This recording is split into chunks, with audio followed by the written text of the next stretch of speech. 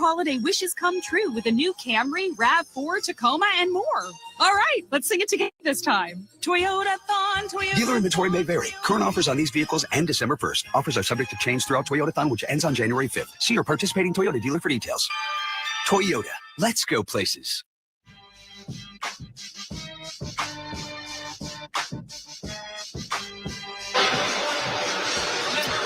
Welcome back on the drive. 4 plays, 1 yard, 215. Zane Gonzalez, a 56-yarder.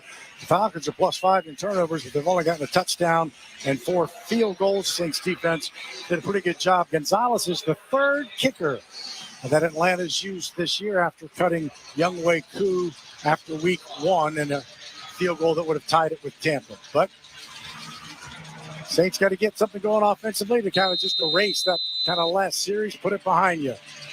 Gonzalez comes to the ball. He does love the dirty kick. It's a line drive right into the hands of Tipton. He's got room to run. 40, 45, 50 into Atlanta territory. Still on his feet. 20, 19, and Mason Tipton takes it all the way down. No flags. Brought down by DeMarco Helms. That line drive, boy, he had a hole early, and I think the line drive hurt him on that one. Well, line drive hurt him, but you see a little bit of the speed as well. The Saints did a good job of being able to get those initial blocks, and so, you know, if a guy catches it, and I was about to say, Tip, you cannot let the kicker tackle you. But what was interesting was the guy that's the safety for Atlanta, you can't lunge to take on a block and then expect that you're going to be able to make a play. So the Saints are in the red zone. They are. They got to get 7 here. It is the Raising Cane's red zone. Raising Cane's one love. This time, Taysom Hill keeps it. He faked it to Alvin Kamara, kept it himself, and he'll be fortunate to get back to the line of scrimmage, which is the 16 yards. Yards on that. A.J. Terrell on the tackle. Taysom got to hit that. There's a hole there. You're running a little RPO, and it's inside. He bounces that play outside, and they're able to take his knees out or takes his legs out. He's got to put his foot in the ground and get downhill on that. Second and 10, under 10 minutes. Huge 75-yard by Mason Tipton. Shough the throw. Now rolls to his right. He's in trouble. Goes down. That's Mr. Dorless. Brandon Dorless, who gets the sack. And that's one thing that didn't happen with Shough last week. He was able to roll out and find a lane to throw, but not that time. Well, right here, you don't have your right tackle. And so, you know, you did a pretty good job. You're leaving him one-on-one. And so now Shough steps up into the pocket. We talked about what's on tape, what's on film. Atlanta watched that as well. So they have basically told those defensive tackles, he is going to come to you. Once that defensive end rushes up the field, if you just stay there, he will be in a position, and that's exactly where they were able to get that sack on Shough. And so now it's 3rd and 17. Shough back to throw. Screen pass to Alvin near side. Catches it. 25. He'll get to the 20-yard line before he is brought down by Xavier Watts, the rookie out of Notre Dame. Picked up 3 and make it a little closer for Blake Grupe. Yeah, that's not the start that you want offensively. You had great field positions 2 times, and I'll just put it this way. Right now, there's a little rust. There's a little rust offensively for you. You know, you've got to adjust back to the speed at what teams are playing, and you can't get down to the 16 and have to settle for a potential Blake field goal. Grupe comes in for a 38-yarder, but he missed it. Unbelievable. To the right. Blake Grupe had an opportunity. He had made 3 straight, but the Saints get a 75-yard kickoff return, no points. 8:30 to play in the first quarter, 3-0 Atlanta. Back after this on the New Orleans Saints Radio Network. Saints fans, let's take a 30-second timeout for a quick mental getaway to Pensacola. Picture sugar white sands, crystal clear waters. Remember, your perfect getaway is just a short drive away. So head east for the ultimate timeout from the hustle and bustle. Fresh seafood, stunning sunsets, and relaxing beaches, all waiting for you in Pensacola. Sundays with the Saints and any day with your toes in the sand, that's the way to beach. Plan your getaway at visitpensacola.com. Hey, Saints fans, get a free Butterball Premium whole frozen turkey with your purchase of a Hormel Cure 81 spiral slice ham at Rouse's Markets, the official supermarket of the Saints. Turkey and ham. Now that's the perfect combo for your Thanksgiving table. Get your free Butterball Premium whole frozen turkey up to 12 pounds with a purchase of a Hormel Cure 81 spiral slice ham today. Rouse's Markets, your local low price leader and the official supermarket of the Saints. When it comes to excellence, Mercedes-Benz SUVs deliver. With 4MATIC's impressive all-wheel precision, awe-inspiring MBUX technology, and state-of-the-art acoustics that immerse you in every moment. From intelligence to power, from safety to precision, performance means more in a Mercedes-Benz. Discover the Mercedes-Benz SUV that's right for you at your local Mercedes-Benz dealer, or visit MBUSA.com to learn more. Mercedes-Benz, official luxury vehicle of the New Orleans Saints. Hi, this is Chef Kevin Belton for People's Health. If you have diabetes, heart failure, or cardiovascular disorder, and you have Medicare, ask about a People's Health Chronic Condition Special Needs Plan. It's a Medicare plan designed to help with the unique needs that go along with these chronic conditions. Call People's Health today. Your benefits could start as early as next month. Plans are insured through United Healthcare Insurance Company or one of its affiliated companies, a Medicare Advantage organization with a Medicare contract. Enrollment in the plan depends on the plan's contract renewal with Medicare.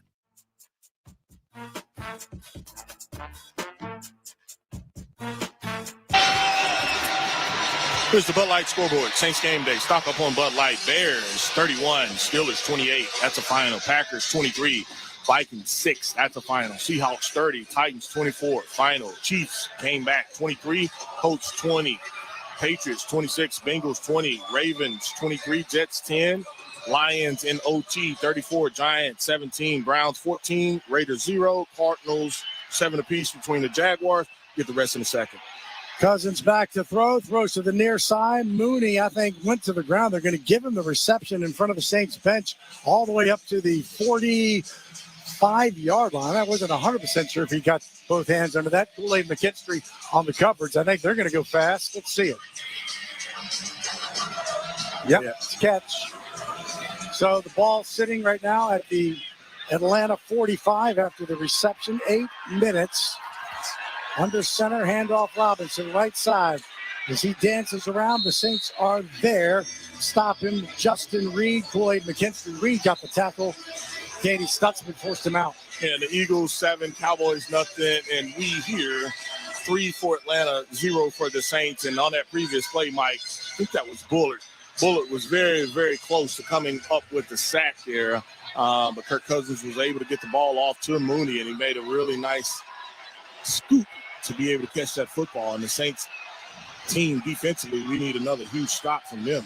2nd and 9 from the Atlanta 46. Cousins to throw. Quick throw to the outside, near side. That's to his wide receiver. Kool-Aid McKinstry was there. That's David Sills, the 5th. He's shy of the first down by about a yard, make it a yard and a half.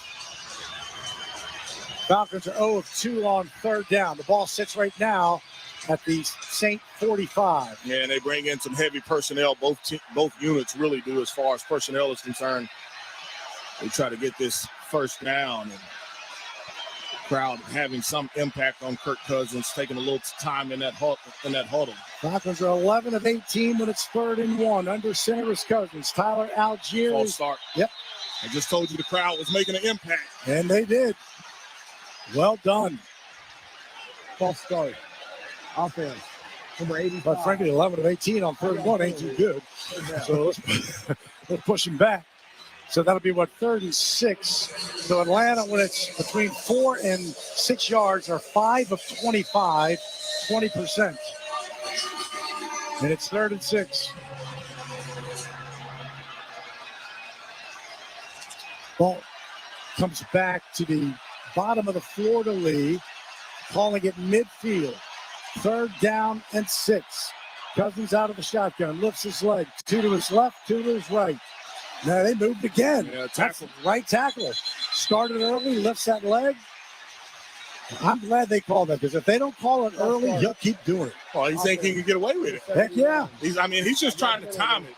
He's trying to time it as far as the quarterback's, the sound, and because of the crowd, you're having to go on solid count. And so, think about that. That's 10 yards. It's been a while since you had that type of advantage just because you haven't given them anything to cheer for. 3rd down and 10. Clock moving. 6:15. Love the direction the Falcons are moving now. Backwards. 3rd and 10. Ball sitting at their own 45. Got to get inside the Saints 45. Cousins out of the shotgun. 2 to his left. Has some pressure. Now, ball is hit. That ball is hit by Cam Jordan and knocked loose. I think the Falcons got it. Yeah, and it was Cam Jordan who knocked it out of the hand of Kirk Cousins. Cam was close to being able to get it as far as the trifecta. And Elijah Wilkinson, the man who just had the false start, is the guy who fell on it. But Cam did what he needed to do. Yeah, Cam does a nice job. He was able to get it out, but he just couldn't pick it up. And he's always played really well. And Bobby talked about it. It popped right back up to where that lineman. Bobby talked about breaking the arm or tackling the football. That's exactly what Cam goes to do, to tackle the football. So Pinion in again for the second time. He's right now standing inside of his 25 to our left. Dante Pettis to our right. Snap is good. A pretty spiraling kick to the near side. Pettis will return it. Makes one miss at the 15. Now to the outside again, but is spun around and knocked out of bounds. Shy of about the 20-yard line. See where they mark him out. Got holding on the Saints. You got a flag. Going to get backed up. 48-yard punt, 2-yard return. 30 kick, holding. Number 31 of the return team. Half the distance to the goal.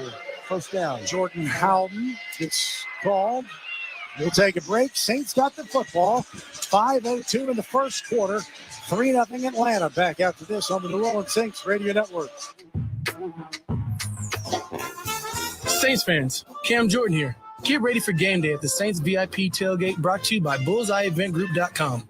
The VIP tailgate is 3 hours prior to kickoff before every Saints home game next to the Superdome at Benson Tower. Bullseye Events Group's Saints VIP tailgate is open to all ages, features a premium buffet by Food Network chef Aaron May, and a premium open bar for 3 hours. Start Saints game day the right way. Get your Saints VIP tailgate tickets today at BullseyeEventGroup.com. Keesler Federal Credit Union helps Saints fans like you live your way. Whatever your dream may be, whether it's streaming from those perfect game day seats or hosting the ultimate watch party at home. Keesler Federal's got you covered. Sign up today for a free high-earning checking account and enjoy better rates, better returns, and better service. Keesler Federal, the official credit union of the New Orleans Saints. Membership and credit eligibility required. Federally insured by NCUA. In football, it takes the right team to win. That's why you need a partner like Marsh McLennan Agency. We've provided business insurance, employee health and benefits, and private client insurance solutions to Southeast Louisiana for more than 80 years. Marsh McLennan Agency combines the personalized service model of a local consultant with the global resources of the world's largest insurance firm. At Marsh McLennan Agency, we know more than just insurance. We know New Orleans. Marsh McLennan Agency is a proud partner of the New Orleans Saints. Visit us today at marshmma.com. Saints fans and McDonald's customers who are one and the same love to share their golden pride. Saints fans know winning takes teamwork on and off the field. That's why this partnership is a no-brainer. Here's the play. The day after the Saints score, you get free large fries with any purchase in the McDonald's app. When they score, you score. Defense holds the line, offense lights it up. And you cash in with golden crispy fries that never miss. Let's take home the win together, Saints fans. Offer valid through 9/7/25. 1/4/26 participating McDonald's. Valid one time per day. Must opt into rewards.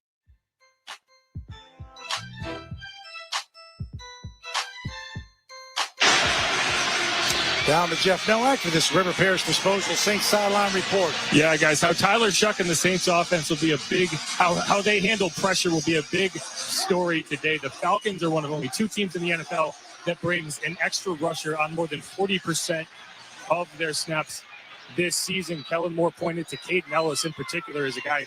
They make a lot of adjustments late in the cadence. The pressure comes from everywhere. They're second in the league in sacks, but they came in today. No one had more than 4.5 on their roster. And they got one today, 35 total now. Under center as the Saints are backed up inside their 10. Handoff Kamara, middle of the field. Kamara crosses the 10 on the hash mark, takes it up to the 12-yard line. So good run play, 4 yards for Alvin Kamara. Divine Diablo who was back from IR. His window opened, and they said, get on the roster. Yeah, that's a nice job looking at Taysom just swabbing on the defensive end, and that allowed Alvin to be able to hit right there in between that B gap. And so that's positive yards for the Saints unit. They just got to take care of the ball. Take care of the ball. I'd love to find Chris Olave. I don't think you've targeted him at all. Nope. Under center, 2nd down and 6. Shough, handoff Kamara. Right side as he still keeps it and gets up to the 17-yard line. He's going to be a yard shy of the first down. 3rd down coming up. 5 yards for Alvin and Mr. Diablo again from Virginia Tech. Taysom unit coming in because you have the quarterback going out. So the Taysom unit, we know it's a heavy set. Normally we get QB power, QB sweep out of this look. Normally it's QB power right? Yeah, let's see what type of self-scouting it is we've come up with. Alvin is 2, Taysom's right. Taysom is in the shotgun, need a yard, high snap. Taysom keeps it kind of more the middle left of the field, and it's going to be on the spot, but I think he got it. Yeah, he does have it. High snap didn't help. He kept it to the left side, and it is a first down. And that's all that matters. Arnold advocating on the stop. What is that? That's our first one, right? That is our first down. Yes, the Saints had, on their first 2 drives, had 0 yards and a fumble. The second drive had -4 and a missed field goal. So, yes, that is the first down. Ball sitting at the 19. Taysom Hill is in motion. Now comes split out. Empty backfield for Tyler Shough. Takes the snap. Looks. Batted down in the air. Trying to throw to his right side, but D. Alford just came in from the left side and batted it out of the air. And nice job. Jeff just told us that they like the pressure, and right there you back up. D's got to get his hands up, knock this ball down. It's interesting, the Saints were in 13 personnel, and so how they wanted to attack 13 personnel against that empty look, I would love for your tackle. He's coming out late to be able to, but he can't get his hands down. 2nd and 10. Saints moving right to left. First quarter, 3-0 Atlanta. Shough out of the shotgun, takes the snap, throws to his right, caught. That's Olave. Olave ducks under enough to make the first down at the 29-yard line. Chris Olave's first catch gets the first down. D. Alford on the tackle, and Saints with tempo. 10 yards for Olave. 61st on the season. Screen pass to Olave near side. He makes the catch. Whoa, some flags came out. Should be holding. Right where Olave had made the turn on the outside, Xavier Watts. Yeah, I think they're going to get Vele. Holding. Offense number 14. 10-yard penalty from the spot of the foul. First down. Devon Vele with the hold as the Saints got much bigger this week. They, released Brandon Cooks. So you have Kevin Austin got caught up. He's 6'2". You have Pettis and also Vele at 6'5". So they're a much bigger group unit. Right there. I like how he's physical. You just got to let him go. You got him on the outside. I mean, your hands were inside. It's just you held him a little bit too long. First down and 17 for the Saints. Ball at their own 22. Shough to throw. Stands in the middle. Throws to the near side. Caught to Kamara. Kamara 23. Knocked out of bounds. Ball came loose, but he was already out. Alvin's hurt. That tackle didn't get called, but he got rolled up on. That was Caden Ellis, wasn't it? But that should have been not the horse collar, but what hip drop? Hip drop. That's a hip drop. Ooh, his right leg got caught underneath him as Caden Ellis was bringing him down. Yikes. He does tremendous flexibility work. I mean, the Saints only have one other back, him and Taysom. You got the rookie, and he's challenging. There's a challenge right there to see if he was. I think they're gonna see if it's a fumble, right? Because ball came out, but was his knee down? Was the question, was he losing the ball, and then did he touch the sideline? I also thought the referee picked up the ball. Well, the ref did pick it up, but I mean, Alvin kind of went down funny, and he's in the tent. Atlanta is challenging the ruling on the field of the player being down by contact. Timeout. We'll take a break as we take a look at it again. Back after this, 3-0 Atlanta here on the New Orleans Saints Radio Network. Wrestling is my addiction. Then Pro Wrestling Nation 24/7 is the channel for you. Start your mornings with Dave LaGreca and legends like Bully Ray, Nick Nemeth, and Mark Henry on the show that paved the way. Busted Open. Because you guys wanted more, SiriusXM is giving you more. Go inside the story with Sam Roberts, Monday through Thursday on Not Sam Wrestling Live. I refuse to talk about anything besides wrestling. With Peter Rosenberg bringing the fire every Friday on Cheap Heat. Bret Hart literally is the best there is, the best there was, and the best there ever will be. And dive deep into the business with the coach and his team of experts on Off the Ropes. It's not about 5-star matches. You need superstars and storylines to make it in this business. Plus immediate reactions to every televised event and PLE on Busted Open After Dark. One channel, all wrestling, all the time. Sirius XM Pro Wrestling Nation 24/7, channel 156. Leave the noise and the chaos of the holidays behind and escape to a channel filled with cozy piano, string and horn versions of your holiday favorites. Set the mood for a stress-free season with Sirius XM Holiday Instrumentals. Now through Christmas Day on the Sirius XM app, along with dozens of other holiday channels and specials. The drama of the MLS Cup playoffs unfolds on Sirius XM FC. Expansion side San Diego FC are one win away from their first ever Western Conference final. San Diego FC have blown the roof off. But Minnesota United are primed to end their fairy tale season. Mechanic, this kid is unreal. It's the MLS Cup playoffs Western Conference semifinal, Monday night at 10 Eastern on Sirius XM FC 157 and the Sirius XM app. You're listening to Sirius XM Radio.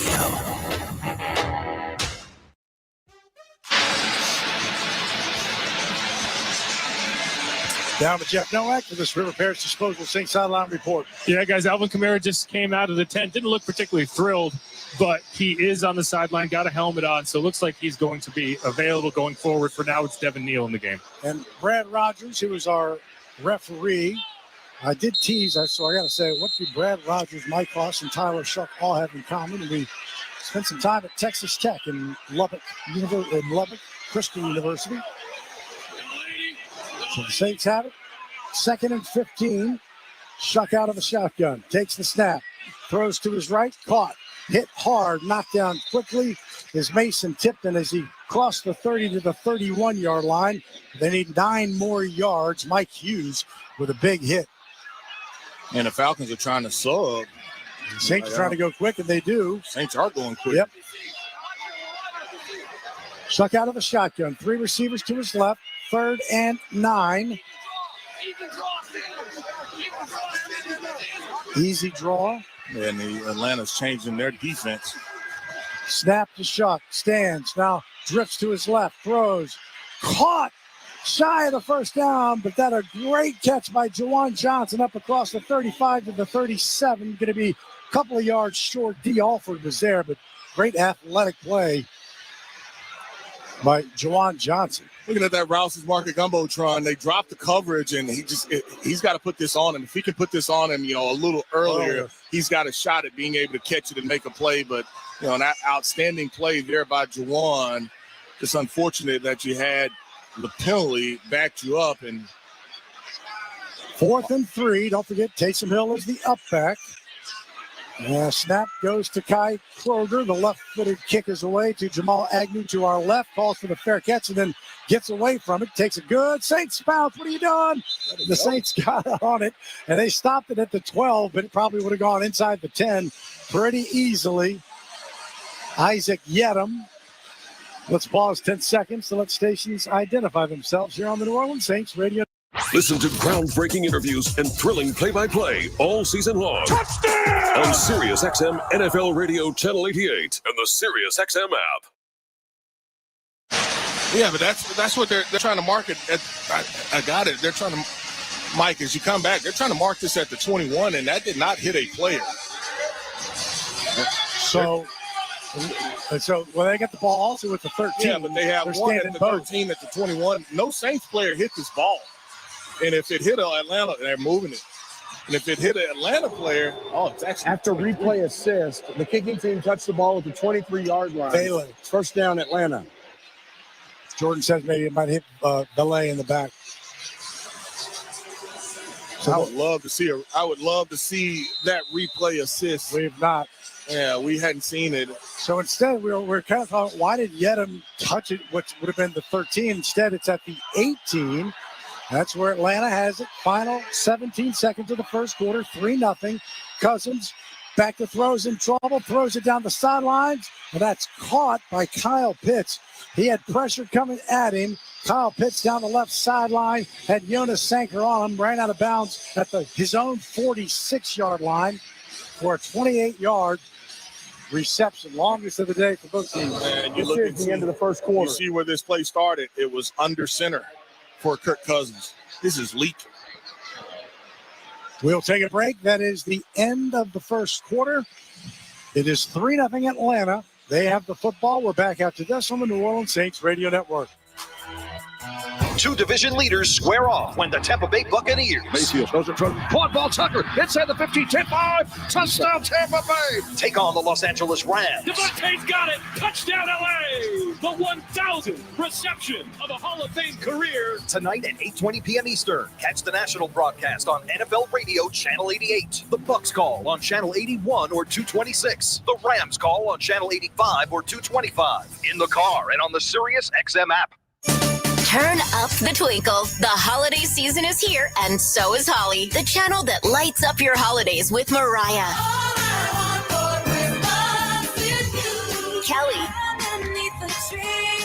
Michael, have a holly jolly Christmas, and more. Unwrap the merry and bright holiday hits now on Holly, Channel 4, and at home with the Sirius XM app on your phone, computer, Alexa, TV, or other internet-connected devices. The NHL is on Sirius XM. 3-on-1. Connor McDavid, right circle, ditches, gets it back and scores. With your favorite team's calls all season long. It's a power play goal for Matthew Tkachuk. The rivalries, the big goals, the moments you wait for. Plus, insiders to bring you closer to the decisions that shape the league. Commissioner of the NHL, Mr. Gary Bettman. NHL Network Radio, where the hockey talk never stops. On Sirius XM 91 in the car and the Sirius XM app.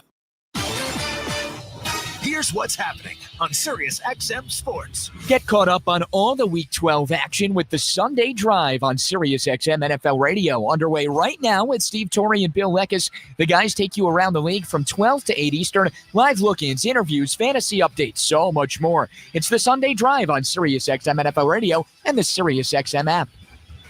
Sirius XM Sports. Wherever you are, your team plays here.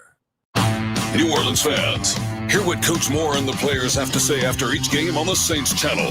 8:22 on the Sirius XM app. 3-0 Atlanta. Second quarter now, and a first quarter that will not go into the NFL Hall of Fame for beauty. The Saints had a turnover and a missed 38-yard field goal. Quite frankly, if it's more for their defense, this could be worse. But start of the second quarter, after the long catch by Kyle Pitts, Atlanta has it first and 10. They're now moving right to left towards Poydras in the end zone suites, all white, black helmets, Saints in all black helmets. Cousins under center. Handoff, Robinson. Stutter steps, hit first by Stutzman. Finally brought down by Sanker at midfield, so he picked up 4 yards. Pete Werner in there as well. A lot of room on that counter play right there, and you thought that they would get a little bit more, but the Saints came downhill in a hurry. Talked about Pete, both and DeMario coming downhill from those linebacker positions. 2nd and 6. Under center where Kirk Cousins has been most of the day. Robinson is the deep back. Takes the snap, play action, stands, looks to the near sideline. Incomplete. Kyle Pitts right in and out of his hands. Werner was in a trailing position on the near side. Would have been a big catch. Looks like he just dropped that one. Yeah, he did drop it, and a nice job of chopping away at it by Pete Werner as well. And that's the one thing when you look at Kyle Pitts, he's an elite athlete, but, just at times it's almost like he'll get bored, and he even look at it, he just turns his head right away before he could pull that ball in. He's got 47 receptions, but only 2 in each of his last 2 games. 3rd and 6 and a big one for the Saints. Now Cousins out of the shotgun. 0 of 3 on 3rd down. Pressure. Throws to the outside.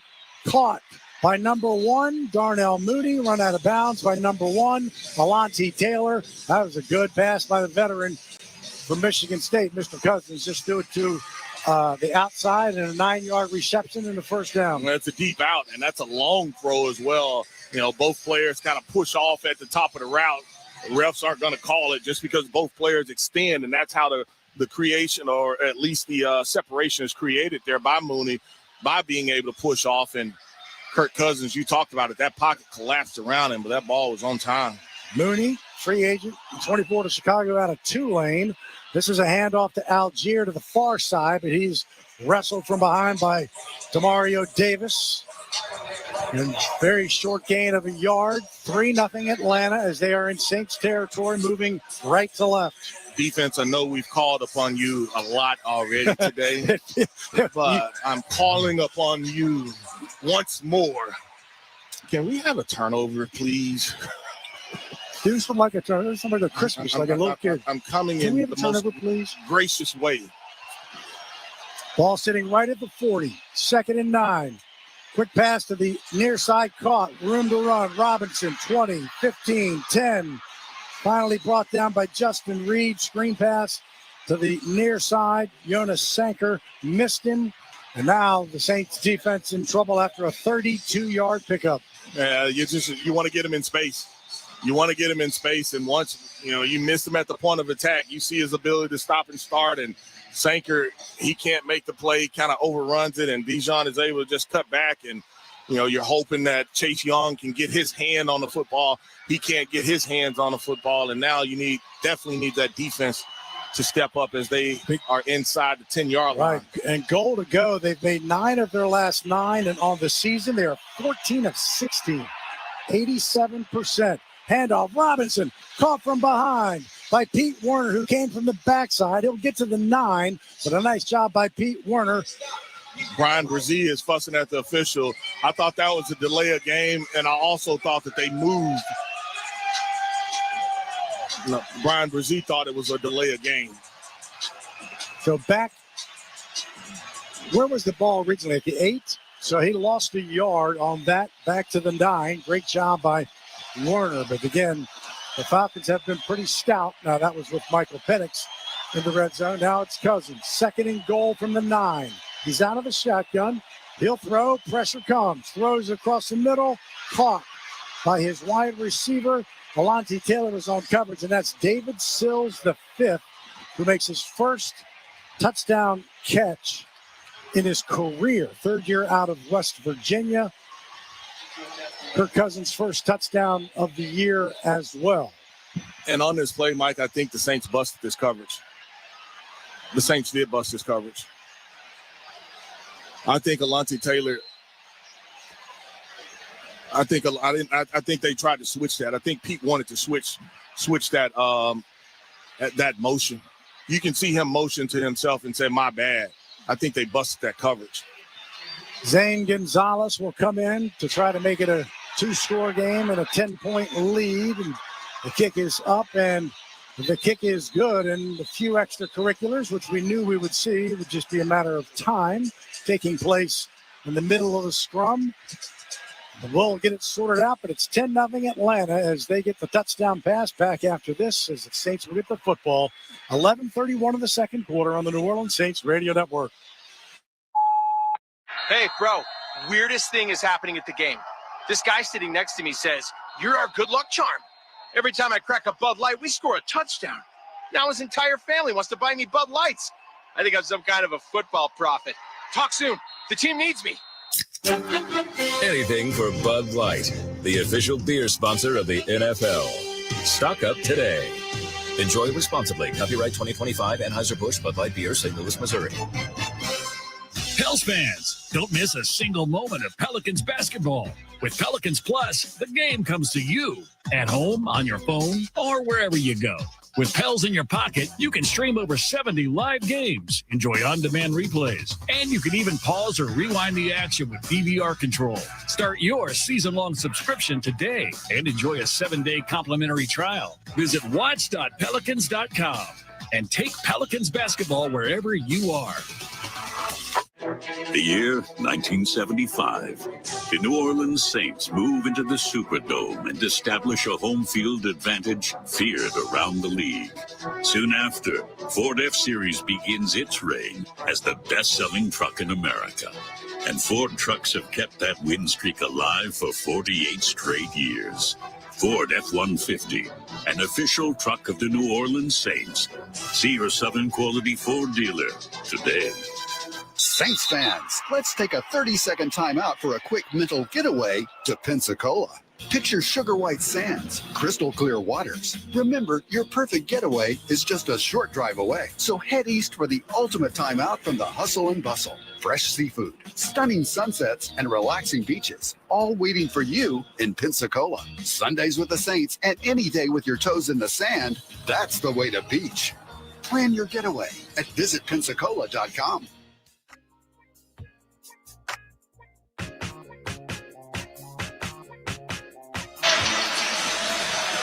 It's a New Orleans Saints tradition. Turn down the sound of your TV, pause your DVR, and sync up Saints Radio next Sunday at noon when the Saints take on the Dolphins at Hard Rock Stadium in Miami. Turn to the Saints Radio Network. On the drive, 8 plays, 77 yards. The Saints defense gave up 2 explosives, a 23-yard catch and a 32-yard catch, which is one more than they gave up all of last week against Carolina. Today's game brought to you by TrainSouth.com. You know, it's hard to stop a train air conditioner, but it's never been easier to afford one. And sometimes you need the AC on Saturday, sometimes the heat on Sunday when those fronts start coming through. So TrainSouth.com. Saints have got the football.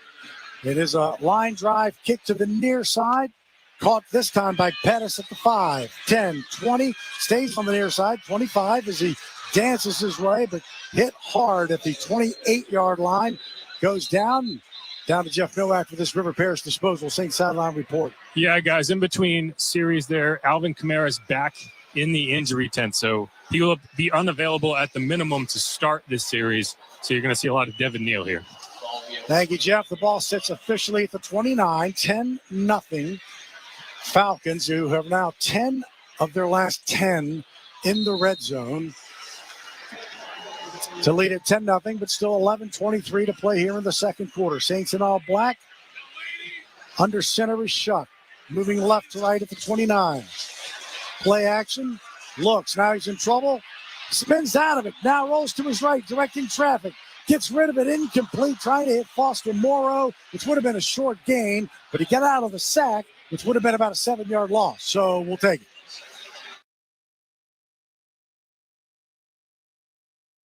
In position, and that's your center, Fortner, who's got to be able to seal that. The Saints were trying to take a shot and push this ball down the field, and this offense has been stagnant to say the least. They've got to get some consistency going, and they've got to be able to sustain some drives. Arnold Ebiketie was the one who put the pressure on. Jet sweep to Mason Tipton. Nice run by Tipton as he cuts it back outside the numbers, and it's a first down as he takes it to the 40-yard line. Jesse Bates stopped him, but that's twice already. We have seen some speed by Mason Tipton, a 75-yard return. Well, I mean, he can be an electric player for you, and he's a guy that you kind of leaning on since of the trade with Shaheed, and then you don't have Brandon Cooks anymore, and so somebody's got to make some plays. Shough throws to the outside. He gets it complete to Juwan Johnson, but the way he had to kind of avoid the rusher, ball took a long time to get there, so Juwan makes the catch, but no yardage. A.J. Terrell is down. He's the one who hit. Yeah, he hit the tackle, and he hurt himself. But it just felt like Shough had to kind of adjust his throw, and it took a little while for the ball to get there. They'll look at A.J. Terrell. We'll take a break. 10-0 Atlanta. Still 10:34 to play here in the second quarter. Back after this on the New Orleans Saints radio. Hey, football fans, this is Jim Miller. And I'm Pat Kerwin. Be sure to tune in to Moving the Chains tomorrow at 3 p.m. Eastern. We'll be breaking down all the action from Sunday and getting you ready for Monday Night Football as the Panthers head to San Francisco to take on the 49ers. Plus, we'll talk with Bucs head coach Todd Bowles and Falcons head coach Raheem Morris and keep you updated on the latest injury news. So come talk some ball with us tomorrow at 3 p.m. Eastern on Moving the Chains, Sirius XM NFL Radio, Channel 88, and on the Sirius XM app. Every NFL Sunday, hear the biggest plays on Sirius XM NFL Radio's Sunday Drive. Houston has the ball with less than a minute to go, trying to get a game-time score. Follow the entire league without changing the channel. Plus, fantasy updates and post-game interviews. Eagles wide receiver A.J. Brown. We just got together and just start chipping away. The Sunday Drive brings you closer to the NFL. Sundays, noon to 8 Eastern on NFL Radio Channel 88 and the Sirius XM app. Sirius XM College Sports Radio has everything a college football fan needs. They're not gonna get him! Touchdown! Get ready for game day with our roster of experts, including Chris Childers. There's nothing that we have in this world like college football. It's the greatest thing we have. Plus, get insider access with exclusive interviews. Georgia head coach Kirby Smart joining us. Ryan Day, head coach of Ohio State. Catch it all on College Sports Radio, Channel 84 in your car, and on the Sirius XM app. Everything an NFL fan needs is on Sirius XM. Every NFL game with your hometown announcers on the Sirius XM app. It's a miracle in Las Vegas! Expert analysis on NFL Radio Channel 88. The difference between hope and belief is what you saw last night. Winning fantasy football advice from the experts on Fantasy Sports Radio and passionate personalities on Mad Dog Sports Radio. Kelly Mello out! You're not winning a championship! No matter how you follow the NFL, it's all on Sirius XM. You're listening to the New Orleans Saints. Touchdown, New Orleans! On Sirius XM. 10-0 Atlanta. A.J. Terrell is in the blue tent on his side. Alvin Kamara remains in the tent. A.J. Terrell knows this building well. He was here back in 2020. He had to cover Jamar Chase when LSU played Clemson. He has a job I would not want, as Chase had 9 receptions for 221 yards. So this building has not treated him well. Not on that occasion. I'm not good. It's still to come. 2nd and 10 for the Saints. Empty backfield for Shough. Out of the shotgun, takes a snap, pressure, quick throw, caught. Vele across the middle, first down. And that is going to be a catch for the coast as Devon Vele makes the catch and the first down. That catch for the coast brought to you by Venture Global, as they're donating $10 for the Saints receiving yards for their Catch for the Coast program. Venture Global innovating to provide low-cost LNG to the world. Handoff, middle of the field, stop at the 45. Devin Neal with the carry, stopped by Divine Diablo. Short gain of about a yard. And they're going to go on the ball again. Nice job on the empty pressure look, being able to get it to my big receiver that's in the slot. 2nd and 9, empty backfield again. Shough the throw, in trouble. Steps up. He's going to go down right in the middle of the fleur-de-lis. It's at the Saint 49. He gets up. He's okay. Loss of 4, and James Pierce, the rookie, was there. Yeah, who we talked about Atlanta trading that first-round pick for. Right there, he wanted to throw it short, but he didn't trust it, and he held it, and the pressure was able to get him. 3rd and 13. Saints 1 of 3 on 3rd down. Shough has it. He's going to need to step up. Does. Throws it across the middle. And Chris Olave, really being a defender, knocks it down so it wasn't picked off by Xavier Watts, or that would have been an interception as the receiver turned defender. Yeah, really nice job there by Chris Olave. He knocks this ball down. This was one play where defensively they tricked him. And the only reason I say that is he throws this ball to Juwan that's short. He picks up this first down, but that defender sunk right there. He read the coverage. He read the eyes of the quarterback, and he was able to sink right there to Chris Olave. That ball has to go to Juwan and allow Juwan to be able to run and pick up the yardage needed for that first down. So Kroger is in. He will punt from his own 40, left to right. It's a short one. Agnew makes the catch and gets brought down quickly right there. Michael Davis, who was standing behind him, waiting for him to make the catch. I don't Davis didn't call a fair catch, so it is what it is, but looked a little strange. 35-yard punt, 5-yard return. Ball sits at the 19. We'll take a break. 10-0 Atlanta. 8:56 in the second quarter. Back after this on the New Orleans Saints Radio Network. When the storm comes, it shakes more than just your walls. It shakes your world. But in New Orleans, we're built different. We don't fold. We rebuild. At American Safety, we show up fast and we get to work. And we treat your home like our home. Because recovery isn't just about fixing what's broken. It's about restoring what matters. American Safety, stronger than the storm, and right here with you.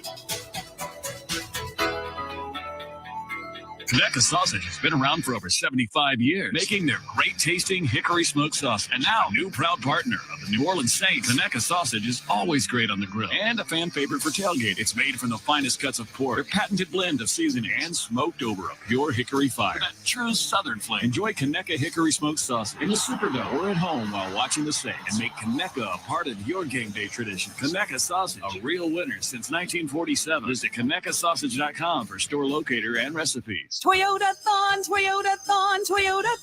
on. Oh, what fun it is to drive a new Toyota today. Hey, Jan from Toyota here, reminding you Toyota-thon is on. Make your holiday wishes come true with a new Camry, RAV4, Tacoma, and more. All right, let's sing together this time. Toyota-thon, Toyota. Dealer inventory may vary. Current offers on these vehicles end December 1st. Offers are subject to change throughout Toyota-thon, which ends on January 5th. See your participating Toyota dealer for details. Toyota, let's go places. Flight by Yuengling is the next generation of light beer. For those who don't follow trends, but craft them. Flight by Yuengling is 12 ounces of uncompromised refreshment from America's oldest brewery. With only 2.6 grams of carbs and 95 calories, this is premium refreshment 6 generations in the making. Don't just raise a glass. Raise the bar. Flight by Yuengling. Available wherever beer is sold. DG Yuengling and Son Incorporated. Pottsville, Pennsylvania. Please enjoy responsibly.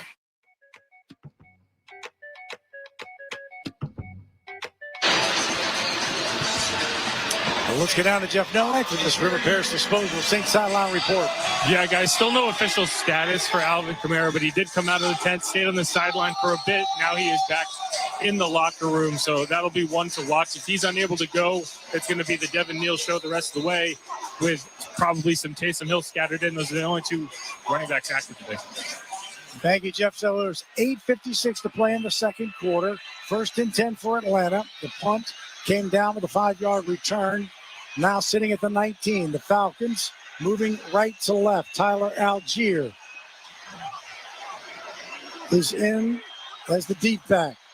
Gets the football right side. Hole knocked down, but he flies over the 25. That was Quincy Riley. 8 yards. Quincy Riley got him low, but he was able to still get 8 yards out of it. And we've talked about the job that the Saints defensive line and linebackers have done. That particular play was not a win for them up front. Got to be able to do a better job of getting off of blocks, and another long time in this huddle for that Atlanta Falcons offense. 8:23, clock moving, 10-0 Atlanta, 2nd and 2. Under center is Cousins. Snap, handoff Algier, right side, big hole, 35-40. Brought down again as Jonas Sanker went low, knocked him down, but not until he got to the 40 and 13 yards, and another first down. Well, big hole. Well, it's big because you've got 4 guys there to be able to eliminate a lot of guys, and so the Saints are so wide in their gaps in their assignments. I mean, Mike, I'm almost 50 years old. I can go out there and run in that if that's what you're going to do. I mean, I've got 6 guys to block 2. Well, if Alvin doesn't come back, get your butt down to the locker room. I was just playing. So I won. 7:30, clock moving. Handoff again, Algier. Handoff right side again, but this time he is stopped right at the 40, and that's Danny Stutzman, the rookie out of Oklahoma. 4th-round pick, 112, 1 yard. It's a lot better job there. Not only from a personnel standpoint, Saints go back they take the 2 defensive tackles out, and now they bring in 1 defensive tackle and a cornerback, so they're in their nickel look. But, I mean, when they're in that 12 and 13 look, it's not very favorable how we've tried to play it early in the series. 2nd and 9 out of a shotgun is Cousins. To throw, has pressure, throws it across the middle, picked off. Justin Reed, far side 40, 30, 20. He's got one to beat, cuts back, Justin Reed. See you later, bye. Touchdown, baby. Touchdown.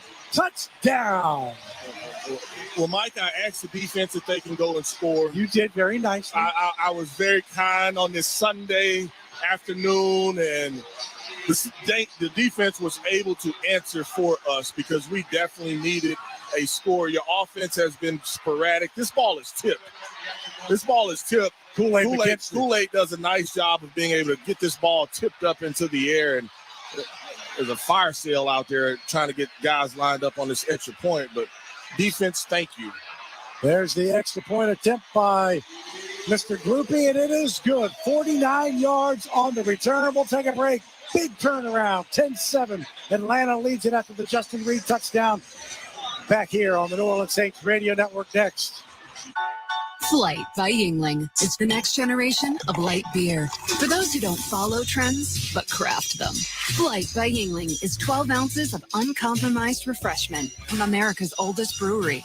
With only 2.6 grams of carbs and 95 calories, this is premium refreshment 6 generations in the making. Don't just raise a glass. Raise the bar. Flight by Yingling. Available wherever beer is sold. DG Yingling & Son Incorporated. Pottsville, Pennsylvania. Please enjoy responsibly. Pels fans, don't miss a single moment of Pelicans basketball. With Pelicans Plus, the game comes to you. At home, on your phone, or wherever you go.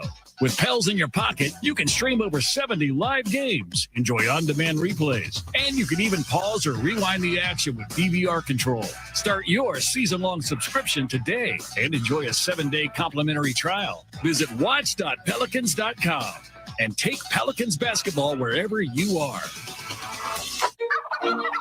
Hey, Saints fans, get a free Butterball Premium whole frozen turkey with your purchase of a Hormel Cure 81 spiral slice ham at Rouse's Markets, the official supermarket of the Saints. Turkey and ham, now that's the perfect combo for your Thanksgiving table. Get your free Butterball Premium whole frozen turkey up to 12 pounds with a purchase of a Hormel Cure 81 spiral slice ham today. Rouse's Markets, your local low price leader and the official supermarket of the Saints. Keesler Federal Credit Union helps Saints fans like you live your way. Whatever your dream may be, whether it's screaming from those perfect game day seats or hosting the ultimate watch party at home. Keesler Federal's got you covered. Sign up today for a free high-earning checking account and enjoy better rates, better returns, and better service. Keesler Federal, the official credit union of the New Orleans Saints. Membership and credit eligibility required. Federally insured by NCUA.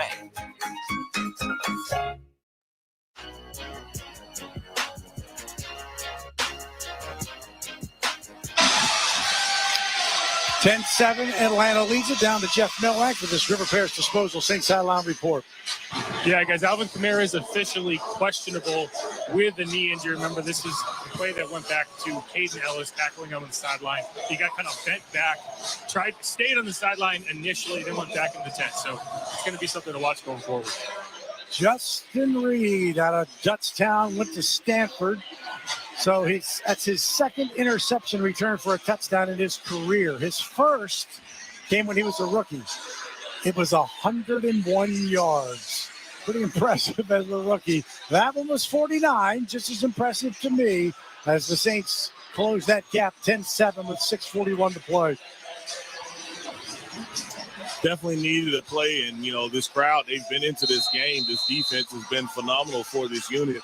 We gave up a couple runs on that drive, able to change some things up and come up with a huge interception for a return. Kick to Agnew, takes it on the near side. That's a running room as he crosses the 35. It was a line drive, and he was kind of measuring if he would actually get into the end zone, but he took it at the goal line and brought it back to the 36.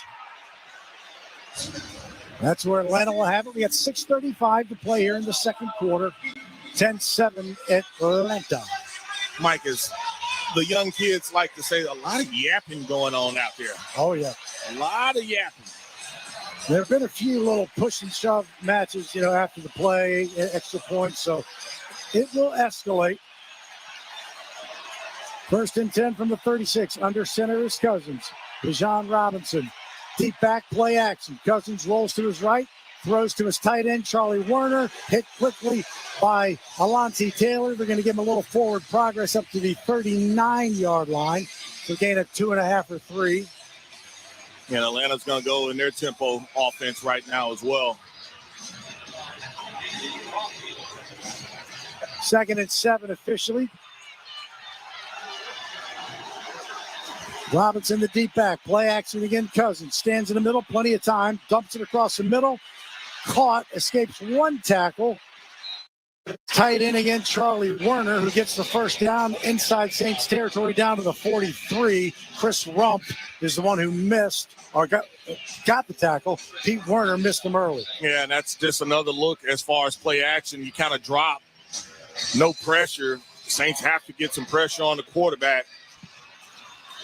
No pressure, and he's able to just check it down, and you got to wrap up and tackle. Charlie Werner is the only other tight end besides Kyle Pitts who has a reception. He has 2 today. Flea flicker. Cousins stands in the middle. Got nothing. Throws who else? Charlie Werner. Breaks out of a Demario Davis. No, breaks out of a Chris Rump tackle into Demario Davis, who makes the tackle at the line of scrimmage. So the flea flicker wasn't there, and Saints finally do get him to the ground. Yeah, the problem is you're not getting any pressure. Saints, they don't have enough guys on the field, do they? Gottschall just came out. It's 2nd and 7. Ball sitting at the Saint 40. Under center. Play action again. Cousins stands in the middle. Throws to the near side. Caught by Algier. Pushed out of bounds at the 35, I believe. So he's 2 yards short of a first down. He picked up 5. Chris Rump is the man who pushed him out. 3rd down and 2, but you almost got to believe they'll be in 4 down. Well, I would love for somebody to get some pressure, Mike. That's what I'm calling for. I mean, it's just like you've seen a ton of play action from this group, and I know that they had some success running the football, but, man, one, we got to tackle. We got to wrap up. You've had 2 missed tackles on this drive, and then the other part is the pressure has kind of evaporated for you. 3rd down and 2. Crowd on their feet. Ball sits at the 35. Cousins, inside handoff to Robinson. Bounces outside. Room to run. 30, 25.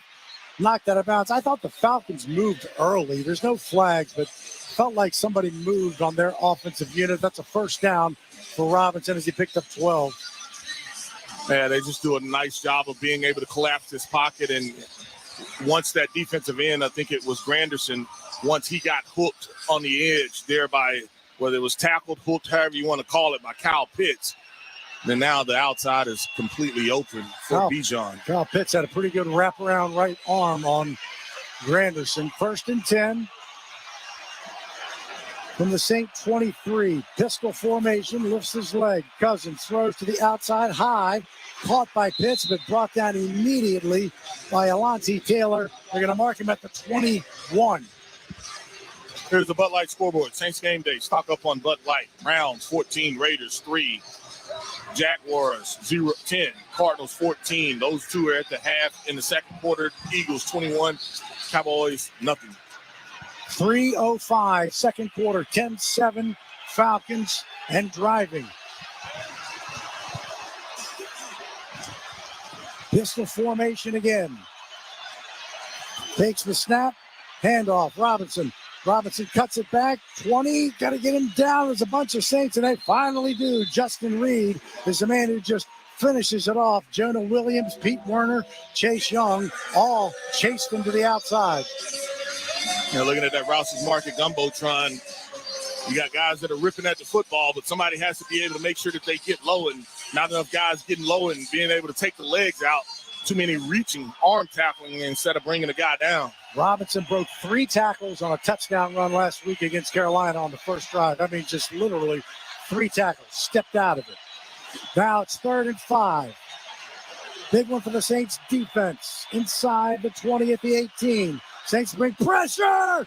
Isaiah Stallbird jumped over Kirk Cousins. They finally do get him down, but he leaped over Kirk Cousins, Isaiah Stallbird. 2-minute warning. 2-minute warning. Oh, my goodness. All I can do is just throw up my hands, Mike. I have no idea. He lost 5 yards, and it's 4th and 10. It's the 2-minute warning. We'll take a break. Back after this, as the Falcons, I think, will try for a field goal. 10-7 Atlanta. Here on the New Orleans Saints Radio Network. Colonel Brian here. Sure, it's football season. When the game's over, I want you to check out my 24/7 station, Colonel Brian Radio. We're going no huddle. We're cracking jokes, throwing deep cuts, blitzing boredom. No pads, no playbooks. Just a Hail Mary of hilarity. We play my podcast, Conan O'Brien Needs a Friend, stand-up and interview clips from my many years at late night, a live call-in show hosted by Andy Richter, and a whole lot more. Conan O'Brien Radio Channel 104, or anytime on the SiriusXM app. Dig into something good this Thanksgiving on the SiriusXM app. Good times never seem so good. From dinner party music mixes to a feast of live football, food podcasts, and more fall fixings. We're serving up the soundtrack for every moment this holiday weekend. Just search Thanksgiving in the SiriusXM app. You're in this to win a championship. Championships are won later in the season. The push for the fantasy football playoffs is on. But you can't win the league if you don't make the playoffs. You could sneak in and be the last seed and win the darn league. You just got to get hot at the right time. The experts of SiriusXM Fantasy Sports Radio are here to lead you to fantasy football glory. There are certain times in the season where you got to make a splash. You got to make a move. Fantasy Sports Radio, Channel 87 in the car, and on the SiriusXM app, where fantasy football championships are won. Everything a football fan needs is on the SiriusXM app. The biggest college football games. Holy smokes, what a play! Every NFL game with your hometown announcers. It's a miracle in Las Vegas! Winning fantasy football advice from the experts on Fantasy Sports Radio. Just because you're allowed to make a waiver move doesn't mean you have to make a waiver move. And passionate personalities on Mad Dog Sports Radio. You're not winning a championship. Can we mellow out? No matter how you follow football, it's all on the SiriusXM app. You're listening to the NFL. Touchdown, New Orleans. On SiriusXM. Time for our first half fantasy update presented by Caesars Sportsbook, an official sports betting partner of the Saints. Jeff? Yeah, guys, if you had Jahmyr Gibbs on your fantasy team, good for you because he went, in a word, bananas. 219 rushing yards, 2 touchdowns, also 11 receptions for 45 yards and another touchdown. The Lions won that game in overtime over the Giants. That'd be good for 55 fantasy points. Thank you, Jeff. There's no area for it, but Isaiah Stallbird should be in that fantasy for leaping over Kirk Cousins. Now it's going to be a field goal attempt of 41 yards by Zane Gonzalez, who's already made it from 56. The kick towards Poydras is good. Some more extracurriculars, not Deuce. No, the Saints may have been offsides as well. There's a late flag over here. You're right, offside. So doesn't give them a first down though. Don't think they'll take points off the board. Number 44 is lined up in the neutral zone. That penalty is declined. So goes good. I'm getting ready to talk so high about you. So Kirk Cousins is 6'3". Now, I don't know if the Saints have a track and field team. Have you ever seen something like that? Not where a guy jumps over. I mean, just physically, he's trying to sack him. But Isaiah, you're smaller than he is. I know you're jumping to knock the pass down, but you jump and open up your legs like you're jumping over him like leapfrog. Leapfrog. Like, what are you doing? He got excited. I got excited. Drew Brees, see him on the screen. He's calling today's game. And Jimmy Graham here as well. So, you know who else is here? I was going to say something about it. We talked about the Pelicans earlier, and there may be some other guys here, but I saw Jose Alvarado. At the game? Yeah, he's That's here cool. with one of his daughters, and so Jose was getting into it a little bit. They dropped to Atlanta last night. 9 plays, 41 yards, 4 minutes and 45 seconds, 13-7. The Saints will still have 156, and quite frankly, this is where it started back in the Chargers preseason game. Shough got in late in that first half, and let's see if they can do something offensively. to kind of end the half. That one does land in the end zone. Smartly and wisely done by Dante Pettis as it landed in the end zone. So it'll be at the 35-yard line, and not a second was burned off the clock. Yeah, nice job here offensively. We've been stagnant a little bit. We've talked about that. You've hit them for a few plays, but, defensively, they've probably gotten you more than you've gotten them. There's been pressure. We tried to step up in the pocket. You knew there would be some adjustments by the defensive tackles, knows that the quarterback likes to step up into the pocket. And so it's a game of adjustments offensively. You've got to be able to use some of those weapons and continue to try to move this ball to different players and move it down the field. Saints only have 59 total yards to Atlanta's 160. Shough to throw, does. Near side complete to Juwan Johnson, knocked out of bounds at the 41-yard line. So they'll need about 3 or 4 yards for second down. But here you can huddle up, and so now they do huddle up, and so now it's just like, all right, I'm going to give you 2 plays. I'm going to give you 2 plays. If we catch it in bounds, let's get up on the ball. We have all of our timeouts, so you've got plenty of time on the clock. 2nd and 3, 152. Saints moving towards the Smoothie King Center out of the shotgun. Shough gets it. Throws across the middle. Caught. Chris Olave, first down. Right on that beautiful fleur-de-lis at the 49. D. Alford brought him down, but the Saints go quick after an 8-yard gain. I'm going to get some water. Hold on, Tyler. All right. Shough out of the shotgun. Takes it. Stands in the middle, throws it across to the near side, caught again by Juwan Johnson. I think Chris Olave kind of thought it might come to him, but a great catch by Juwan Johnson. First down. I think Chris Olave was saying that, hey, this is a hold. He felt like that was a hold on him. And so they're going to reset the clock, put another second on the game clock. And so right now you have really good rhythm. They've brought pressure on that play, but the Saints did a great job of picking it up. 16 yards for Johnson, longest play for the Saints this half. First down at the Atlanta 35. Shough to throw, does. Caught. Olave right on the numbers on the far side, inside the 30 to the 29, say 6 yards. No timeout by either unit. Actually, that was Mason Tipton. My apologies, Mason.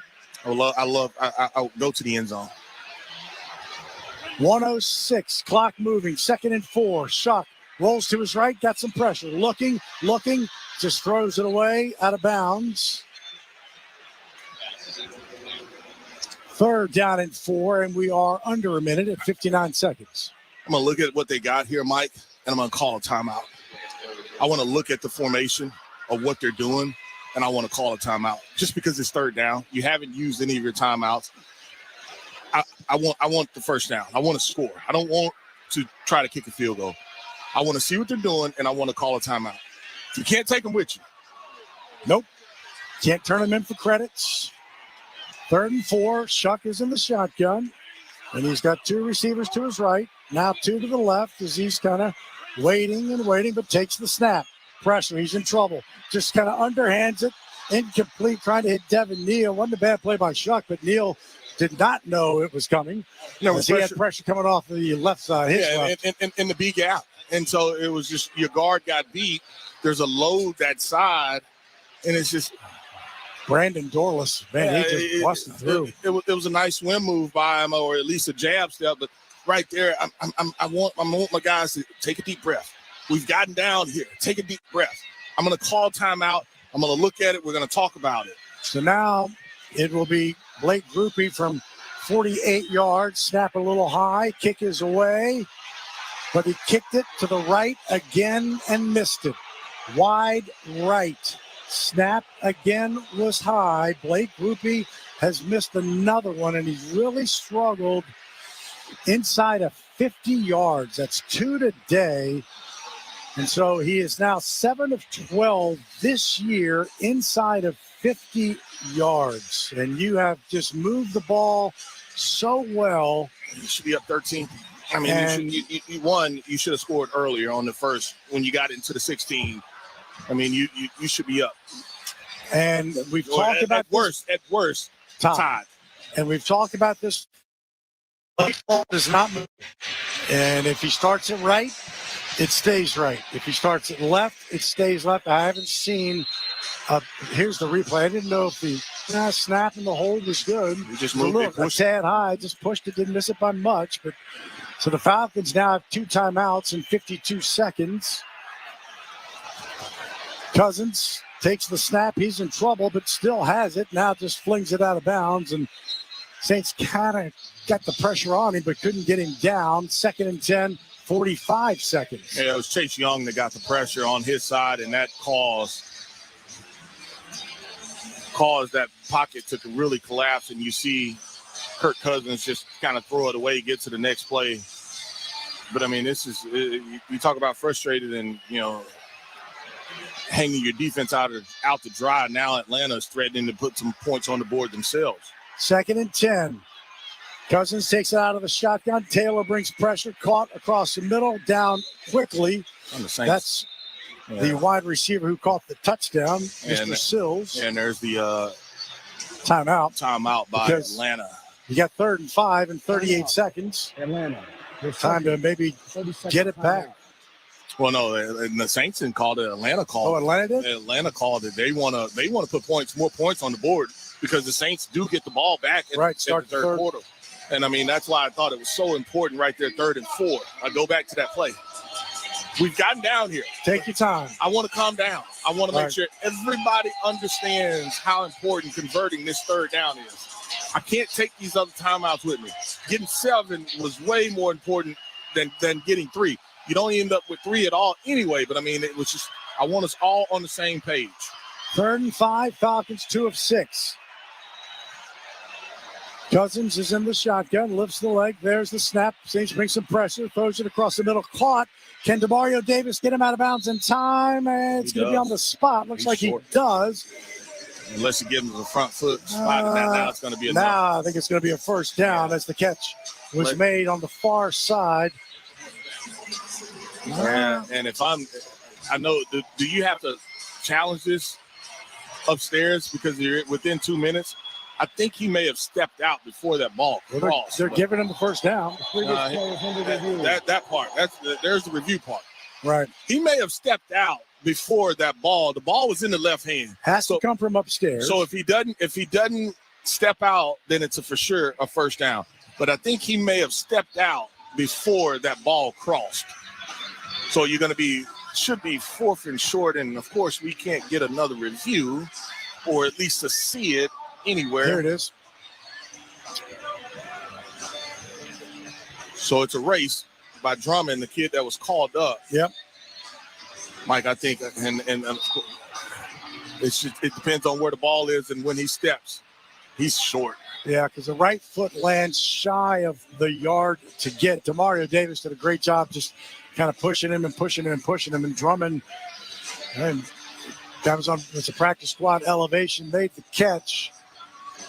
Ball right now sits at the Atlanta 47, between the 47 and the 48, and that's crucial because that's how close it is. Yeah, I mean, I think the ball is, I think the ball basically is, it'll be where it's at in his hand, and he's able to get it across the line. But I think he steps out. We'll see. After review, the runner was short of the line of the game. It's 4th down. So 4th down. The Falcons are 8 of 18 on 4th down. There's no way that I'm going for this. It looks like they are, at least for right now. They come out of the huddle and need basically a half a foot or a yard. The way that my defense is played, maybe they'll try to draw on. Right now they got the game clock to 34. We got Cousins, Charlie Werner, Tyler Algier, and Felipe Franks, former Florida quarterback, was a tight end. They had those are the guys in the backfield. Crowd getting into it as well. 34 seconds as they put 2 back on. So Felipe Franks is lining up at the quarterback. Now he's under center, and he's going to take the snap and get the first down. He had a hole, and he saw it on the quarterback sneak. The hole was to his right. Took the snap. Again, former Florida quarterback, picked up 2 and a first down. Atlanta, their 3rd. It's the 32nd timeout. And so now you have to burn that timeout by Atlanta. Atlanta's pushing to get 3, possibly 7 out of this. Kirk Cousins, you'll wonder if he takes a shot down the field at any point. They have to be good with the clock here. Saints, they got to get some pressure on the quarterback.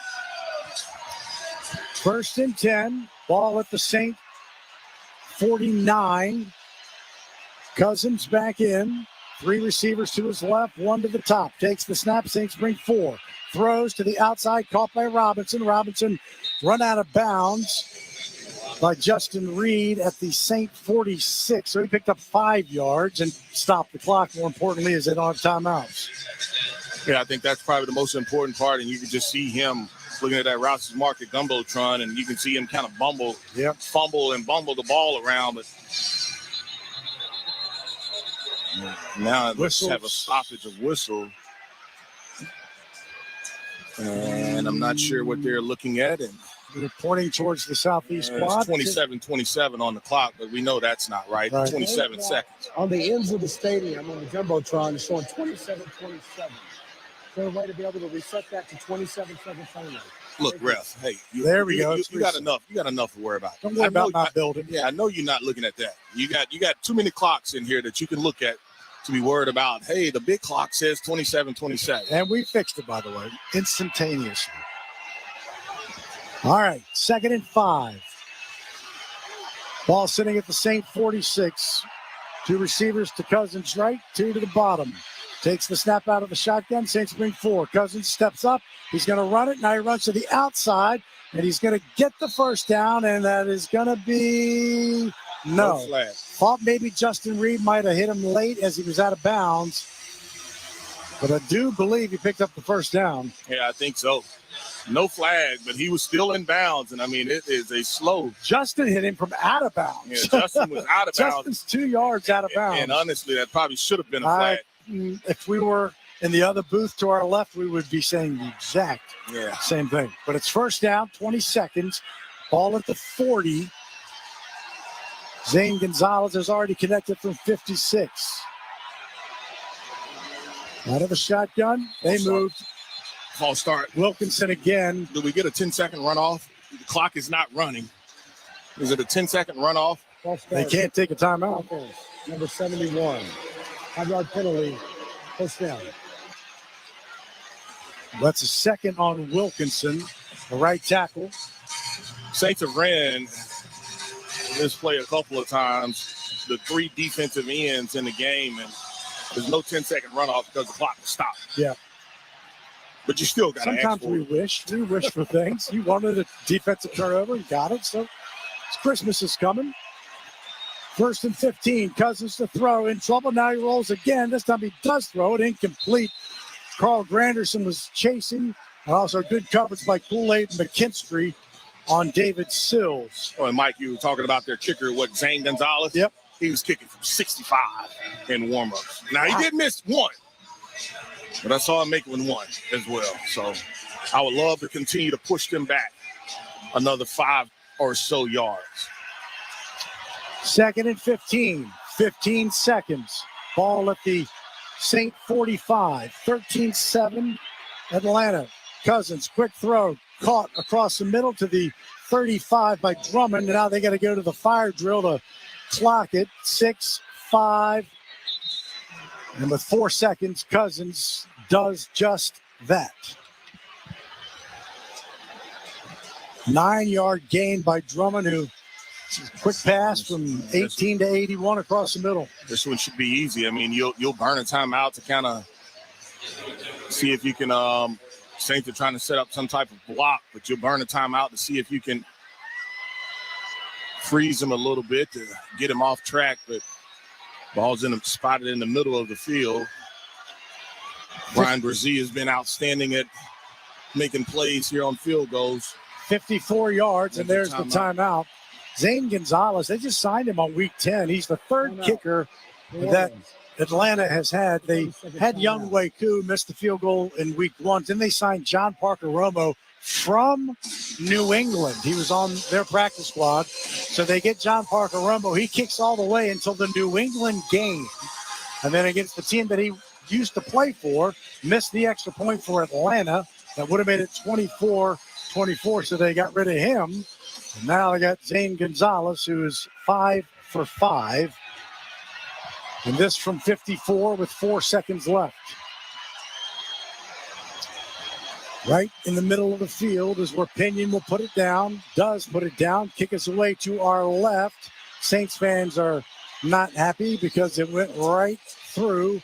And that's the way we shall end it. On an Atlanta field goal, at least at halftime. Still plenty of football. No offensive points for the Saints. 16-7. Atlanta leads it. Saints will get it first when we start the third quarter here on the New Orleans Saints Radio Network. People's Health and the New Orleans Saints are proud to honor People's Health champion Narnese Riley. In October 2024, at the age of 76, Narnese Riley accepted the challenge of incorporating illumination into the suits of black masking Indians for a nighttime festival. I love a good challenge. I love when it comes out right and you can see it all in their smiles. She's sewn for people who can't afford custom designs, for people with disabilities needing adaptive clothing, for performance groups needing unique attire, for people who simply can't find their size. She can take a vision and she connects the dots and she'll draw it out and voila. Her art is not just about the clothes she creates, but about the difference they make in people's lives. Her work makes special moments even more special. Narnese, that's what makes you a People's Health champion. Hey, Saints fans, get a free Butterball Premium whole frozen turkey with your purchase of a Hormel Cure 81 spiral slice ham at Rouse's Markets, the official supermarket of the Saints. Turkey and ham, now that's the perfect combo for your Thanksgiving table. Get your free Butterball Premium whole frozen turkey up to 12 pounds with a purchase of a Hormel Cure 81 spiral slice ham today. Rouse's Markets, your local low price leader and the official supermarket of the Saints. Let's go, my kiddos. Rise and shine. I am tired of early morning alarms and sitting in carpool lines. I want to relax with a spa day. No more family meetings. I want a family outing. My to-do list has taken over. How about a to-dream list instead? First up, play Coastal and go have some fun for fun's sake. Make a vacation declaration of your own and start planning your escape to the Mississippi Gulf Coast at coastalmississippi.com.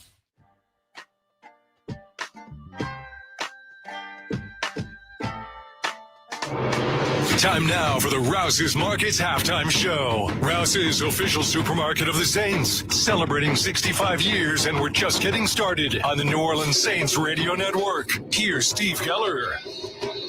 We're here on the Rouse's Market halftime show. The black and gold trailing the Falcons 16-7. Before we continue on with stats, let's take a break. 5 seconds pause for station identification on the New Orleans Saints Radio Network.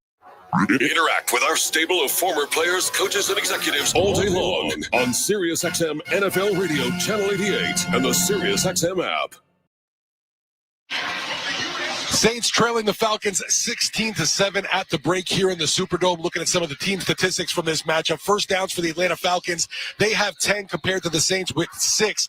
Total net yards, Atlanta 191 compared to the Saints with 95. The statistic of turnovers, each team has 1 time of possession.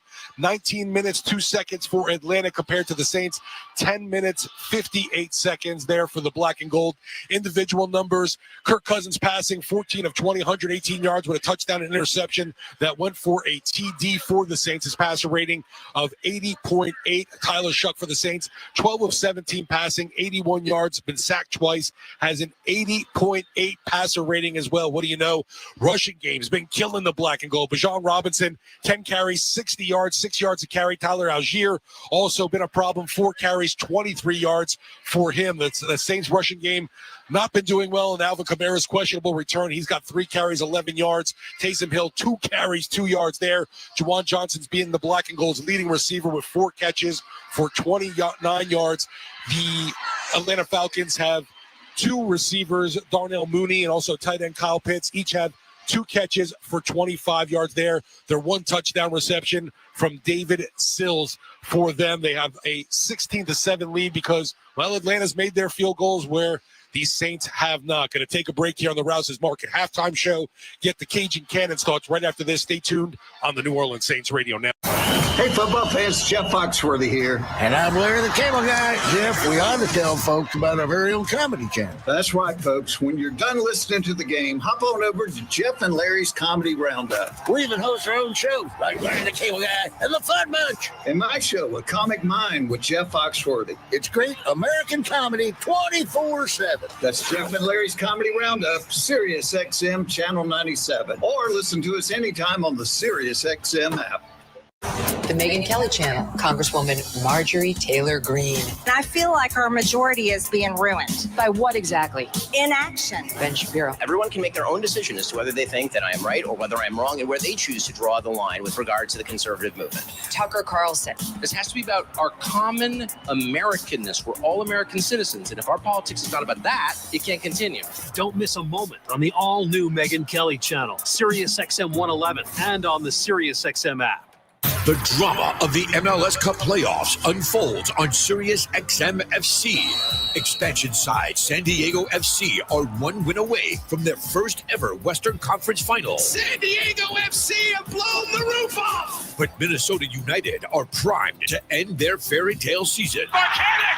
This kid is unreal! It's the MLS Cup playoffs Western Conference semifinal, Monday night at 10 Eastern on Sirius XM FC 157 and the Sirius XM app.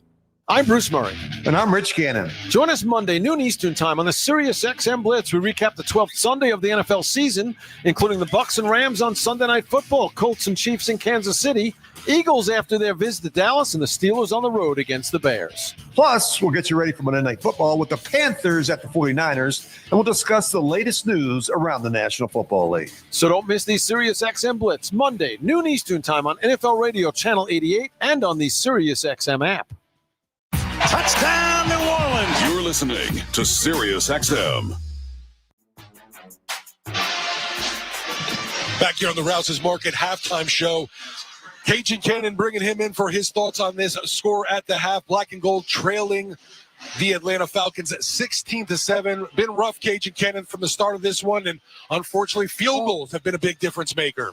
Yeah, before I get to that, but I don't know. The woulda, coulda, shoulda. I don't know. Should the game be right now 13-13 or we should be down 16-13? No, make your damn kick. You're a professional kicker. I'm not saying Groupie's not a professional NFL kicker. And, you know, kickers have roller coasters. They get in slumps. But now you're going to kick for somebody else. That's just the way it is. Just tough love. You got to make those kicks. I mean, if you look at it right now, this is not just one game. At the beginning of the season, it would have been a different outcome maybe if Groupie makes his kicks. Do you know right now, I'm not talking about 50, 60 yarders.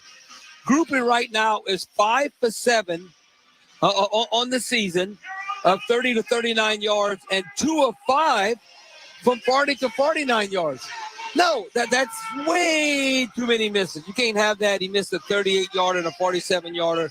No, that has to be automatic almost this day and age in the NFL. Now, look, we started out the game good. We forced a 3 and out. You know, they're going to, want to run the ball. I still think we've been inconsistent getting after Kirk Cousins, but he's a seasoned veteran. But then when we get the ball, mixed handoff between Shough and then Alvin Kamara, and then we're a -1 in the turnover margin. So you look now, okay, they got great field position, but they're basically 3 and out. But Gonzalez, their kicker, makes a 56-yard field goal. So now we're down 3-0. And then you look at Mason Tipton, given opportunity to play, obviously, Rashid Shaheed now with the Seahawks and cutting Brandon Cooks. 75-yard kick return to the 16-yard line of Atlanta. How many points we get? None, because Groupie misses a 38-yard field goal. If you look at it, right now in kick returns, we have 100 yards. Total offense, we have 95. So I don't know offense. We got to somehow click or turn it around. Boy, props go out there to Cam Jordan. He's been a Falcon killer. He now has 25 career sacks versus Atlanta. The 3rd and 10, he sacked Kirk Cousins, fumbled, but it was in the he caused the fumble. It was in the end up recovering it. Atlanta got it. This is one thing. I noticed it was a little low. There's like, is anybody even in the stands?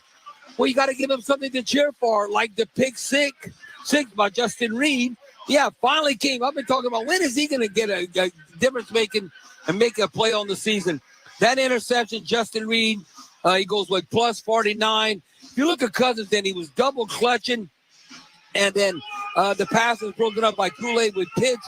Pitts is underachieved for them, a contested catch. So we're losing 10-0, but we made it 10-7. And when you look at it, this is what I'm saying about the crowd cheering in the first quarter. Now, we've been outscored 85-19 in the first quarter. That's well over 4-1. You got to give some of the home folks to cheer about. And that was very disheartening for us to set the tone. We should have been winning like 10-0 instead of being down 10-0. But it was 10-7. As quick as that, as quick as you can snap your fingers. You look at Stolberg, you can see his athleticism, especially on special teams. He leaps over Kirk Cousins. Then he keeps on hustling. Then he ends up sacking Cousins for minus 5 yards on that particular play. His first career sack. But Gonzalez is 10-7. He makes his 41-yard field goal, 13-7. We all know Groupie missed it, and they get a field goal right at the end. 54-yard field goal, good. So Gonzalez has made 56 and 54-yarder. So no excuse, Blake Groupie not making those kicks. The Saints can still come back, but they can't shoot themselves in the foot. That wraps up the Rouse's Market halftime show. Saints trailing the Falcons 16-7. Coming back with more exciting Saints play-by-play action with Deuce and Hawes, brought to you by Ochsner Health. Long live you, long live the Saints. Back with more right after this on the New Orleans Saints Radio Network. It's a wrap on the Rouse's Markets halftime show. Rouse's, official supermarket of the Saints, celebrating 65 years, and we're just getting started. Stick around for the second half on the New Orleans Saints Radio Network. Hey, bro, weirdest thing is happening at the game. This guy sitting next to me says, "You're our good luck charm. Every time I crack a Bud Light, we score a touchdown." Now his entire family wants to buy me Bud Lights. I think I'm some kind of a football prophet. Talk soon. The team needs me. Anything for Bud Light, the official beer sponsor of the NFL. Stock up today. Enjoy responsibly. Copyright 2025 Anheuser-Busch Bud Light Beer, St. Louis, Missouri. Pels fans, don't miss a single moment of Pelicans basketball. With Pelicans Plus, the game comes to you at home, on your phone, or wherever you go. With Pels in your pocket, you can stream over 70 live games, enjoy on-demand replays, and you can even pause or rewind the action with DVR control. Start your season-long subscription today and enjoy a 7-day complimentary trial. Visit watch.pelicans.com and take Pelicans basketball wherever you are. Saints fans, let's take a 30-second timeout for a quick mental getaway to Pensacola. Picture sugar white sands, crystal clear waters. Remember, your perfect getaway is just a short drive away. So head east for the ultimate timeout from the hustle and bustle. Fresh seafood, stunning sunsets, and relaxing beaches, all waiting for you in Pensacola. Sundays with the Saints and any day with your toes in the sand, that's the way to beach. Plan your getaway at visitpensacola.com. This holiday, Verizon is helping you bundle up incredible gifts and savings. You'll get the latest phone with a new line on My Plan and a brand new smartwatch and tablet. No trade-in needed, even on our lowest price plan. That's 2 gifts for your family and 1 for you. Or 2 for you and 1 for someone else. Or 3 gifts for you and only you. Either way, you save big on 3 amazing gifts at Verizon. All on the best 5G network. Visit Verizon today. Rankings based on Root Metric Root Score report dated 1/8/2025. Your results may vary. Service plan required for watch and tablet. Additional terms apply.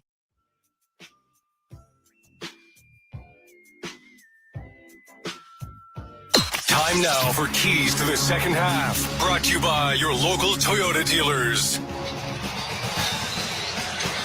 Mike, as we look at this third and fourth quarter for both teams, really, and, one, you got to make kicks.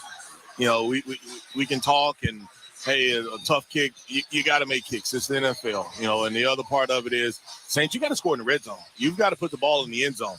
Another part of it, we talked about running the football, being over 20, over 30. You've got 8 total rushes. Bijan Robinson has 10 himself. If you don't take care of the football better, and if you don't continue to win the hidden yardage game, this will be a game that you're not successful in.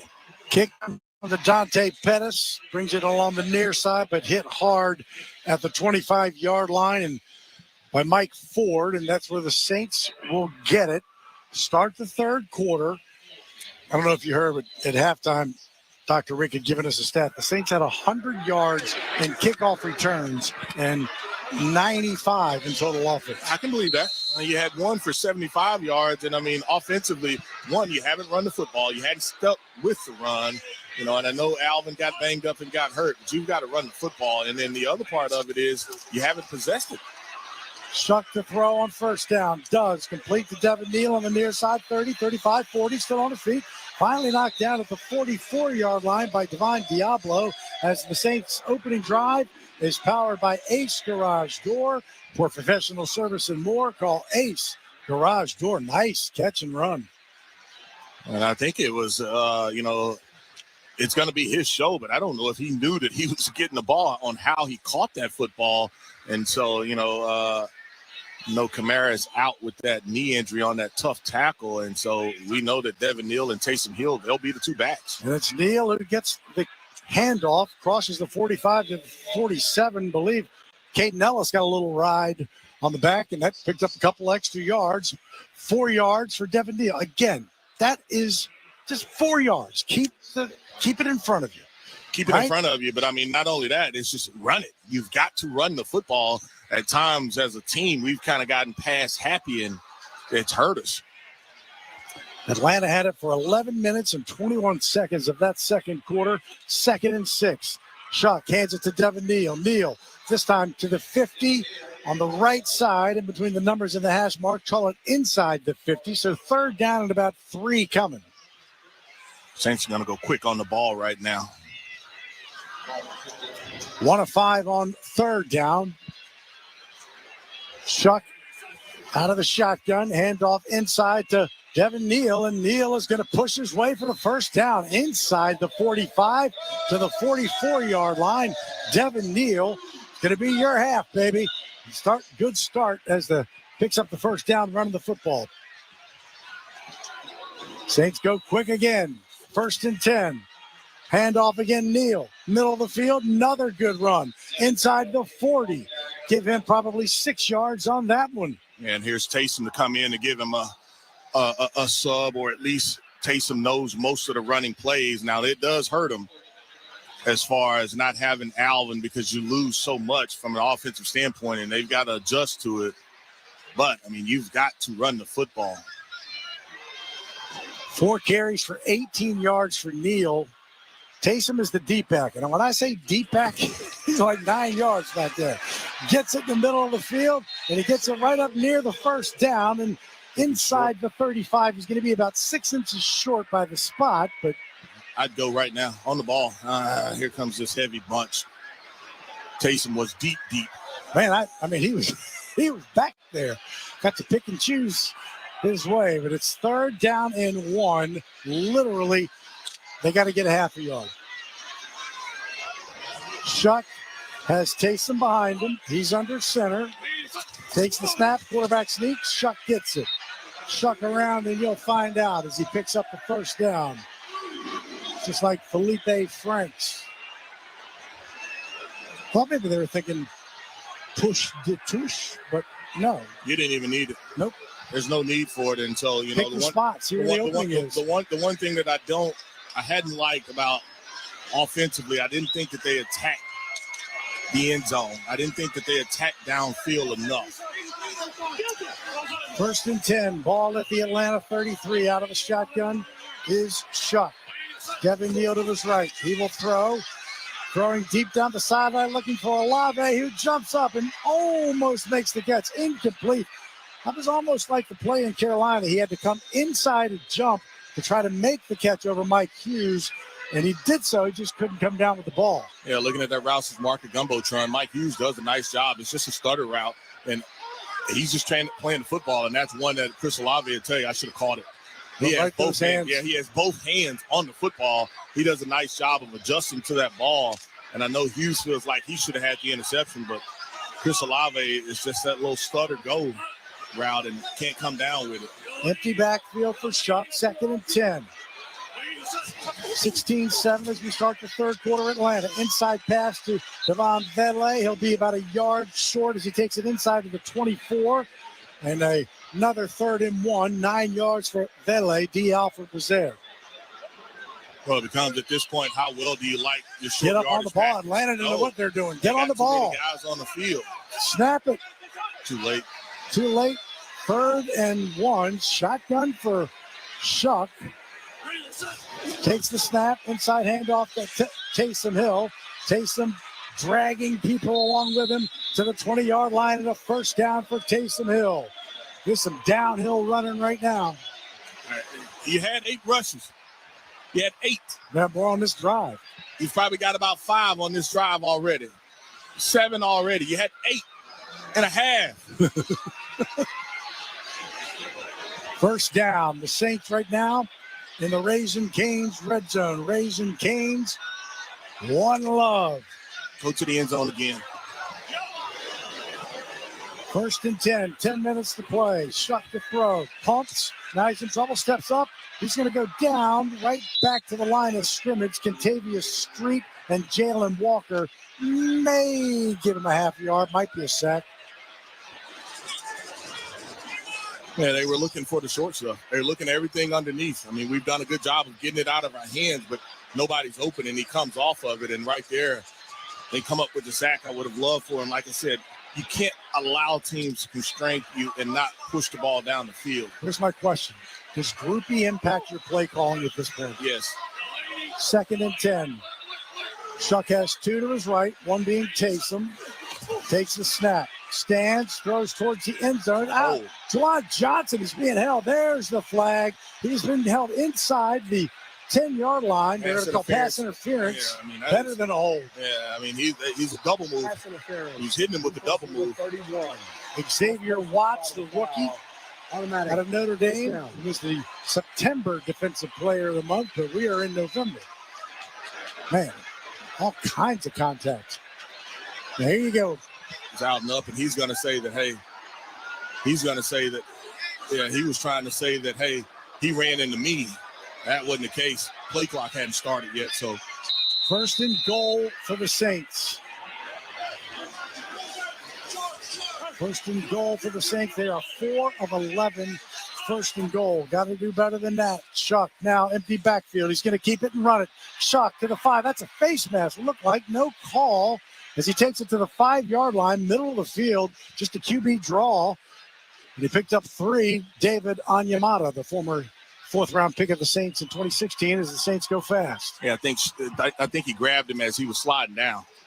So Shough has Taysom to his right, takes the snap. Taysom gets it, middle of the field. Taysom fighting, won't make it, but he'll get to the 2-yard line. Make it the 2.5. 3rd down and goal from just outside the 2. Give me your best play. I love the pick route. You've gotten it to Vele a couple of times. I want to see who's guarding Juwan Johnson. I'm going to flex him out as well. The quarterback should have the option to be able to run it here. 3rd and goal. Shough out of a shotgun. Taysom to his left. Takes the snap. Keeps it. Looking to throw. And now he's going to run it, but he's not going to make it. Play action to Taysom up the middle. He got to the 1, but now it's 4th and 1. I'm going for it. Yep, me too. I mean, 16-10. I mean, it does make it a 1-score game, but Shough, make a statement here. Shough is going to stay in the game, so it's not just QB power. 15th play of the drive. The ball sits inside the 2. 4th and goal. Mike, that may change what a call. So now it's Taysom, empty backfield. Got Shough lined up wide left. Taysom keeps it. Now he's going to throw it. Now knocked down. Incomplete as he threw it. He had trying to hit Vele in the corner of the end zone, but it was never open. And the ball got knocked down as he threw it into incomplete pass. And we'll take a break. 16-7 Atlanta. The Saints fail to score on a 1st and goal. 7:32 to play in the 3rd here on the New Orleans Saints Radio Network. Some say winning is everything. Others say It's how you play the game. At Louisiana Blue, we think you can do both. Maybe that's why J.D. Power ranked us #1 in member satisfaction among commercial health plans in the East South Central region. Every day, we make it our mission to make Louisiana better and leave nothing on the field. We've kept our business here in Louisiana for more than 90 years. We call it the home field advantage. We're proud to be ranked #1 and proud to be an official partner of the New Orleans Saints. Win or lose, it's how you play the game. But we'll take the W. Louisiana Blue, Louisiana True. For J.D. Power 2025 award information, visit jdpower.com/awards.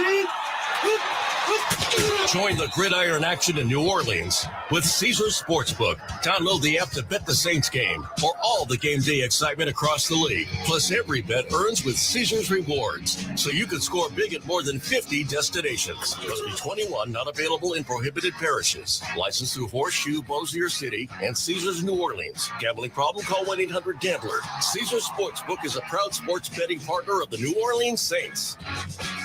NFL fans, when it's time to get Saints tickets, you can tackle game day with total certainty with Ticketmaster. As the official resale ticket marketplace of the NFL, Ticketmaster's got the best way to take it to the house when it comes to being there live. With 100% verified resale tickets available all season long, you can count on getting in with ease and spend time focusing on the good stuff like tailgating with your friends and fam. Even if you're headed to the game last minute, you can still score seats. Want to meet up inside the stadium with your crew? Transferring your tickets is an easy handoff. So get those touchdown celebrations ready and score your tickets today at Ticketmaster.com/Saints.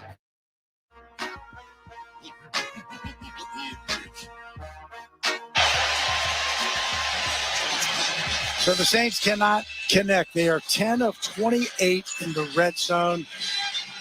Looked like what, QB sweep, Deuce, and then try to throw it? And they were going to try to throw it off the edge, but they did a nice job of not biting on the QB sweep play. And so, we talked about them being heavy, that being the Saints to the right side of the field. There's nothing there. Nothing. Knocked down as now the Falcons have it, 7:32. Saints 0 of 2 in the red zone.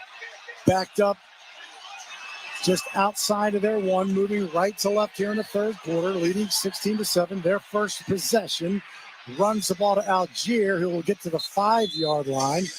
Broke a tackle early, got out from Jonathan Bullard. Devon Gottschall on a 4-yard run. Yeah, you got a injured lineman. It looks like the left guard, Bergeron,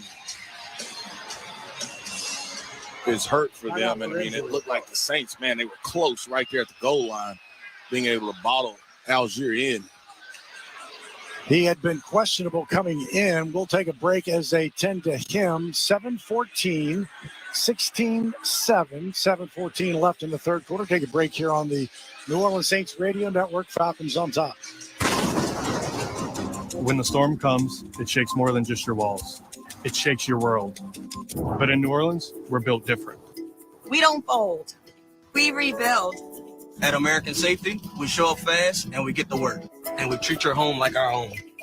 Because recovery isn't just about fixing what's broken. It's about restoring what matters. American Safety, stronger than the storm and right here with you.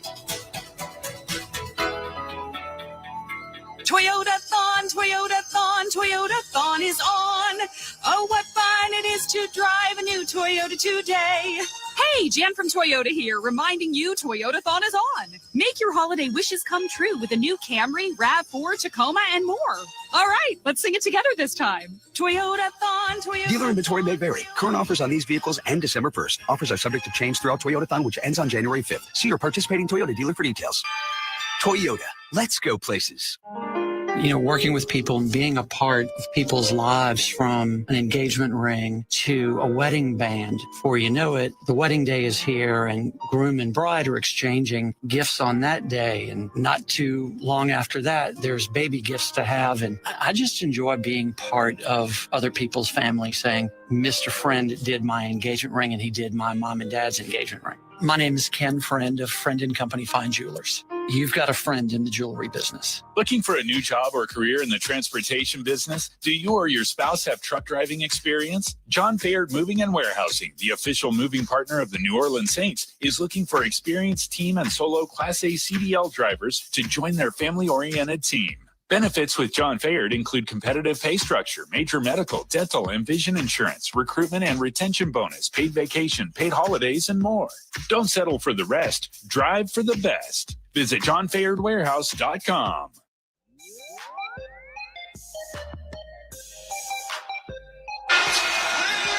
$7:16 to play, third quarter, 16-7. The Saints got it to start the third and went 15 plays, 74 yards, 7:28 off the clock, but could not punch it in. They do not have Alvin Kamara. He is out, has been since the second quarter with a knee injury.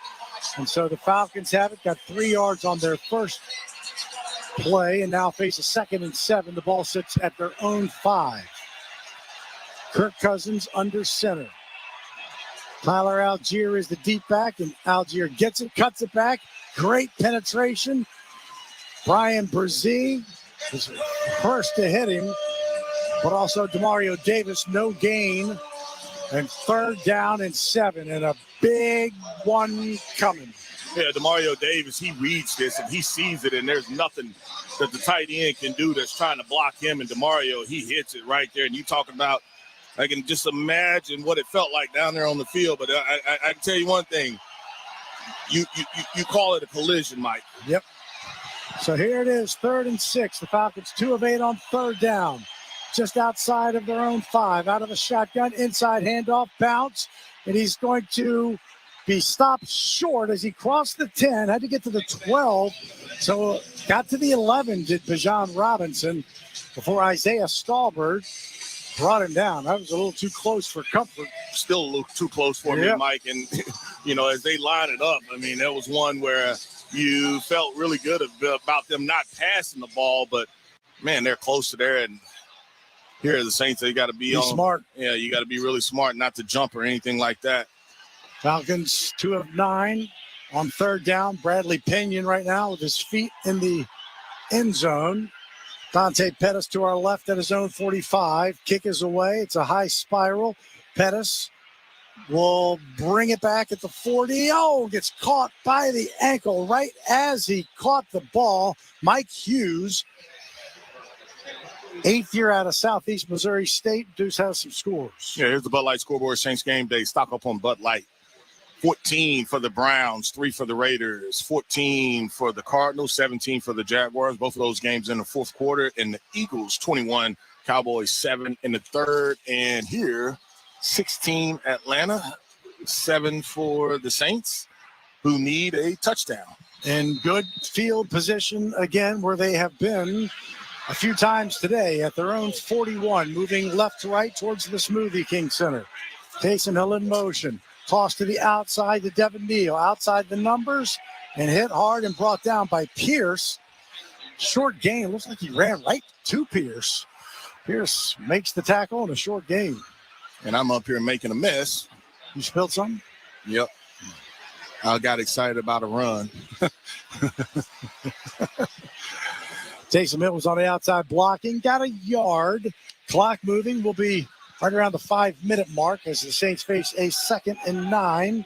Clean up on aisle 4. Shough out of the shotgun. Takes the snap.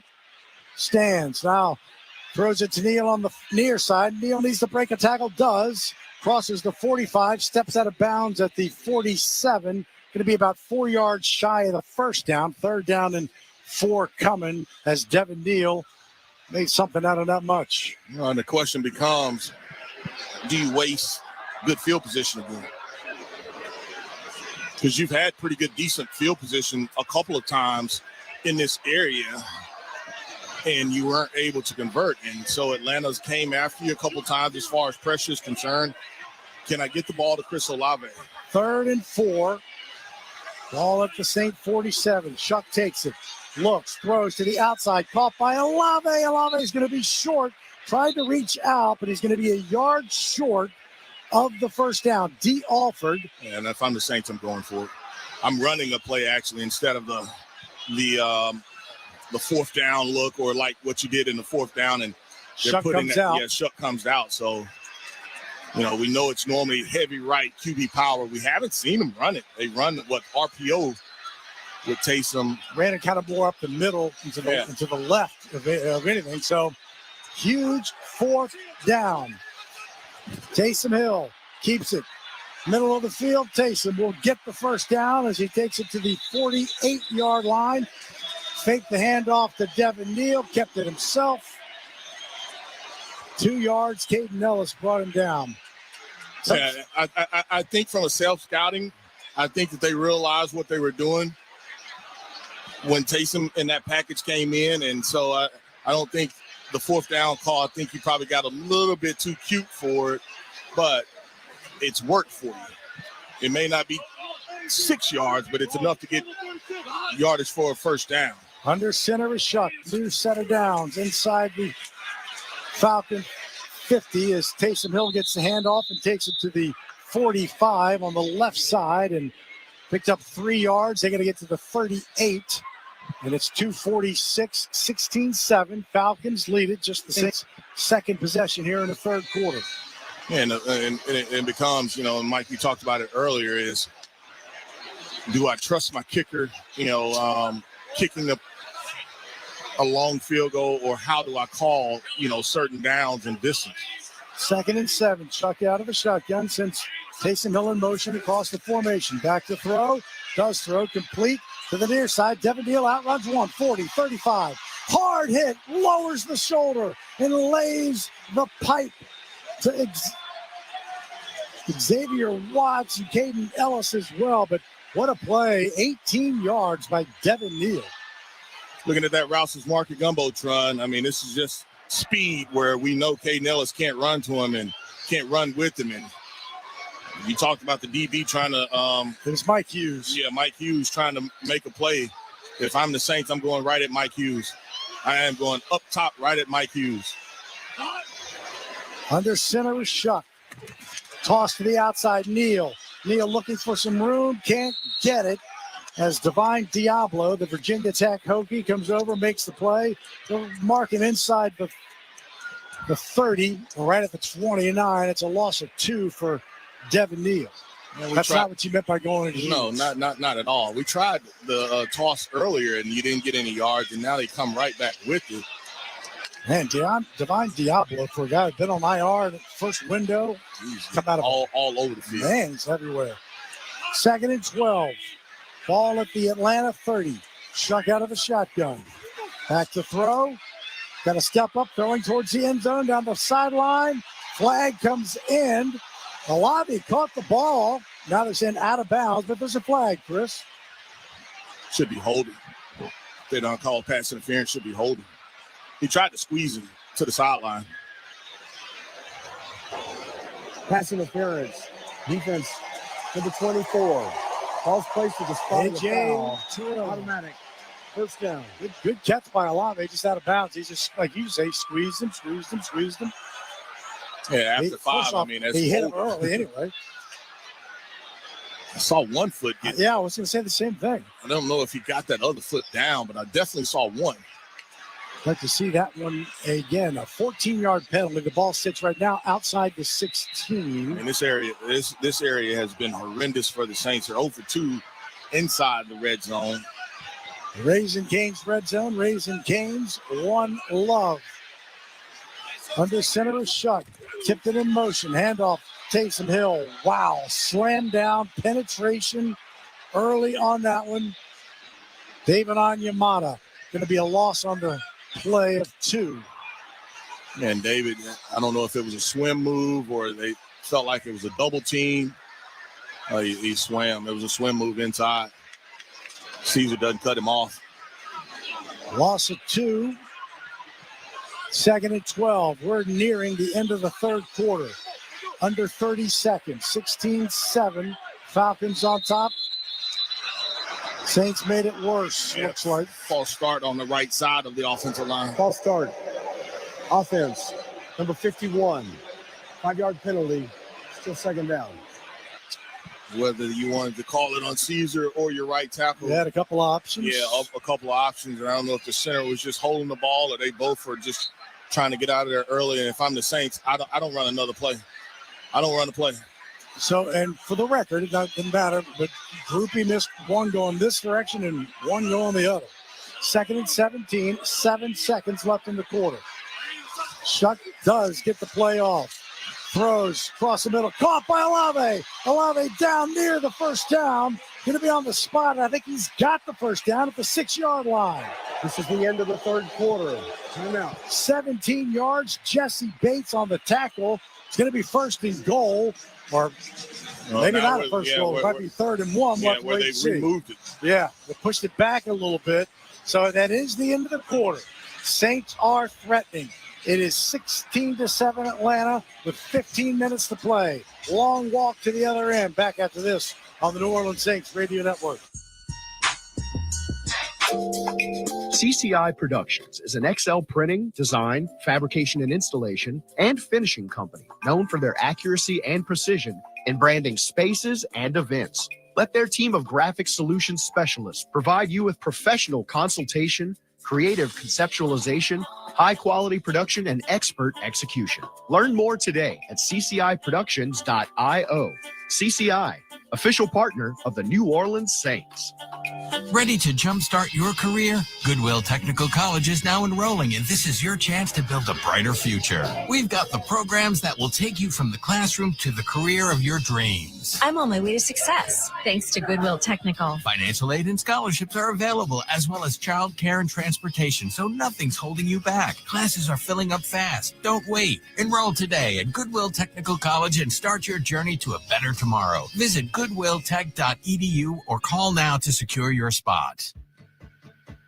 Entergy Louisiana is strengthening our power grid from Lake Charles to Baton Rouge, Metairie to Monroe. Our blueprint covers the state.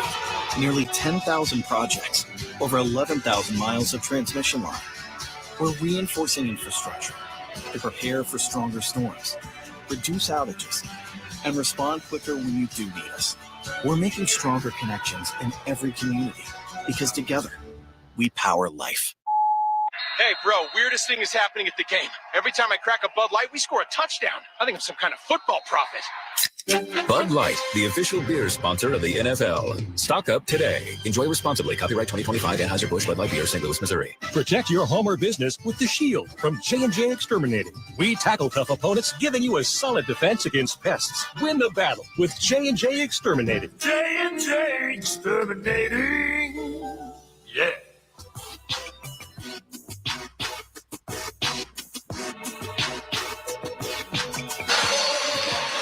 Fourth quarter, Caesar Superdome, 15 minutes to play. It looks like it's going to be 3rd and 1 after the Olave catch at the 7-yard line. In that third quarter, the Saints had it for 13 minutes and 5 seconds, but didn't get any points. In the second quarter, Atlanta had it for 11 minutes and 21 seconds, and they got 13.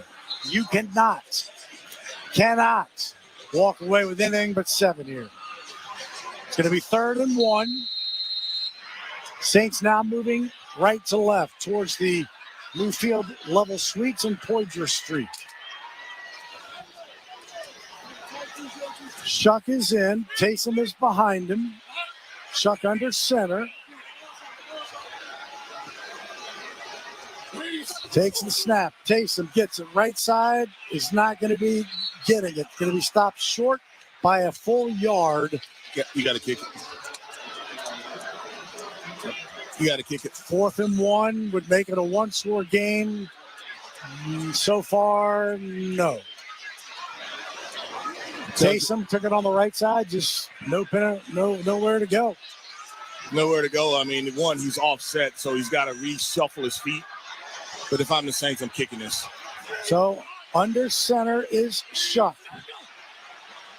Trying to draw him off a little bit. Taysom is behind him.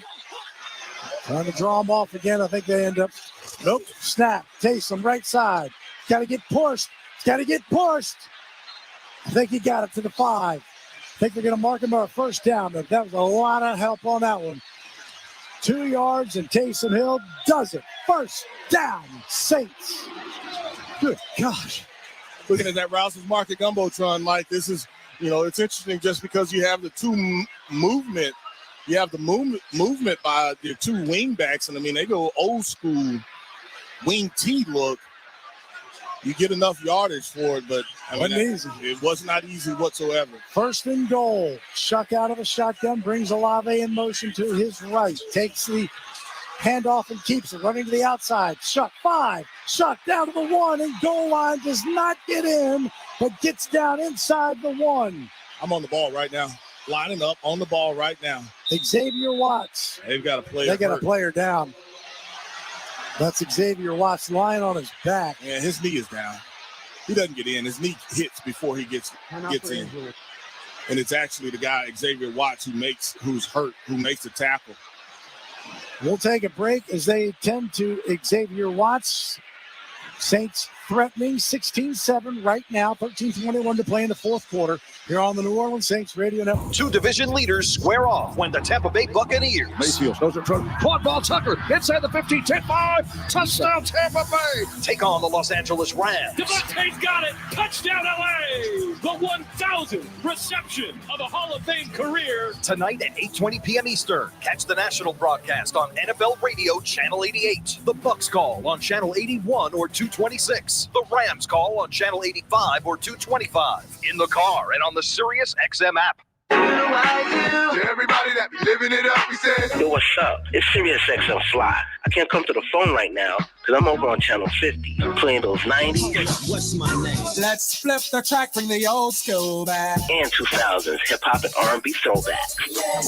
Down, flip it and reverse it. Commercial free, 24/7. Pull up, Channel 50, and at home with Sirius XM on your phone, computer, Alexa, TV, or other internet-connected devices. Holla.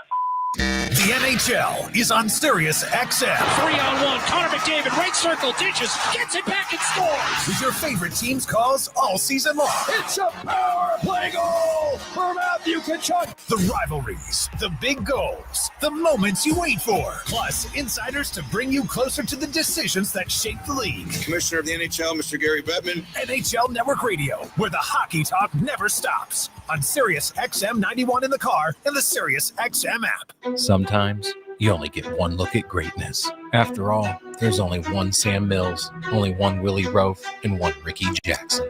There's only one Lombardi Trophy, only one case of Super Bowl rings, and only one Hall of Fame gallery that houses the bronze bust of each Hall of Famer. And they all live in one place, the Pro Football Hall of Fame, where one look at greatness lives forever. Ignite the passion, relive the glory.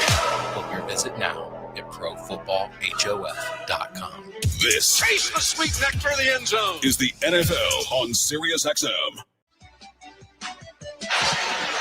Down to Jeff Nowak for this River Parish Disposal Saints Sideline Report. Yeah, guys, red zone efficiency. The Saints are well aware it's one of their biggest issues. They just have not been able to fix it. They went into today converting on just 38% of their red zone trips for touchdowns. That's the lowest mark in the NFL by a wide margin. Very clear.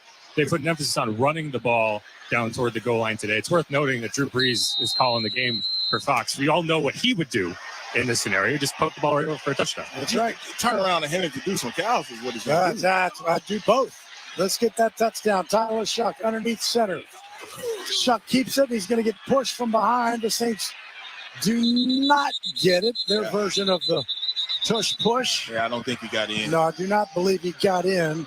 And Jeff talking about the red zone. Goal to go. The Saints are 4 of 12. Goal to go. 4 of 12. That includes 0 for 1 today. Got down to the half-inch inside the 1. Both quarterbacks are running over to talk to the head coach. It's Taysom that will be the quarterback. 14th play of this drive. Saints trail 16-7. Taysom is deep in the backfield. As the quarterback, Devin Neal to his right. Takes the snap, high over his head, fumble, bounces right to him, and he just unloads it. Incomplete.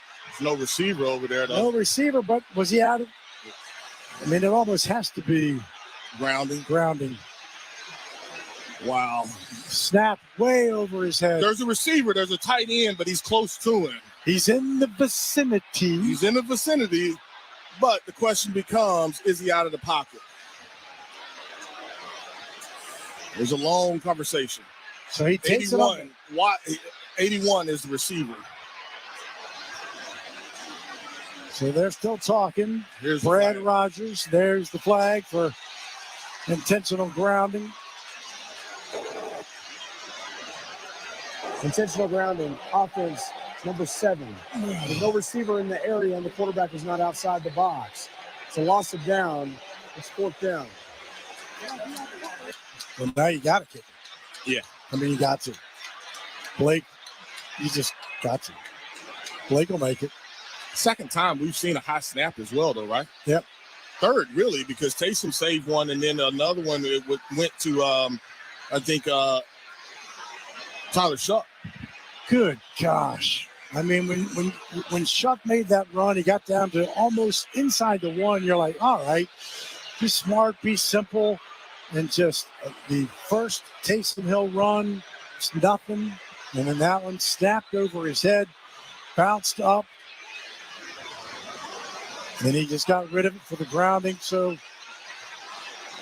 a 33-yard attempt for Groupie. Yeah, basically an extra point. Where, by the way, he's been perfect this year. This is an extra point, Blake. It's an extra point. Kick is away. And the kick is good by Blake Groupie with 12:13 to play here in the football game. With that field goal, Keesler Federal Credit Union will donate $1,000 to the New Orleans Women and Children's Shelter. Saints 16-10. They still trail, but got on the board. They have owned the ball in the second half. We'll take a break after this in the fourth quarter. Back after this, 16-10 on the New Orleans Saints Radio Network.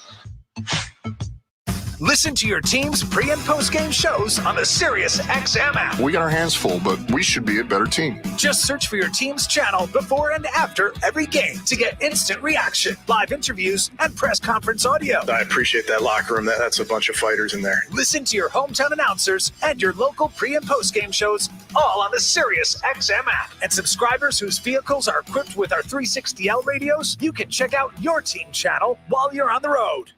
SiriusXM College Sports Radio has everything a college football fan needs. They're not gonna get him! Touchdown! Get ready for game day with our roster of experts, including Chris Childers. There's nothing that we have in this world like college football. It's the greatest thing we have. Plus, get insider access with exclusive interviews. Georgia head coach Kirby Smart joining us. Ryan Day, head coach of Ohio State. Catch it all on College Sports Radio, channel 84 in your car, and on the SiriusXM app.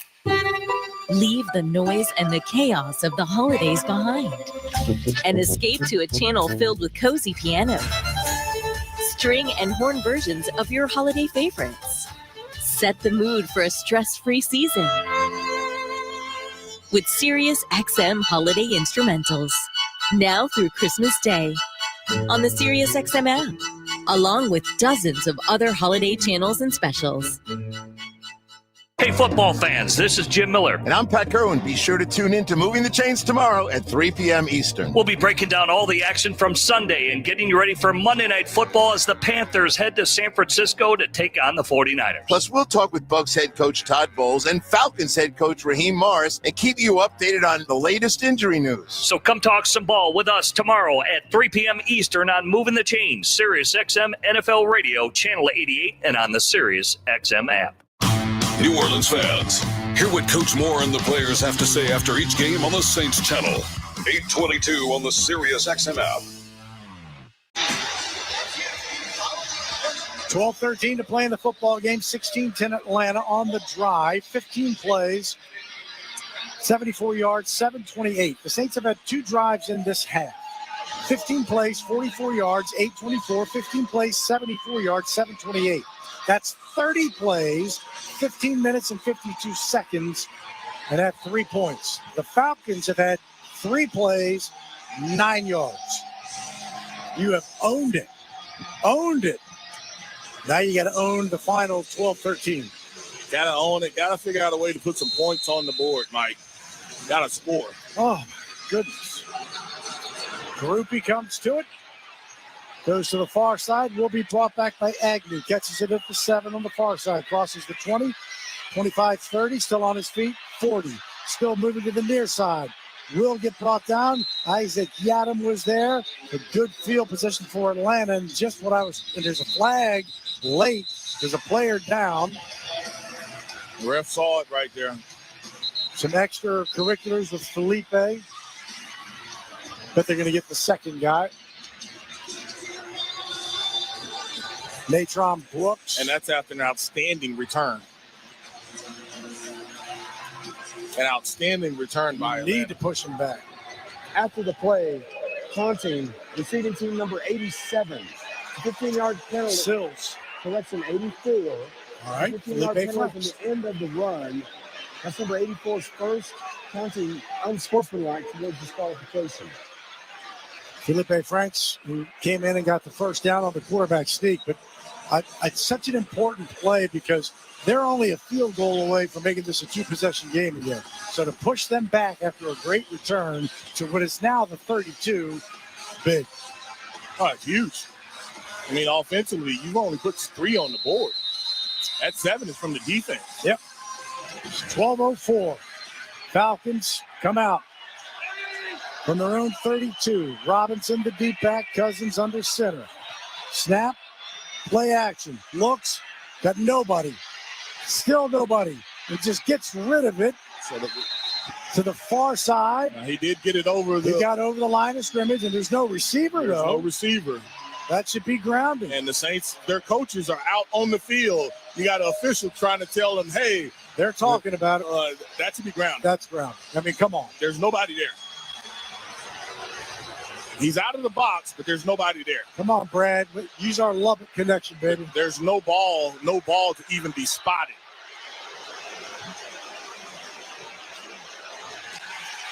There's the flag.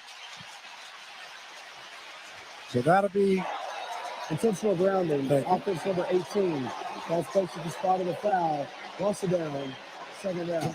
Great coverage because he had so many. He wanted to go left. He wanted to go to the quick hit. Well, he wanted to go in the middle first. And then he wanted to go left. Go to the back, out left. But all of them stayed there. And it was Brian Brzee who finally got some pressure on him, or at least was able to break loose. But it was an outstanding job of just doing your job. 2nd and 24 after a 14-yard penalty. Ball back to the 19-yard line. Pistol formation. Cousins will throw. Comes pressure. They throw it to Bijan Robinson near side. Caught. 25-30, 35-40. Robinson nearly takes it the distance. Only DeMario Davis catching him by the ankle at midfield. Saves the touchdown. Alontae Taylor came from the opposite side, but they went to the near side. And a 32-yard catch. He's got a 32-yard run. And that was a screen. Yeah.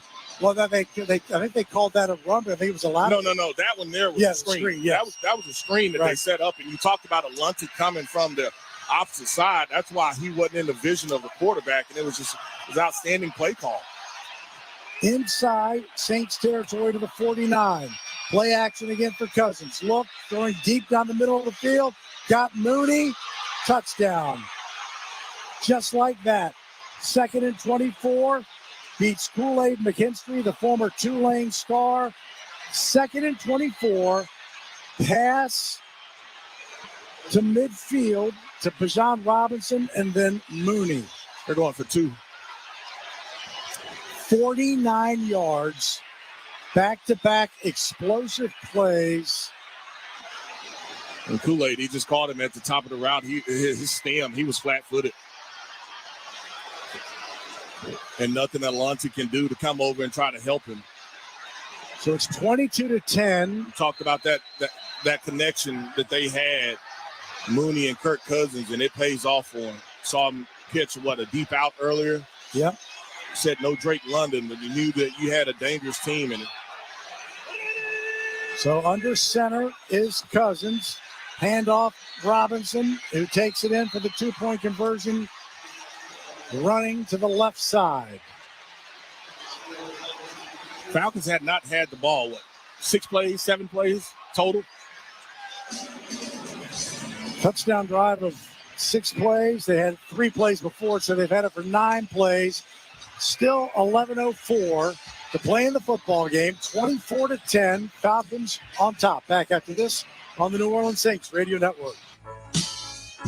You're in this to win a championship. Championships are won later in the season. The push for the fantasy football playoffs is on. But you can't win the league if you don't make the playoffs. You could sneak in and be the last seed and win the darn league. You just got to get hot at the right time. The experts of Sirius XM Fantasy Sports Radio are here to lead you to fantasy football glory. There are certain times in the season where you got to make a splash. You got to make a move. Fantasy Sports Radio, Channel 87 in the car, and on the Sirius XM app, where fantasy football championships are won. Turn up the twinkle. The holiday season is here, and so is Holly, the channel that lights up your holidays with Mariah, Kelly, Michael, have a holly jolly Christmas, and more. Unwrap the merry and bright holiday hits now on Holly, Channel 4, and at home with the Sirius XM app on your phone, computer, Alexa, TV, or other internet-connected devices. Entergy Louisiana is strengthening our power grid from Lake Charles to Baton Rouge, Metairie to Monroe. Our blueprint covers the state. Nearly 10,000 projects, over 11,000 miles of transmission line. We're reinforcing infrastructure to prepare for stronger storms, reduce outages, and respond quicker when you do need us. We're making stronger connections in every community because together, we power life. CCI Productions is an XL printing, design, fabrication and installation, and finishing company known for their accuracy and precision in branding spaces and events. Let their team of graphic solutions specialists provide you with professional consultation, creative conceptualization, high-quality production, and expert execution. Learn more today at cciproductions.io. CCI, official partner of the New Orleans Saints.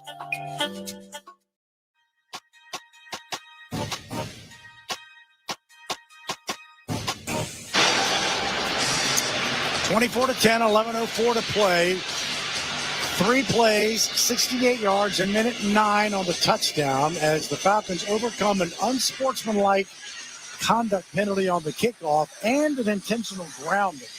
And they get back-to-back explosive plays. They've had 4 explosive plays. They've only had the ball for 6 plays in the second half, but lead it 24-10. This ball is going to go into the end zone. Dante Pettis takes a knee.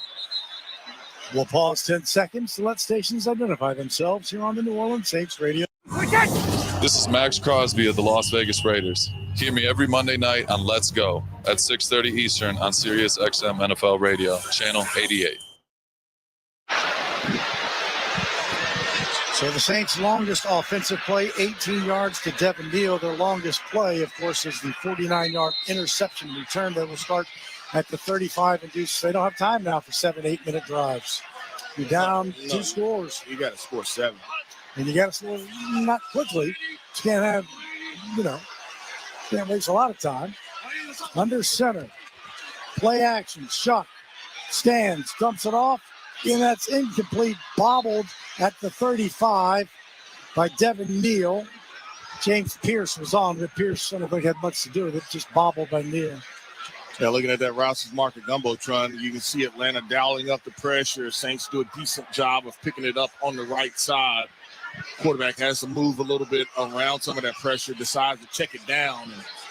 Would have been a very short gain if he could come down. Really short gain, if he's able to come down like you said, Mike. 2nd and 10. Saints moving right to left, all black, trail by 2 touchdowns. Shough takes it out of the shotgun, dumps it off to Neal. Neal on the screen inside or to the 42-yard line. He'll pick up 7. 3rd down and 3 coming. Divine Diablo. God, I'm done saying his name. Pick somebody else. Yeah, Diablo is all over the place, but I tell you, one player that took a shot on that play is a cornerback, number 24. Terrell. Yeah, he took the brunt of that hit. Huge 3rd down. The Saints are 4 of 12 on 3rd down. Shough out of the shotgun, brings Neal back beside him. He's got 3 receivers to his left. Saints need to get to the 45. Shough takes it. Here comes some pressure. Shough moves to his right, and he is going to go down. James Pierce with the sack back to the 35. Shough was close to getting out of it, but Oh, loss of 11 on that. Clock moving, be under 10 minutes, and Kai Kroger comes in. Mike, just looking at this, he's able to split it. That being Pierce splits your right tackle and your right guard. And by doing so, forces Shough to leave. And we talked about earlier, a young man that had played, Atlanta not playing up to kind of maybe what they wanted. That player, he's got, 2 sacks today? Being Pierce. And so Yes. he has hurt the Saints. Snap. Kroger gets it away. Kind of a knuckleballer that takes an Atlanta bounce all the way to the 36-yard line. Flag is down. And he threw that flag early, being the official. Somebody went out of bounds, maybe? I think it was a hold. Because there's only one player over there. I think he was being held. During the kick, holding. Return team number 37. Half the distance to the goal. To the end of the kick. First down. Timeout. James Pierce has 2 sacks today, 4.5 for the first-round pick. They traded with the Rams. So we will take a break. 9:22 to play in the football game. 24-10. Falcons lead it and have the football back after this on the New Orleans Saints Radio Network. Conan O'Brien here. Sure, it's football season, but when you aren't listening to my pigskin flying around on SiriusXM, come check out my channel, Conan O'Brien Radio. We're cracking jokes, throwing deep cuts, blitzing boredom. No pads, no playbooks, just a Hail Mary of hilarity. It's comedy in the red zone all season long. Conan O'Brien Radio. That's a tough tackle. He's down. He's not getting up. He's dead. Wait, I took it too far. Conan O'Brien Radio, channel 104, anytime you want on the SiriusXM app. If you want to win your fantasy football league, you need to listen to Fantasy Sports Radio. From lineup decisions to daily fantasy to waiver wire advice, injury updates, and so much more. You cannot afford to drop a running back. Our experts will help you dominate. Don't ever bench your stars. I don't care if they're playing a good defense. Play them every single week. Set your lineup with Fantasy Sports Radio. Your home for fantasy football all season long. Channel 87 and on the SiriusXM app. Best 5G network is expensive? Think again. This season, bring in your AT&T or T-Mobile bill to a Verizon store for a better deal. Then use those unwanted bills to wrap up goodbye gifts to AT&T. Or cut them into snowflakes to celebrate your switch from T-Mobile. 'Tis the season to save at Verizon. Just bring in your bill to your local Verizon store and we'll give you a better deal. Rankings based on root metrics which score report dated 1/8/2025. Your results may vary. Requires postpaid consumer mobile bill dated within the past 45 days and same name as person redeeming deal. Additional terms apply. My personal favorite stories are when a young man comes in and you can see they're a little intimidated. This just happened last week. I saw the young man. I said, "Hey, what can I do to give you a hand?" And he said, "Well, I'm here for an engagement ring, but I don't think I'm in the right place." So I got him to my desk, and within an hour, he had purchased an engagement ring, had spent $1,000, and he was treated like he spent a lot more, and I'm sure we have a customer for life. My name is Ken Friend of Friend & Company Fine Jewelers. You've got a friend in the jewelry business.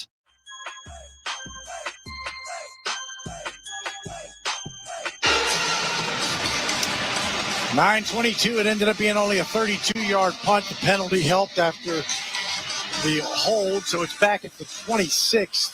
9:22, so the clock becomes in favor of the Falcons, who lead it 24-10. I think we'll see a pretty healthy dose of Bijan Robinson and Tyler Algier. Under center is Cousins. Robinson is the deep back. Robinson has 65 yards rushing. Toss to Robinson. Left side. Breaks one tackle. Brought down by Jonas Sanker at the 33-yard line. So that's a big 6-yard gain right there.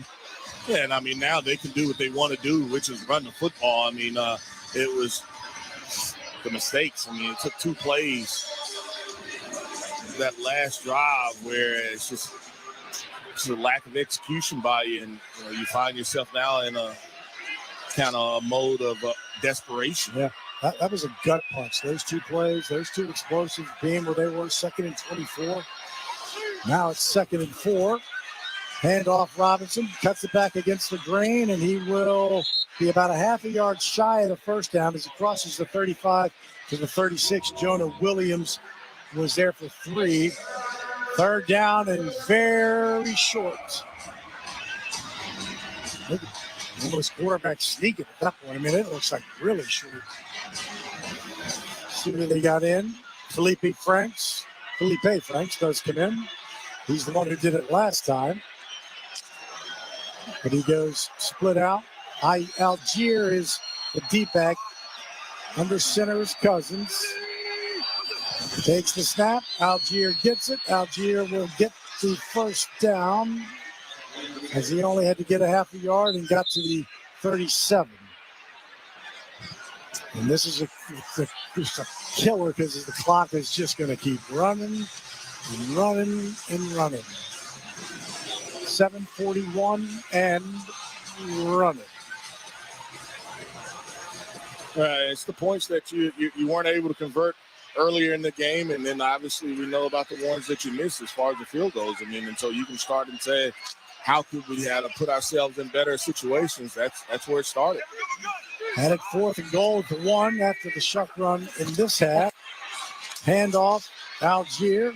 He takes it across the 40 to the 41. I mean, they're getting pretty solid yards on first down, 4 yards on that one. And DeMario Davis and Danny Stutzman were there. Yeah, and I know the Saints, they don't want to have to commit to playing 5 down as far as defensive linemen, but at some point I've just got to commit to it, and I'm telling my other guys, hey, you're going to be in one-on-one situations. Yep. I've got to stop the run. You're on an island. Do your best, but we got to stop it to get the ball back. 6:45, 24-10 Atlanta. Pistol formation. Robinson is behind Cousins, who takes the snap. Robinson gets it right side, cuts it back, and he's going to go down for a nice loss. Came in from the other side. That's Cam Jordan, who came from the backside to get him. And when Robinson tried to cut it back to go across grain, he found Cam. Man, you had pressure on the backside, and that's why he thought he could cut it back. He was able to make one guy miss, but couldn't make 2. And I would be very surprised. You know, they've run it so well here.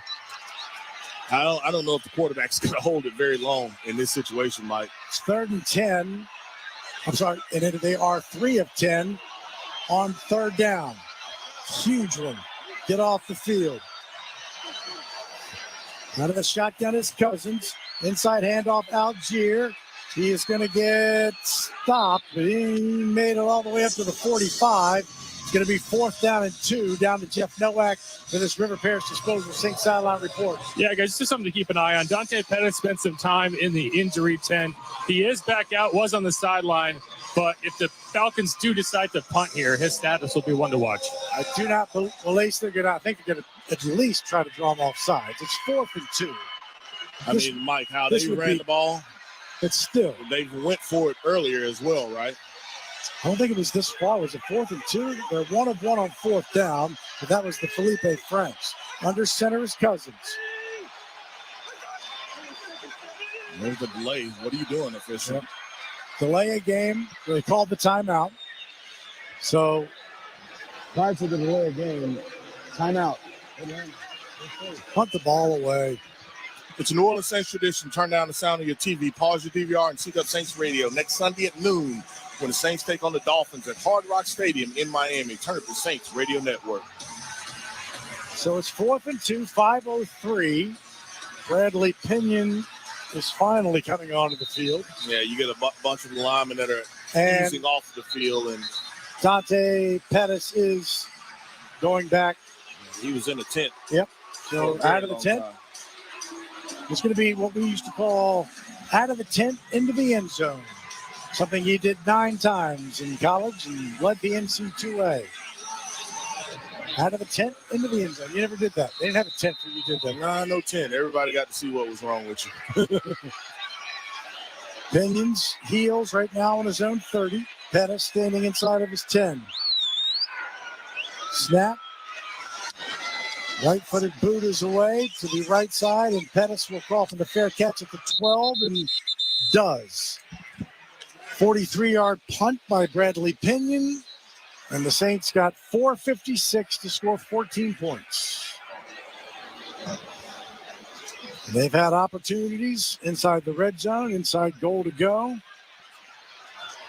just can't cash in. I mean, it gets so hard down there, and you wonder, all right, who gets the football? Who can I depend on? Who can make a play for me? We lost Alvin earlier in the game. I mean, but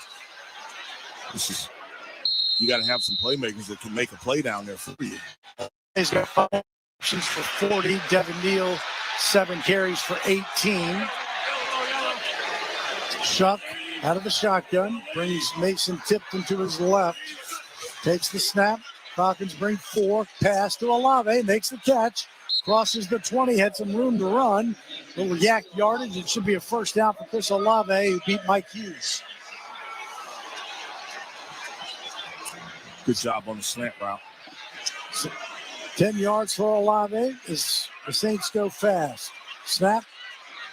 Steps up, goes Shough. Now he's going to run it. 20, 25, 30. Sliding down at the 35. First down. They'll mark him at the 34 because of the slide, but another first down.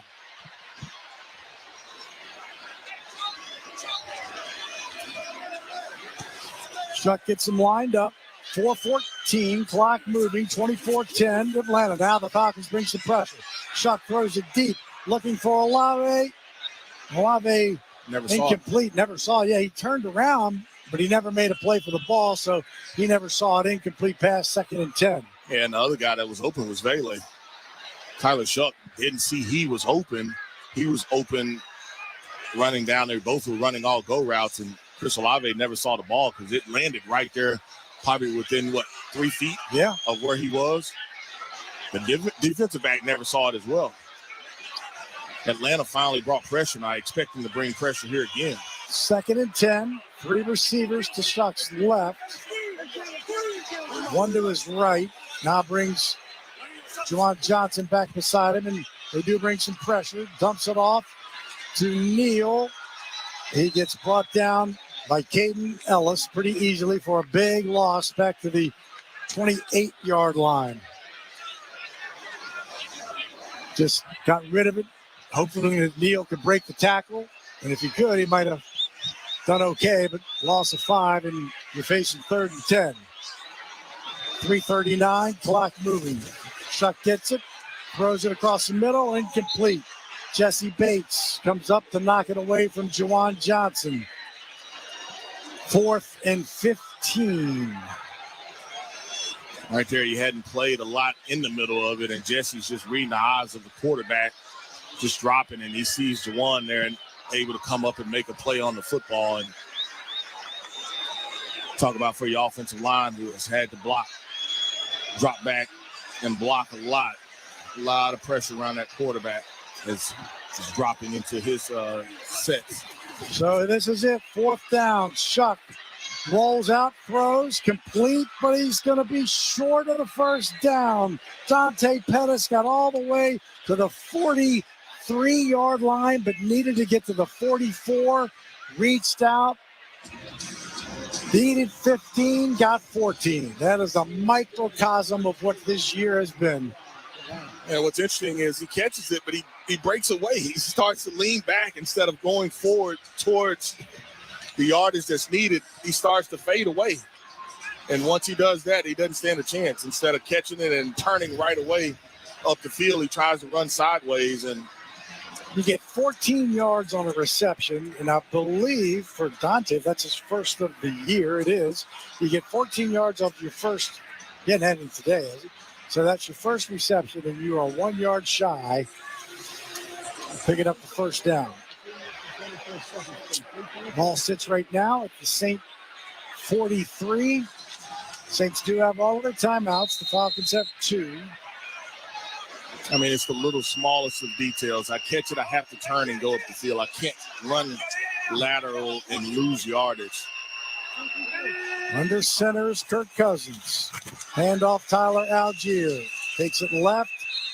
He takes it all the way down to the 37-yard line. So another good first down run by the Falcons of 5 yards as the Saints take their first time out. You got some scores, Mr. Deuce? Yeah, here's the Bud Light scoreboard. Saints game day. Stock up on Bud Light. Browns 24, Raiders 10. OT 24 apiece between the Jaguars and the Cardinals. 21 apiece between the Eagles and Cowboys. The Cowboys came all the way back on the Eagles as the Eagles were up 21-0. Wow. 2nd and 5 here, as unfortunately Caesar Superdome is emptying out except for the red that I see. Atlanta's come to New Orleans and they had a successful trip, not only on today, but the Hawks. Yep, Hawks won, and the handoff stopped Brian Brzee. Good penetration as he wrapped up Algier. Saints will take the timeout again as there'll be a 3rd and 5. Loss of 1. Let's get down to Jeff now for our second half fantasy update, brought to you by Blue Plate Mayo, the official mayo of the Saints. Yeah, guys, not a ton of quarterback stats to look at from this game, but the top scoring quarterback of the week in fantasy is a former Saints quarterback in Jameis Winston. 366 passing yards, 2 touchdowns. Did have 1 interception. Also had a 33-yard touchdown catch. And if you haven't seen the highlights of that play, definitely go find it. It was a spectacle. Let's put it that way. Thank you, Jeff. 3rd and 6, 3:15. Saints down to their last timeout. Ball sits at the New Orleans 38. Falcons on top by 14, 24-10.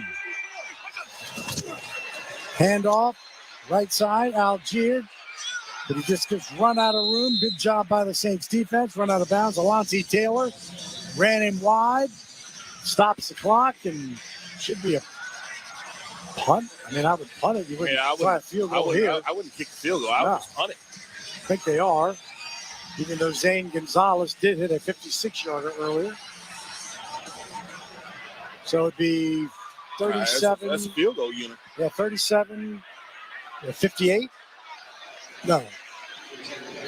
56. Yeah, he's hit it. I mean, like I said, Mike, I saw him warming up, and he was. Yeah, he made 56 early. And this play clock is at 5 seconds. I don't know if they're going to reset it or not. Play clock that's delay a game. There's the flag. There's a delay of game. Now, do you want to kick a 61-yarder? No, I'm punting. Why not? If I'm Atlanta, just take the timeout. You get 2. If you were really going to kick the field goal. Well, I don't know, but they wasted 5 yards, and they're sending the punt team out there. But they thought that they were going to reset the clock for him. But the clock never reset because he went out of bounds, and they wanted the clock to change because of the kicking ball. As far as the wow. All right, so Dante Pettis, you ever heard of off the sideline into the end zone? Is back inside of his 10 again. Pinion standing right now at his 43. Gotta believe the Saints will come pretty hard at this.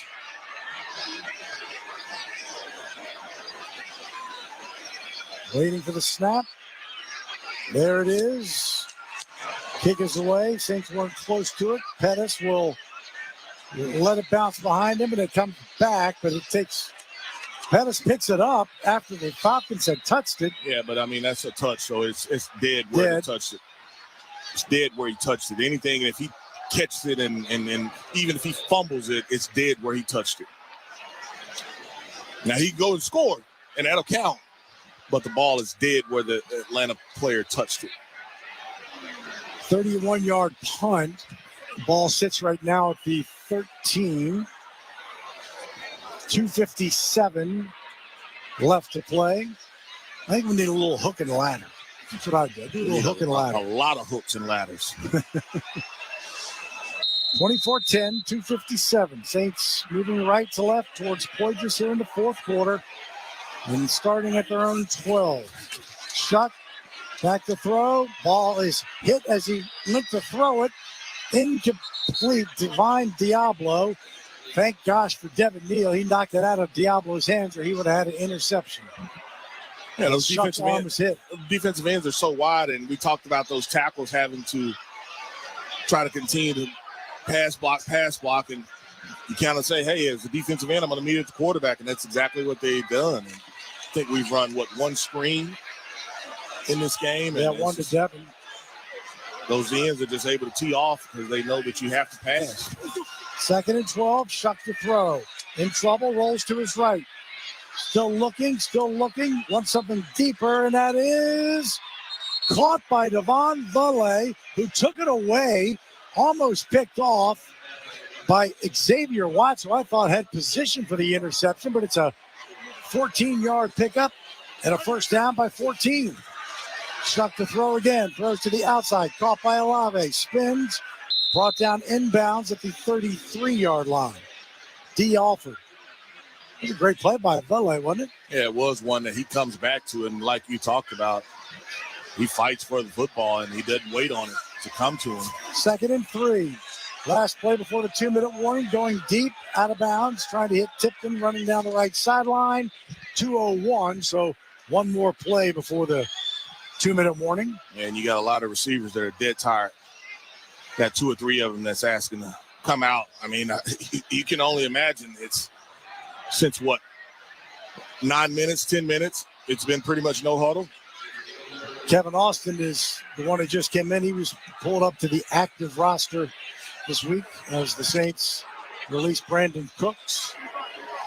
So 3rd and 3 on the final play here before the 2-minute warning. Shough out of the shotgun. Throws a screen pass to Olave. Catch. Olave goes down after he makes the first down at the 37. The 2-minute warning. Why did he do that? Didn't want to get hit. So Olave made the first down, then went down. Did get the first down. That is the 2-minute warning, officially 1:57. Saints got the first down, but trail 24-10 here on the New Orleans Saints Radio Network. When the storm comes, it shakes more than just your walls. It shakes your world. But in New Orleans, we're built different. We don't fold. We rebuild. At American Safety, we show up fast and we get to work. And we treat your home like our home. Because recovery isn't just about fixing what's broken. It's about restoring what matters. American Safety, stronger than the storm and right here with you. Toyota-thon, Toyota-thon, Toyota-thon is on. Oh, what fun it is to drive a new Toyota today. Hey, Jan from Toyota here, reminding you Toyota-thon is on. Make your holiday wishes come true with a new Camry, RAV4, Tacoma, and more. All right, let's sing it together this time. Toyota-thon, Toyota. Dealer inventory may vary. Current offers on these vehicles end December 1st. Offers are subject to change throughout Toyota-thon, which ends on January 5th. See your participating Toyota dealer for details. Toyota. Let's go places. Saints fans, let's take a 30-second timeout for a quick mental getaway to Pensacola. Picture sugar white sands, crystal clear waters. Remember, your perfect getaway is just a short drive away. So head east for the ultimate timeout from the hustle and bustle. Fresh seafood, stunning sunsets, and relaxing beaches, all waiting for you in Pensacola. Sundays with the Saints and any day with your toes in the sand, that's the way to beach. Plan your getaway at visitpensacola.com. Hey, bro, weirdest thing is happening at the game. Every time I crack a Bud Light, we score a touchdown. I think I'm some kind of football prophet. Bud Light, the official beer sponsor of the NFL. Stock up today. Enjoy responsibly. Copyright 2025 Anheuser-Busch Bud Light Beer, St. Louis, Missouri. Need to see a dentist right away? At Louisiana Dental Center, we'll see you today. This is Bobby Hebert.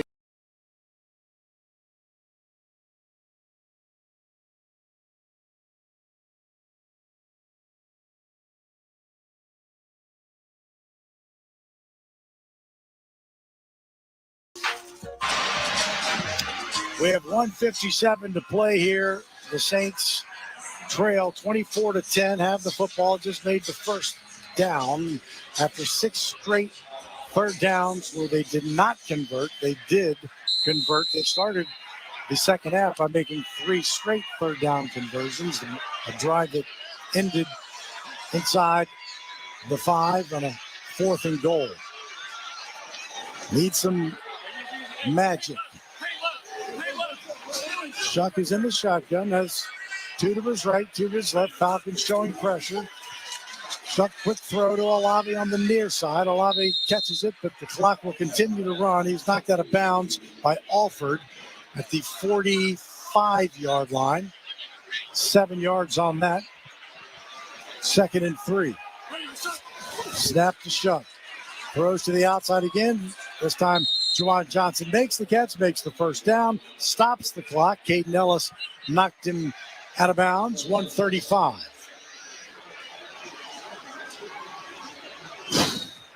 Seven yards on that one. Atlanta will give you all of those throws. Give you all the 7-yard throws you want? They will give you all of those throws. It just becomes, hey, nothing over the top. Clock is our friend. Saints 1 timeout. They need 2 scores. Becomes almost improbable. Saints do not have an offensive explosive today. Shough the throw, steps up, just shuffle passes it off, complete to Jack Stoll, who takes it to the 41-yard line. So can I say it? Can 7 I say it yards? for you? 7 yards. 7 yards. Clock moving. Shough back to throw. Throws to the far side. Caught at the 32-yard line. Saints take a timeout. Right now it's 24-10, 109. And for each point the Saints score this season, American Safety will donate $50 to disaster relief. American Safety, stronger than the storm, and right here with you. Saints take their final timeout. It wasn't a 7-yard gain. It was a 9-yard gain and a first down at the 37. The problem is, Deuce, that you have to live a week with doing a lot of things well. But not enough good things well when it counted the most. Yeah, offensively, you were rusty, and it showed. I mean, the attention to detail that you had kind of honed in 2 weeks ago, it went away, and, I mean, it hurts you this game. Shough's in the shotgun, ball sitting at the 32-yard line. Here comes some pressure. Shough lofts it to the end zone. Valet turned to his right, came to his left. Would have been really tough anyway. Incomplete pass as the ball landed in the end zone. And the one thing I do like about it, just looking at this Rouse's Market Gumbotron, they picked up the blitz. And so ball placement. He had him turned around. He turned the DB around. Yeah, the problem is the ball nowhere close to the receiver. But, I mean, they picked up the blitz, and so you want them to be at least making a play on the ball. In that situation, it's just 11th play of the drive. Shough takes it out of the shotgun. In the middle, he's in trouble, and he goes down at the 40. Sack by Rook Orororo. Loss of 7. Yeah, Orororo has gotten the best of our guards right there. That's the same. He gives you that little pause and swim move. And second time he's hit us with it. Second year out of Clemson, 3rd and 17. We're under 40 seconds to play. Shough throws it. That's complete to Juwan Johnson inside the 30 to the 29. 10 yards on that. The quarterback has got hit again. And pressure by Ebiketie. Under 20 seconds. Just start chucking it in the end zone.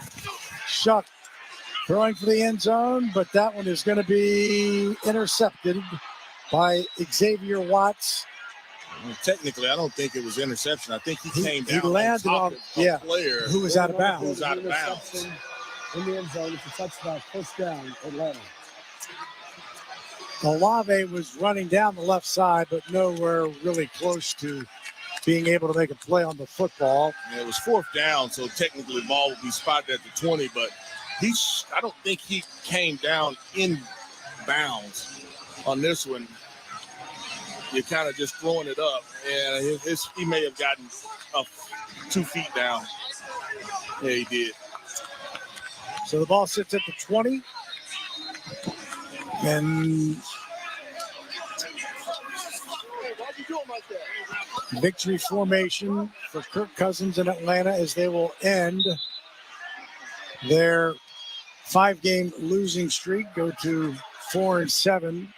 The Saints will end their 1-game winning streak. The last time they'd won 2 straight was weeks 10 and 11 last year when they beat Cleveland and Atlanta. And so the regular season series is tied 56-50 6 between these two teams. It was the Saints' fault of 2-9 and are now mathematically cannot have a winning record. Comes down to the little things, Mike. We did not do the little Thank you for making Saints your black and gold home for the New Orleans Saints. For the New Orleans Saints.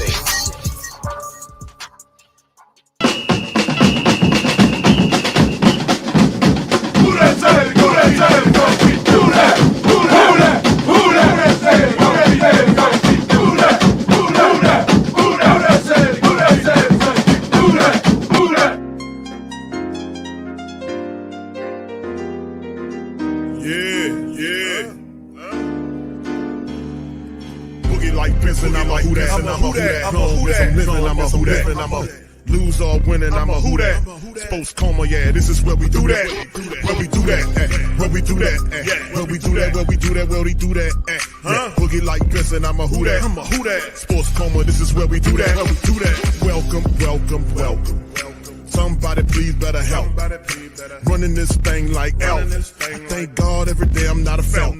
Go to YouTube Live with Big Q and the guys. If you ain't ride or die, the bandwagon get flipped. Been marching in, that was way for the ring. I was yelling out your chain for the championship. Bucking on town, duck down. Falcons pluck, get shut down. Panthers ain't much touchdown. The vision really belong to us now. So much hate on the Saints, you could probably tell. Ever since Bounty Gate hit the NFL, when things seem fishy and you probably smell the crooked referees on Roger Goodell. Yeah, money like this and I'm a who that. Every day I'm living, I'm a who that. Lose or winning, I'm a who that. It's the Sports Coma, this is where we do that. Where we do that, where we do that, where we do that, where we do that, where we do that. Boogie like this and I'm a who that. It's the Sports Coma, this is where we do that. You're listening to the Sports Coma with Big Q and the guys on the PRO Media Network.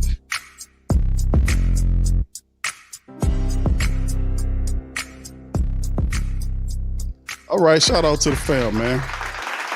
Big ups to y'all. Appreciate y'all for being on the live, man. We up in this thing, Big Q, man. Sorry about today, man. I had something to take care of today. Couldn't call the play-by-play, but it for whatever reason, it don't matter anyway. In this one, as the Saints go down 24-10, no offensive touchdowns were scored in this game. Once again, the Saints have an invisible Loch Ness monster that lives under the end zone that scares them away. It also saps them of the ability to be able to make plays offensively, consistently, especially in the red zone. The Saints can't find their home in the red zone. Their zone is not the red zone. It's not their home. It's somebody else's home. Big ups to you guys. Please hit the like button. Not for the fact that Saints lost. It's just one of those situations where you just kind of temper your expectations on what you're going to get from this team. They played well 2 weeks ago, but you got to maintain that, so a lot of work to do with this team, a lot of work, and don't like to lose to the Falcons, especially in the Dome. That's a big no-no. Don't like to lose to the Falcons in the Dome, but respect to the Falcons, man. The Falcons were on the 5-game losing streak. Their coach was on the Reds. He was on the hot seat, and they came in there and then got a W against the Saints in there. So a lot to kind of deal with. So big ups to y'all. Appreciate y'all, man. I see all y'all out there, man. Much love to y'all, man. We'll go into we'll have the post-game press conference from Kellen Moore and Tyler Shough will pop up there. But that's not looking good today in terms of what happened with the Saints, fam. So anyway, big ups to y'all. Let's kind of hit these stats up right, man. Let's get right into it. We kind of break into it and talk about it in this game. And, man, listen, Saints 21 first downs in the game. They were 5 of 16 on third down. The Falcons were 3 of 12. The Saints were also 2 of 5 on fourth down. 1 for 1 were the Falcons. Saints had 78 total plays in this game. 55 total plays by the Falcons. Falcons did just a little bit. They weren't perfect by any estimation, but they did more than enough to win the game. 302 yards versus Saints 293. The drives 12-10 advantage the Falcons. They averaged 5.5 yards per play. Saints just under 4. The passing, you can see the Saints did beat them in the passing game in terms of individual quarterbacks, throwing at 214 versus 181. The rushing attack, the Falcons got into their bag and started to run the ball with Bijan Robinson and Tyler Algier. 121 yards on 29 attempts, over 4 yards per carry. The Saints 79 yards rushing on 28 attempts. Of course, Alvin Kamara got a bit funny. He kind of left the game. The Saints basically tried to run the ball with Taysom Hill and Devin Neal. They averaged under 3 yards. They were 0-3 in the red zone. The negative stat of the night is the Saints, the Loch Ness Monster, the abominable snowman, Frankenstein, Frankenstein's monster, whatever you got, whatever ugly, hideous monstrosity that you can conjure up, put it in the red zone, in the end zone, and that's what the Saints are running from. 0 for 3 in the red zone, which is just ridiculous. Totally ridiculous. The penalties, they actually kept the penalties down. The Falcons had 9 of them for 82 yards. The Saints turned the ball over twice in this game, right? A fumble and an interception, and of course, we know how that went. 2 turnovers there. The Saints did get a defensive touchdown. That's why it wasn't a complete blowout, like a 24-3 game, right? Because Justin Reed, shout out to Justin Reed with the positive interception. He was at the place at the right time, and he was able to return that thing all the way back for a touchdown to help get on the board. Without Justin Reed's pick, the Saints were going, this should have been, it would have been a blowout. We ain't going to talk about Blake Grupe missing field goals and all this kind of stuff, but the offense, right, was more offensive. And I don't mean that in a good way about what they did in this game. They did not show up at all in this game. They didn't show up at all. These people had 2 weeks of practice, and this is what they turned out against the Falcons in one of the most deadliest rivalries in professional sports. And this is what they turned out with. 32-51 on time of possession versus 27-09. For the Falcons. And like I said, anytime, it doesn't matter. Anytime, the records do not matter. Anytime you play the Falcons, it is never easy and never good for you as the Saints to lose to the Falcons in your own building. I don't care what the records are. That is a no-no. And that'll turn the Who Dat Nation on you faster than anything, but to lose to the Falcons in the way the Saints did in the Dome today. So it's just one of these things that we keep looking at over and over again. And we're saying, hey, man, is there hope for the Saints to turn this around?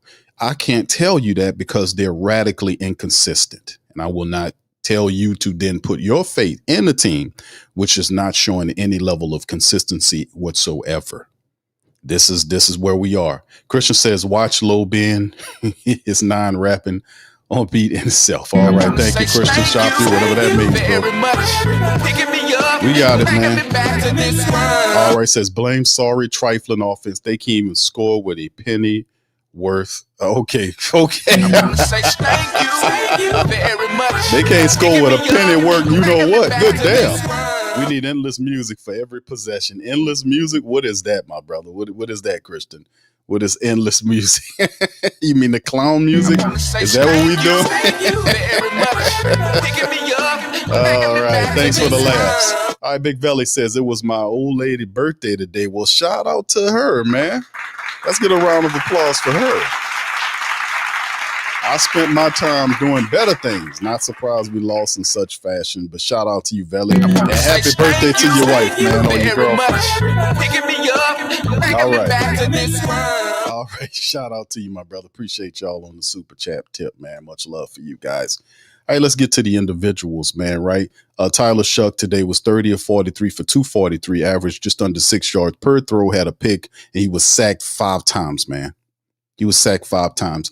And we're going to look at the tape, but I remember seeing several plays from Cesar Ruiz where guys were able to beat him. They're pretty much, fam, they're basically targeting Cesar Ruiz. They realize and know that he's the weak link on this offensive line.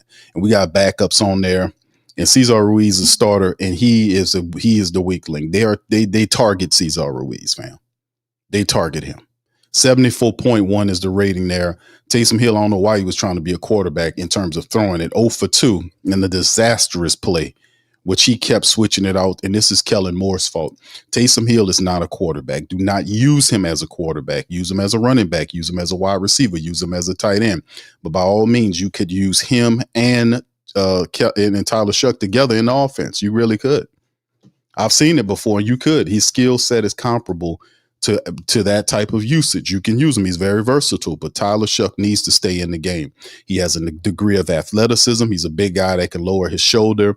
You need to keep him in the game to get the reps. And by all means, you're not supposed to pull him off there to put Taysom Hill as a quarterback, and everybody knows he's getting the ball. We can use Taysom in different ways to spurt the offense, but we don't need Tyler Shough coming off there for Taysom Hill. Please stop that.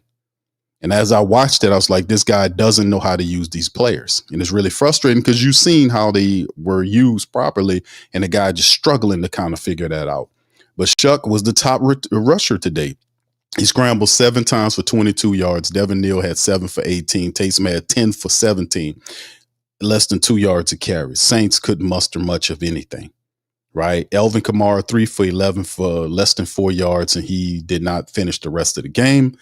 And we'll have a note on Alvin, but Alvin been dealing with an ankle all damn, but for the last several weeks, he's been dealing with issues with that ankle.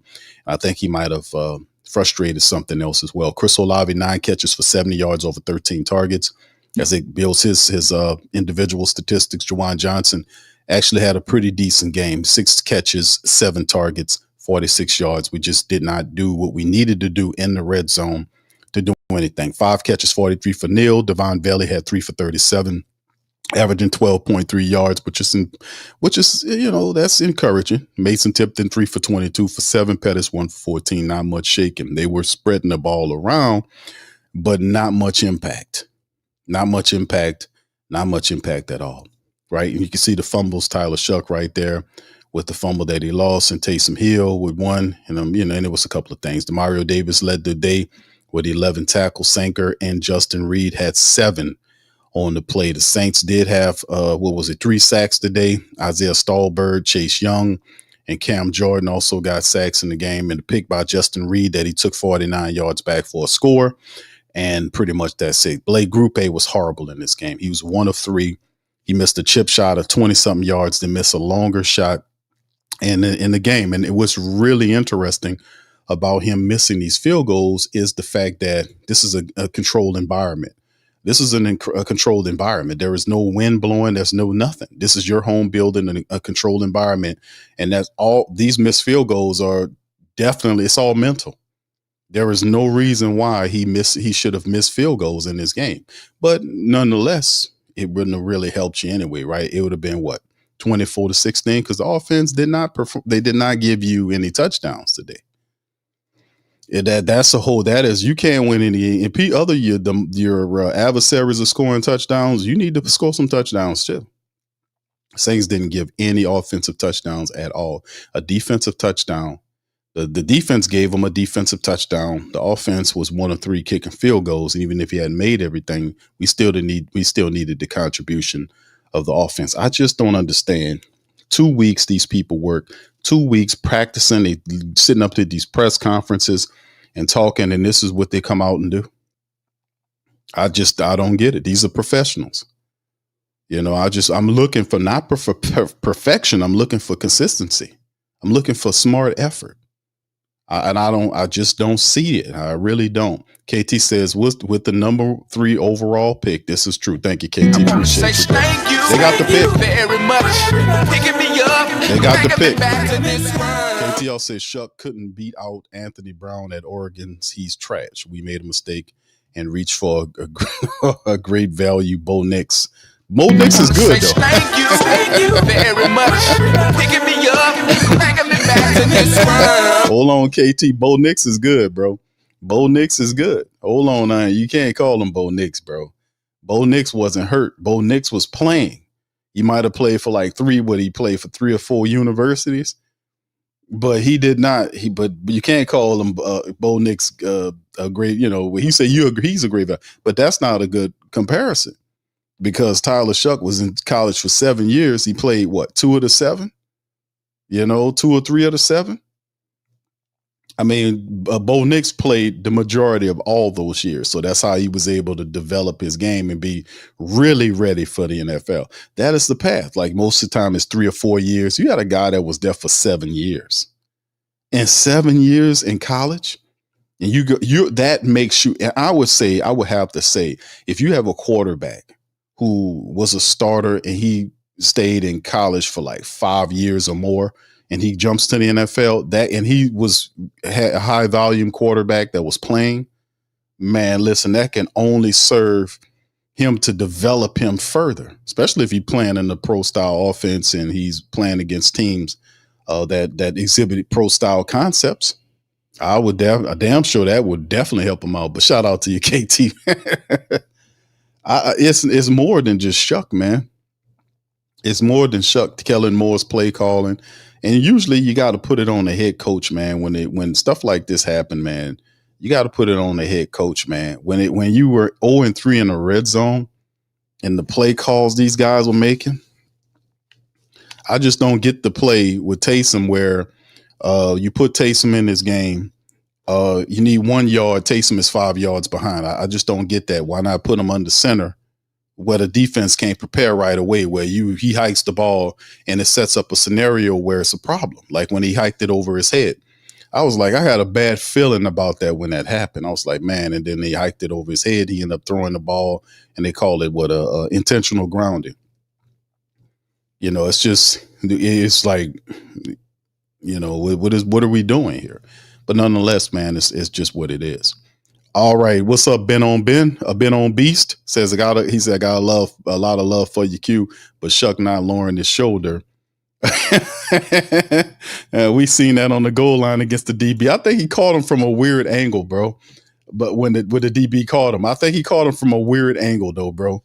But he should have pushed over that cornerback, though, bro. You're absolutely right. Here go, what's his face?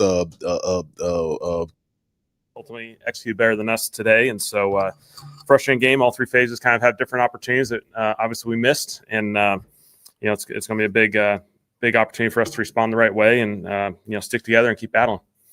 Up at 8 misses now. Do you still have faith him as a starting kicker going forward? Yeah, it's a frustrating one. Obviously, I think the biggest and most important thing is we got to go through this full process to, understand how this happened today. He missed a couple, and it's unfortunate because there's been a lot of good, but we'll have to evaluate that and, just get a better feel for, how that process went down today.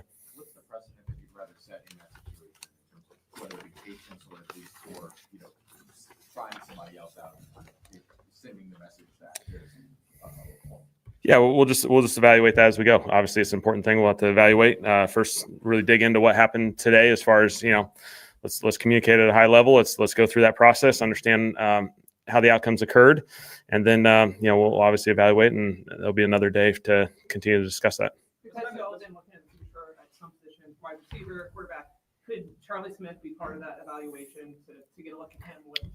Charlie's certainly in the developmental role. He's done a lot of good as he's gone through this process for a couple years now in the developmental role, and so again, it's something we'll just have to spend some time and invest some time. And say he's not going to be the answer to all that, and I think it's a process that we have to go through. You guys are looking to develop and make some moves for that. What's the advantage of going away from Tyler from the red zone and going with this? Yeah, just some of the run game stuff. Felt like it. It's a numbers game down there, and you gain a number with Taysom, and red zone's on me. We're not getting it done. So it's as simple as that. We're not scoring touchdowns down there. 0 for 3 today, had a huge impact today, and so we got to find a way to get it done. Like Tyler getting those reps, is there any future thought though, investing in that maybe, and would it be better to fail with him than with Taysom in that area? I think always the goal is still to win the football game, and there's plenty of opportunities that obviously Tyler goes through that are hard situations and challenging situations, and there's just plenty of stuff in there that red zone wise, we felt like there would be some good opportunities. Felt like the run game in the +1 situation, there was a lot of evidence to support it would be a positive manner. It didn't come out to our outcome, and so certainly there's more opportunities that we'll have to evaluate Tyler. There's plenty of games that we're going to get to evaluate him in those situations, and that'll be an important part of this process.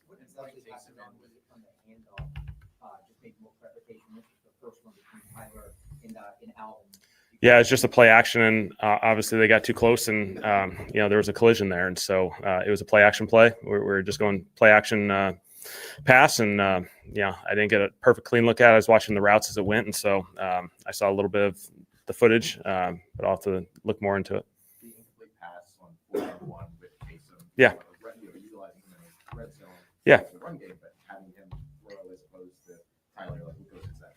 Yeah, run a lot of direct runs to Taysom at the quarterback position. Felt like there was a play opportunity there, and ultimately that's on me. Didn't work. So. Did you just feel like this was a game with so many missed opportunities? Yeah, there's missed opportunities. Credit to those guys. They made the opportunities. They created, enough explosive plays in the game. They made the stops in the red zone. We had our opportunities like a lot of games, and it's just a matter of those small little margins we got to take advantage of them. How would you describe this as a play caller in this game? Is it frustrating during the course of the game, or do you still feel like you got a bunch of things working? How would you describe, I guess, self-evaluation, the job you did as a play caller? Yeah, not good enough. Obviously, we didn't get done on offense. It's choppy. We weren't able to create the flow that we had the previous week against Carolina, and so frustrating. I haven't done a good enough job with this group, and we got to find a way. A lot of the play calls happen in a short passing situation. Is that because of Atlanta's pass rush?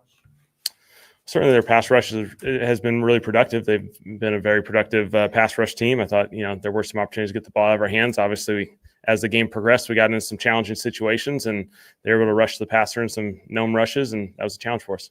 How would you evaluate Tyler just on first look?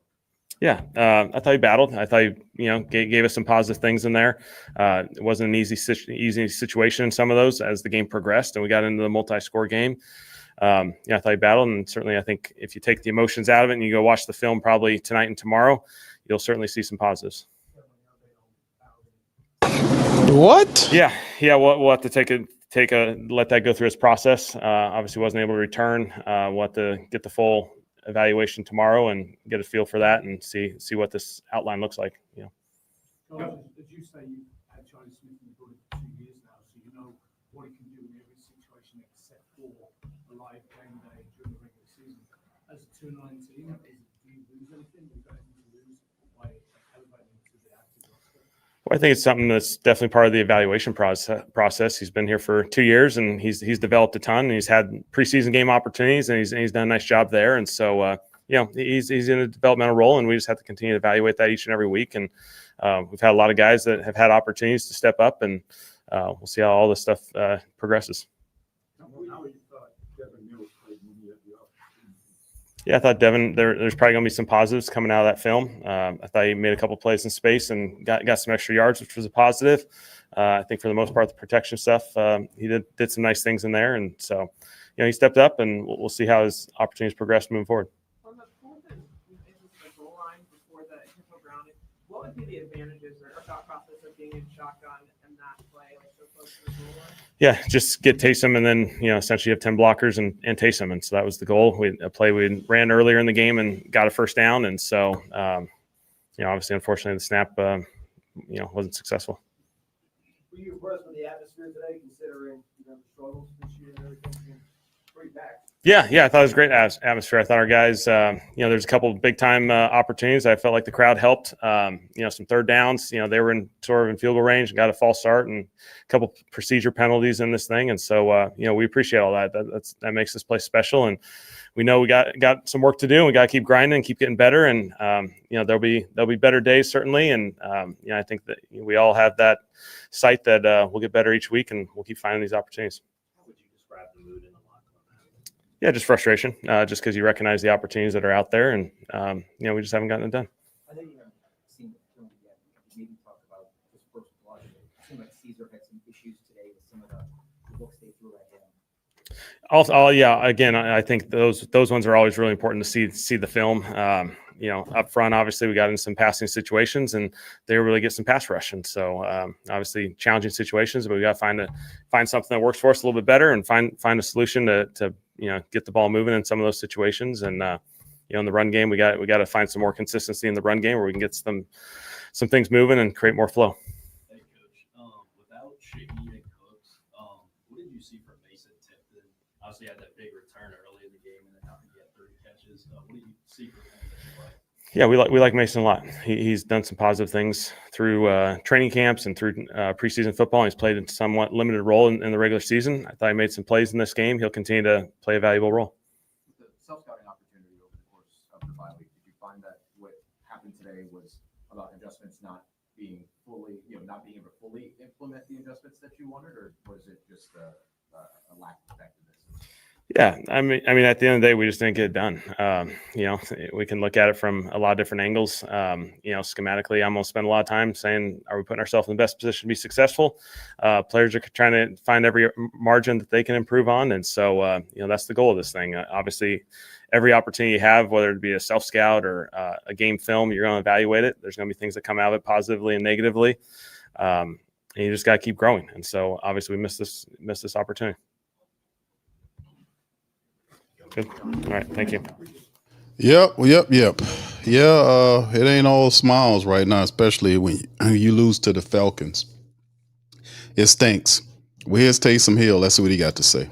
Good. The snap that went over your head, that whole play. Take us through that whole thing from your viewpoint. Yeah, I mean, we had a couple different things that we were doing, and we got a certain look, so I killed the play, and then, it's a little bit challenging. I haven't seen the film and whatever, but I wish I could have that one back and secure the snap and get in the end zone there. But it's hard to really comment on it right now, having not seen it and everything else.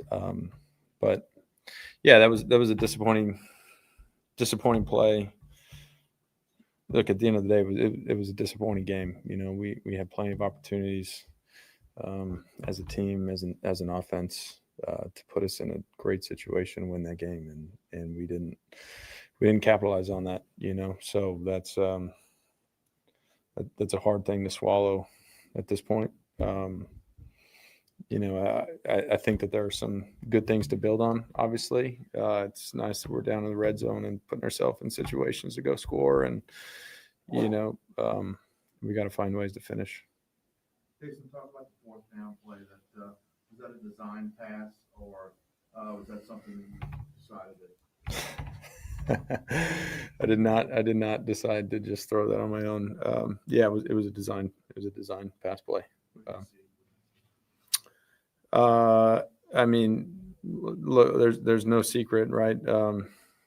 When I'm at quarterback, we run the ball a lot, and we've done different things throughout the course of my career, and we were counting on a heavy box, and look, they made a good play, and we were trying to sneak Bailey out to the corner, and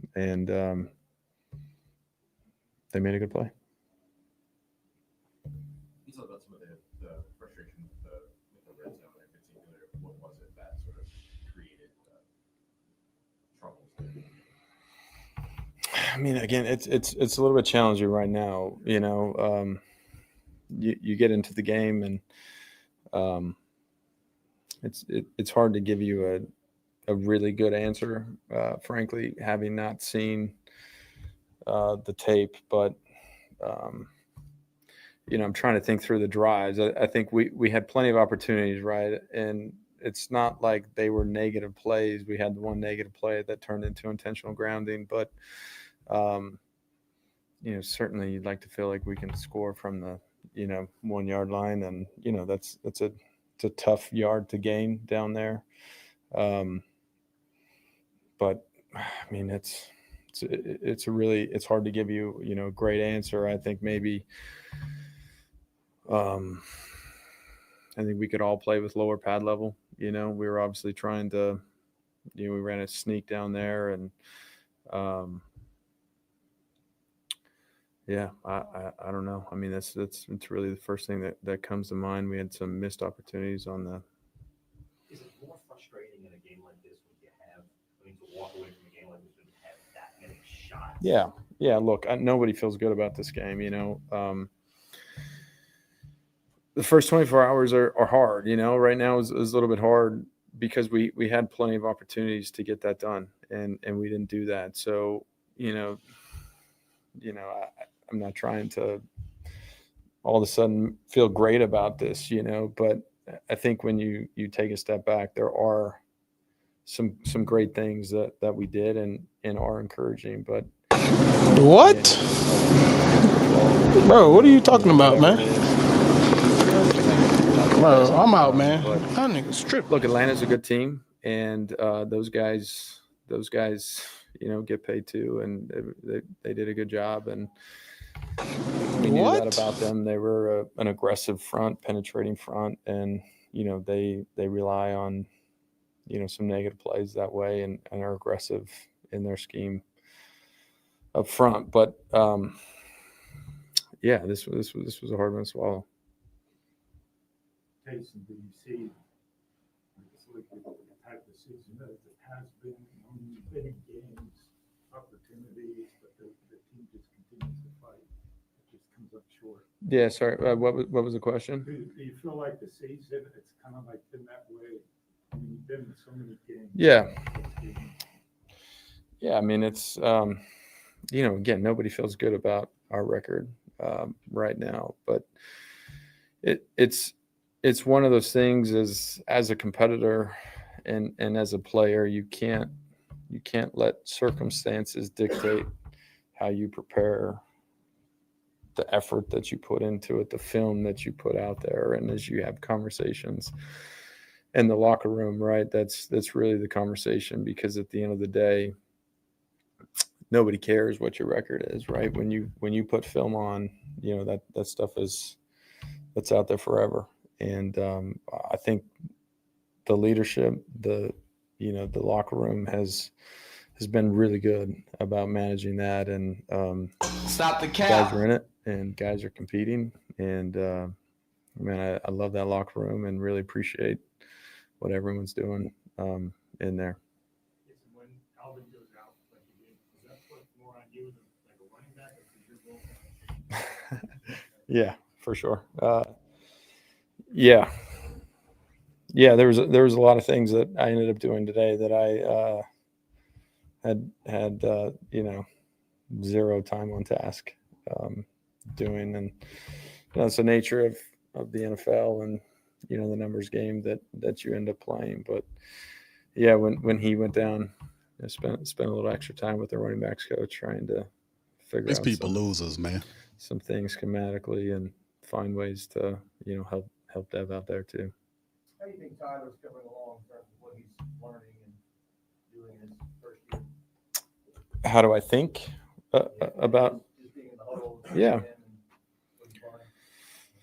I think Tyler's done a really nice job. I think Tyler's in it.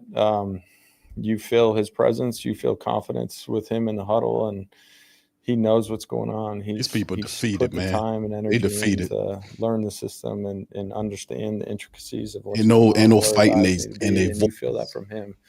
And he's got a really defeated loser players, positive, man. Great presence, in the huddle and at the line of scrimmage. And I think that's something that, as a fan base, as media, if you watch him play, you can feel that. But, as a teammate and in the locker room with him, you feel that as well. And I think he's made some really, nice plays over the course of the 3 games that he's been playing. And,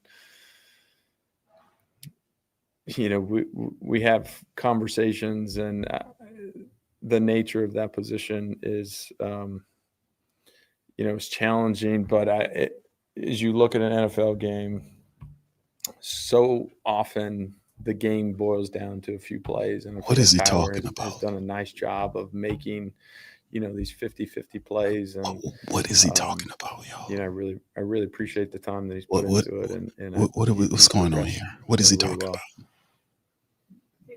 What's going on here? What is this man talking about? No. Not meant as you personally, yes. Obviously Yeah. not the but when you got back on the field. What is he talking about? Sure. I like Taysom, but what the hell is Taysom? What is he talking about, ladies and gentlemen? Yeah, I mean, I think What's as, going on as right things now? relate to me, this season and this year, it was kind of like a perfect storm with a new coaching staff, a new scheme, a new offense, and I was out. So the first opportunity that I had to be coached by, this staff, and for this staff to see me, was week 5. My first practice with them was on a Wednesday, and we practiced and pads on Wednesday. Taysom, we lost, bro. What are you talking about? Wednesday, Thursday, Friday. We lost, bro. We played in the first game, So I think that it was one of those things that I became so hyper focused on how can I, expedite, my rehab as quickly as I can. And I think the rest of it was, I didn't really have a lot of expectations, certainly I had conversations with Kellen and what that was going to look like as I was preparing to come back. But, we're still in a process of learning together and, what my role will be. You're 2-9 week to week in this offense. So you're 2-9, sir. I don't know that I had any real expectation. Expect to be focused on 2-10, getting healthy and being available. Expect a daily game check after every game. I was just curious, those types of injuries, does it get, sometimes they say like it takes more than certain months, certain amount of years to be the player they were. Ma'am, what's wrong with these reporter questions? What is going on here? Getting better as the season goes Yeah. on? Yeah, no, it's a really fair question. And the reality is, coming out of surgery, it was kind of like, hey, I think you'll be ready to play November, December. And I think it's one of those things that you don't realize how bad you felt maybe a month ago, and I think it's one of those things that I'll continue to feel better, throughout the season. And as you mentioned, I'm coming up on had surgery December 17th. And, through all my conversations with other people that have gone through this with surgeons, it's, man, you're going to continue to feel better throughout the rest of this season. But I feel personally, I feel confident in my knee. I feel confident in fulfilling, the responsibilities that I'm asked on the field. So I don't feel like I'm lacking, as a result of this injury. But I also don't know how I'm going to feel in a month too, What are we talking about here? What is going on? Sure. What the hell is going on right now? Yeah, I mean, look, there's obviously things that I've done throughout my career that I'm familiar with, and so it's finding the balance of saying, hey, these are things that I've done in the past, and it fits our game plan already, and there's obviously things that we had game planned for that we didn't need to have any additional conversations about. But there was a few plays that I ran today that I had 0 reps at doing, but it was quick conversation, and look, I think you play enough football and you can scheme. Why is Taysom up here anyway? But especially as a runner, you rely so much on instincts, and that's really what happened tonight. What's going on? What is going on here? Why is he here? Anything else? All right, guys. Oh my God! What was that? That is absolutely crazy. What just happened? Taysom Hill got up there and literally said nothing. Oh my goodness, that was crazy, man. That was crazy.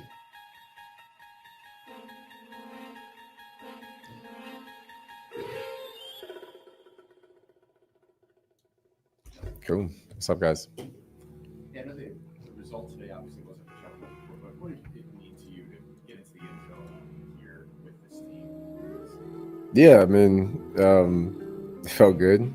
It was a result of my teammates, though. It was a result of Coach Staley making a great play call. Oh no, my not teammates this doing guy. their job. Kool-Aid helping get the pop up.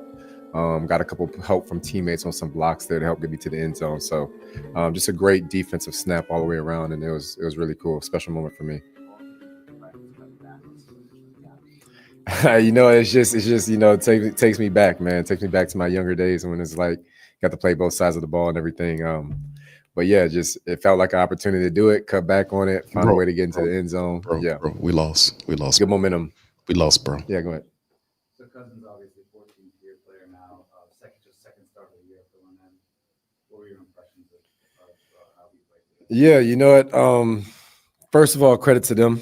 They played a tough game and they came out on top. The most important thing is obviously the W or the L, and they were finding a way to get the win. I think in a lot of ways, though, it's just like we let it slip through our fingers. I think we were so aggressive defensively in the first half that, I loved it. And they went to some screens and screen and goes. And that's what you're going to get in this league. If your defense is flying around, everybody's got energy. What offenses are going to do is they're going to go to screen plays and screen and go plays. They're able to get that one to Pitts early on. They're able to come back to another one to Bijan. I think if you take the screen and goes off the field, I think that we were just extremely dominant defensively, but they were able to create some explosive with that and get some momentum from it. And I think that's just something that we're going to have to be aware of. I don't want us to lose our energy or our edge. I want us to continue to be a ferocious defense flying around like that, but we just got to be aware that teams are going to go to screen and goes on us if we're flying around that quickly.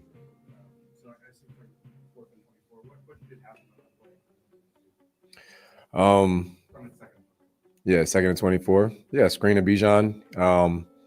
He's such a talented back. He found a way to squirm through the line, find an edge, and he found a lane and he took it and he was rolling. Yeah, that's such an advantageous position for the defense to be 2nd and 24. We got to take advantage of that. Bro, why are you so happy, bro? Your first impression on everything that happened today, of course, but on the Darnell Mooney touchdown downfield, what did you see there? What happened? Yeah, we're in a quarters concept. Kool-Aid, basically on an island there on the field side. We had a cut and climb to where the safety drove the dig and a corner climbed, and Mooney just kept it so skinny that it was tough for our the help to get there. The assist on the touchdown. He was caught. That's one play that we were really wanted to make sure we took care of the run because we knew they were going to do wide zone all day. But we're going to have an answer for that next week. We talked about it. We made an adjustment on the sideline. Didn't get the chance to use the adjustment. But we're just going to have to be aware of that going forward because, copycat league teams are going to see the same thing. They're going to pull it back up. And we got to make sure that we don't get beat on the same play in the future. You're 2-9, Justin. You were caught in no man's land, bro. Yeah, the biggest thing is got to find a way to finish. I thought that the offense actually moved the ball well. They were able to get down to the 1 yard line inside of the 5. We just got to take advantage of opportunities. We just can't leave points on the board, special teams wise or offensive wise. I thought, I think they did a great job moving the ball, but you gotta find a way to get the ball into the end zone because those points matter big. And more than anything, it's just momentum. You know what I mean? You don't want to deflate the momentum when you have so many things going right. What momentum? Charlotte, how would you describe the mood in the locker room right now? Felt like we let it slip away. You know what I mean? Like there's always things that you can get better at, but everything that we did that hurt us was self-inflicted. And and credit to them, they played a great game. But the biggest plays were all self-inflicted. And I think that, we take care of those things. And I don't think that the result is even close to what it was. Self-inflicted, we've heard that a few times throughout the season. What does it take to kind of get past that? And what would you kind of, if there is anything that you can point to sort of captain? One thing is just starting fast. You don't want to have it's honestly just a simple thing. There's no secret formula or whatever. It's just the little everyday things. Center quarterback exchange on a snap or whatever that came up twice in this game, or one of them was quarterback running back exchange. It's just those everyday drills. You just can't get bored with the things that you do all the time, and the things that you're good at, they got to show up. So the best answer I can give you is we just got to keep going back to it and just hammering it and getting it to stick and make sure we're carrying it with us Sunday. Is that more frustrating than it is that as opposed to Vegas? I honestly don't know. I don't know. I mean, losing whatever way you lose, it always sucks. Like, you know what I mean? Like, I don't think it sucks more one way or the other, but yeah, I don't think there's really been, Seattle game. I don't think there's really any other game though that's felt like that team was just straight up better than us. You know what I mean? But that's what the NFL is. Everybody's loaded with talent. And at the end of the day, the team that executes and the team that makes the least amount of mistakes and finds a way to finish is a team that comes out on top. So we have all the tools. We have the play calls. We have all that stuff. We just got to do it at the critical moments and put it in the end zone or stop that last play or not give up the big play find a way to stop a screen. Just got to keep going. I thought the defense played solid today. Only gave up 13 first downs. Atlanta was 3 of 12 on third downs.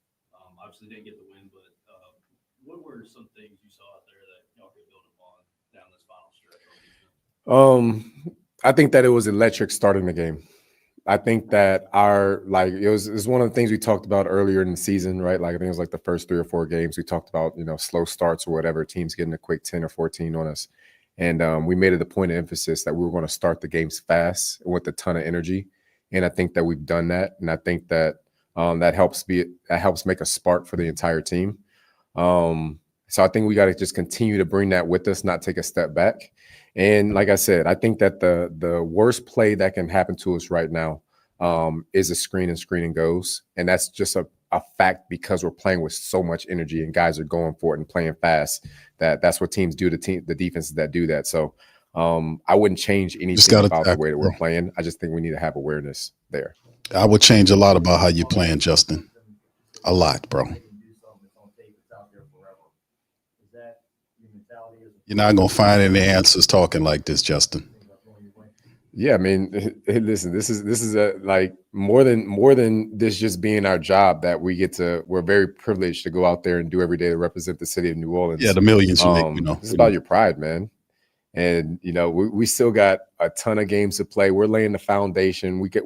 We're not moving on to next season yet. We're still playing this season. We're going to continue to go out there and play our tails off for the city and do what we can do. Is that what you call it? Thank you, Justin. Appreciate you, bro. Peace out, brother. Yeah, that ain't gonna cut it, man. Yeah, that simply is not gonna cut it. You wouldn't change a thing what they're doing. I would definitely change a ton of things that they're doing in this game. All right, shout out to you guys. Appreciate you for being in. I'm pretty sure Tyler Shough is coming. And there he is. There he is. There he is. Here we go. We'll have Pops Q in a second. Hold on.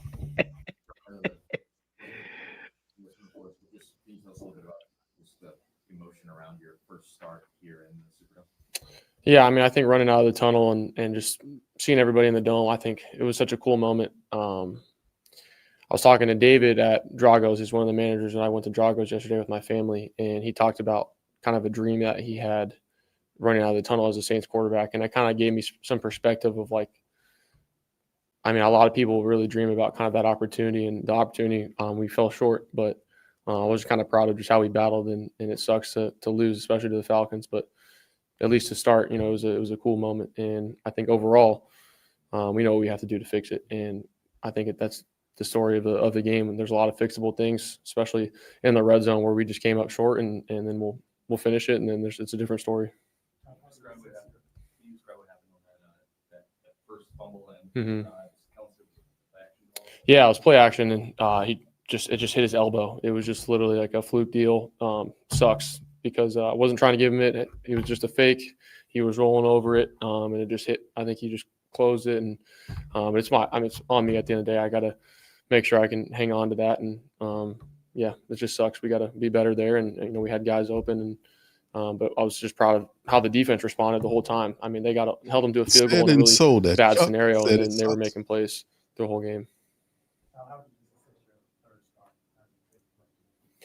I mean, I think it wasn't good enough at the end of the day, but I think we were moving the ball really well. I think we were doing the things that we kind of needed to do to put ourselves in position, and then just 2 goal line opportunities that are tough, and a couple of field goals where we shouldn't have been in that situation. We should have been scoring in those red zone drives, and I think we felt really good about it, and we just came up short. So I think for me, just kind of continue to learn from those new scenarios, little mistakes, and kind of keep building.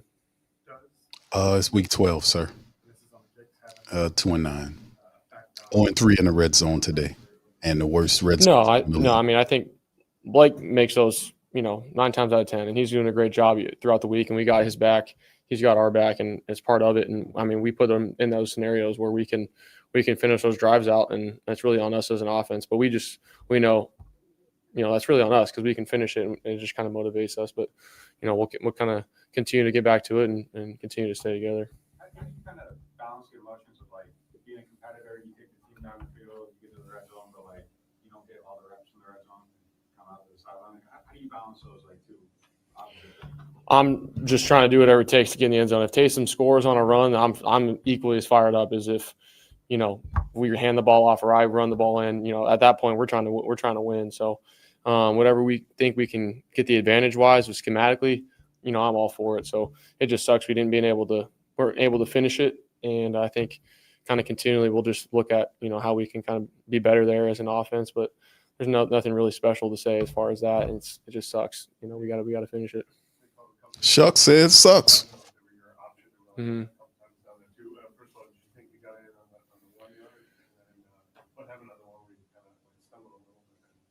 Yeah. No, I thought I was in whenever I landed. And obviously, I think my knee was down short, which happens. It was second down, so I knew that I wasn't going to reach. I didn't want to reach and have something bad happen. So wouldn't really change anything about that. Just fell short, and maybe if it was third or fourth down, we would have reached for the ball.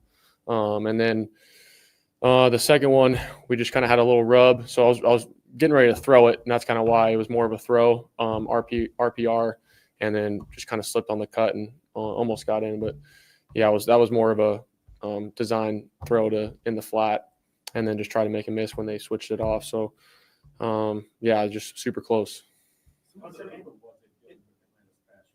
Say again. How difficult was it with Atlanta's pass rush? I think we put ourselves in that situation when you're down, two scores at the end, where that's a scenario where defenses want to live, and they know we're going to throw the ball.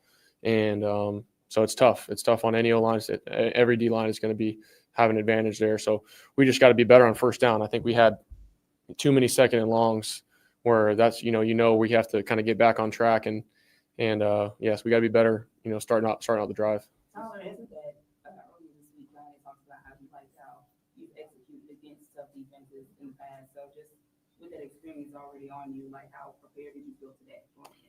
I felt really prepared. I think we were moving the ball, how we thought we could, and just came up short. But I think at the end of the day, it stings, especially against them. But a lot to build off of. I was proud of the receivers, Tipton, Vele, Pettis, Kevin, all those guys stepping up. Especially with kind of some departures, and CO obviously was a huge part of that as well, and kind of what he's been able to do, and all the tight ends too. They've kind of had an increased role. So was proud of them. It's obviously not an easy situation, but I think there's a lot to build off of, a lot of encouraging stuff, and we just kind of have to fix those little things on first down and then in the red zone.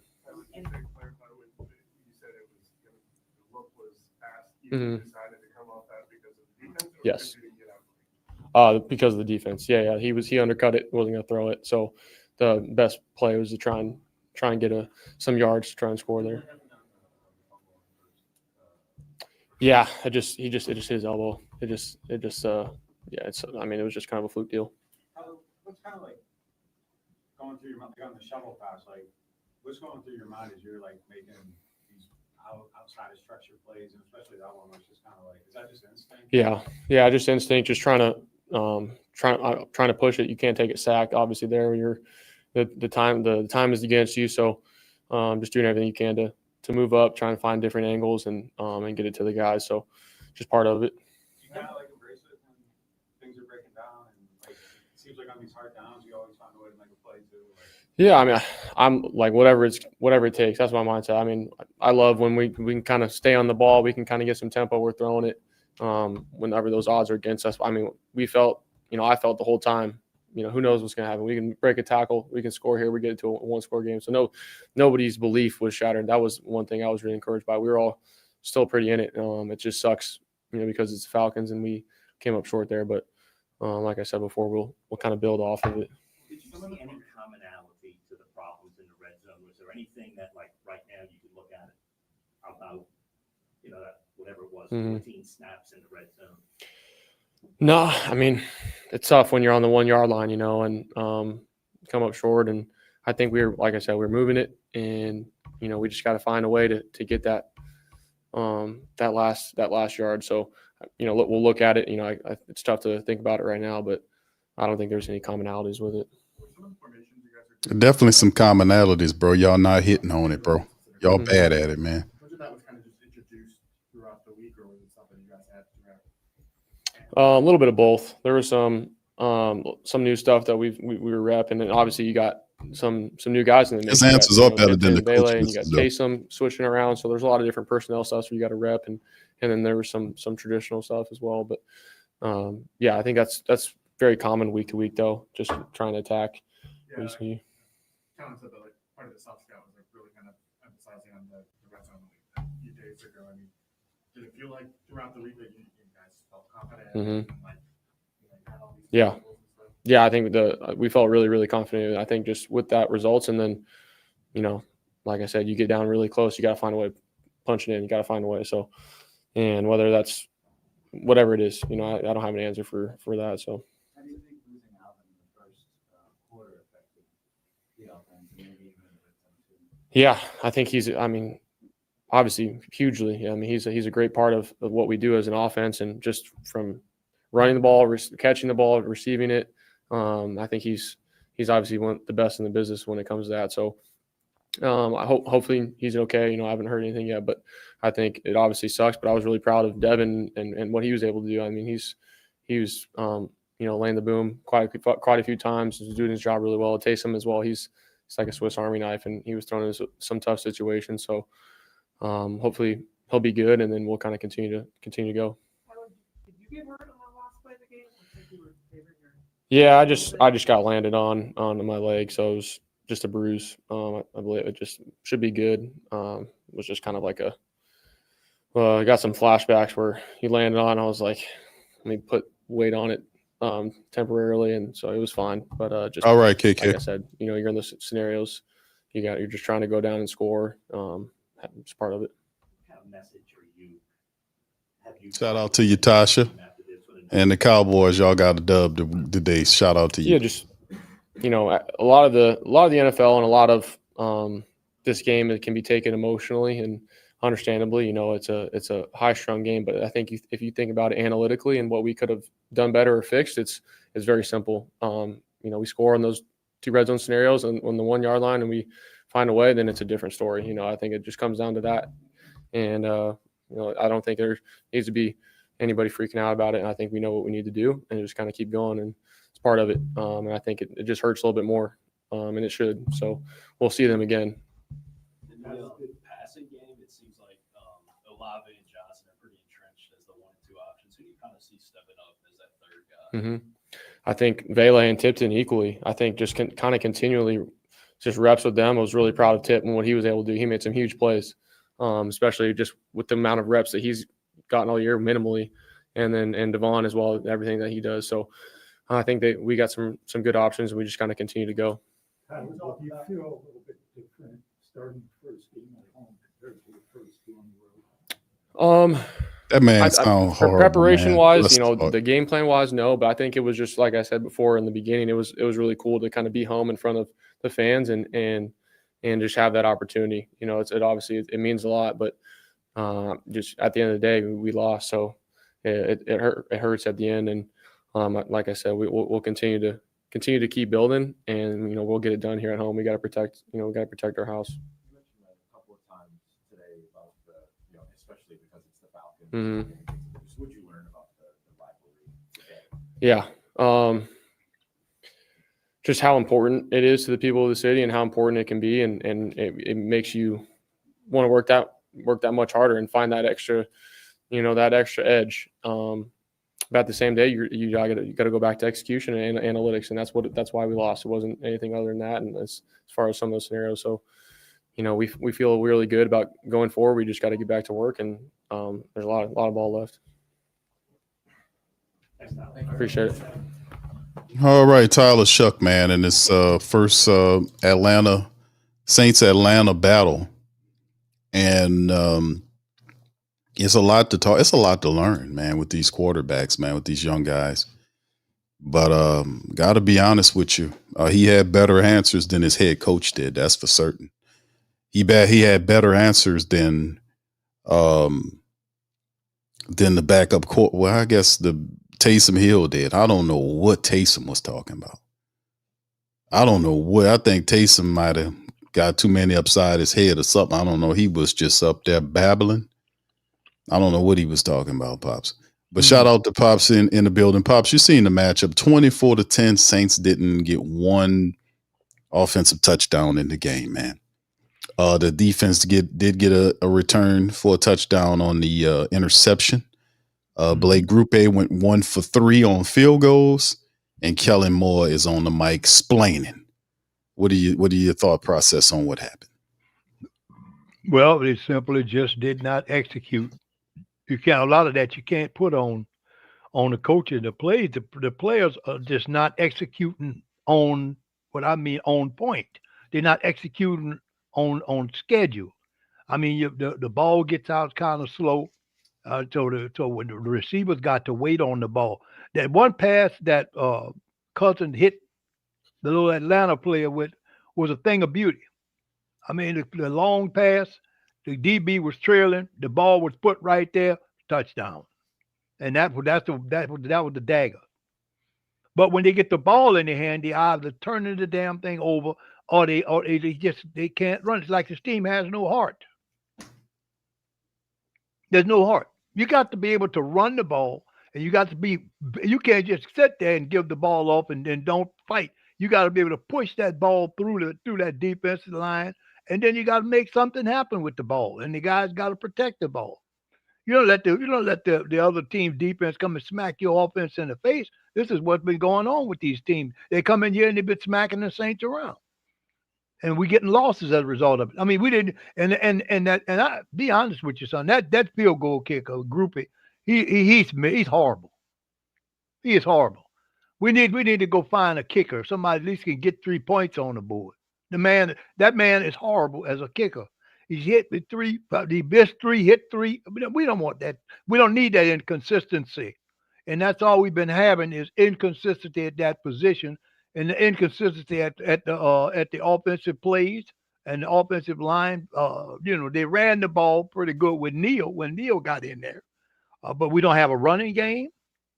So how can we throw the ball if we don't have a running game? The running game is kind of miserable right now, and that's hard thing. And the Kamara's hurt again, isn't he? That's correct. So I mean, we got to find some people who wants to play. We got to find some fighters and warriors who want to go out there and battle for the team and battle for their pride and battle for. I mean, the playoff is out of the picture for them, but play for pride. Don't let our most hated rival, the Atlanta Falcons, come over here and punch you around, punch you in the face, kick you in the backside, and then you go out here with a big win. And a quarterback that's basically walking around on pop sticks. Can't scramble, can't do much of anything, but he can throw the hell out of that ball if you allow him, give him an opportunity. You got to be careful. You got to watch your plays. You got to protect the guy next to you. You're supposed to be playing for him and yourself. You got your side of the field to cover and help him with his side of the field. But our guys, they allowing these long throws, and we don't throw the ball enough. We don't throw the ball long because it seems like our wide receivers can't get open. What is this? We can't get open. I'm looking at this score 24-10. This we left too many points on the table, on the field. We left too many points. You can't have every time you get at least. You can't run the ball. Try something else. Try a little play action pass or try some trickery. You know what? They got some plays that you can execute by throwing the ball. But you got to pull it. You got to be able to be willing to say, I want this touchdown. I'm going to get it. I want this touchdown, and I'm going to get this touchdown. If I can't run it in there, I'm going to pass and try to get it passing. But they kept on pounding the ball in the middle, and Atlanta was stuffing it. Just like the last team they played, I think they had a similar play. They were trying to power the ball in for a touchdown. And then the line blocked all that up. The other team's line, like Atlanta did, they stuffed them. They moved the ball down the field and can't score. Whose problem is that? You got to have an offensive mind, an offensive coach that's got some kind of imagination in his mind where how he can put his guys in the best position to score the ball. You're on a 1 yard line, 1st and 10. There's no way in the world you should be down to 4th down because you're trying the same power play up the middle sometimes you got to change it up because the teams are expecting you. Oh, I ain't got but a half a yard to do it. Well, I'm gonna go down there and get it. Well, come on. That's not always the best way to go. Sometimes the route to even though it's in a straight line, but they shut the door on you, and they did that to the Saints constantly with those couple of plays where they had the ball on the 1 yard line of the Atlanta Falcons. They should have got that ball in the end zone, but they got to come up with. They got to be more imaginative because the offense is just too vanilla, and people are predicting. They're too vanilla and too predictable, and that's how come we losing the way we losing. Yeah, it's trying to find answers to what's going on with this team is maddening. You mentioned Blake Grupe. We put his stats on screen.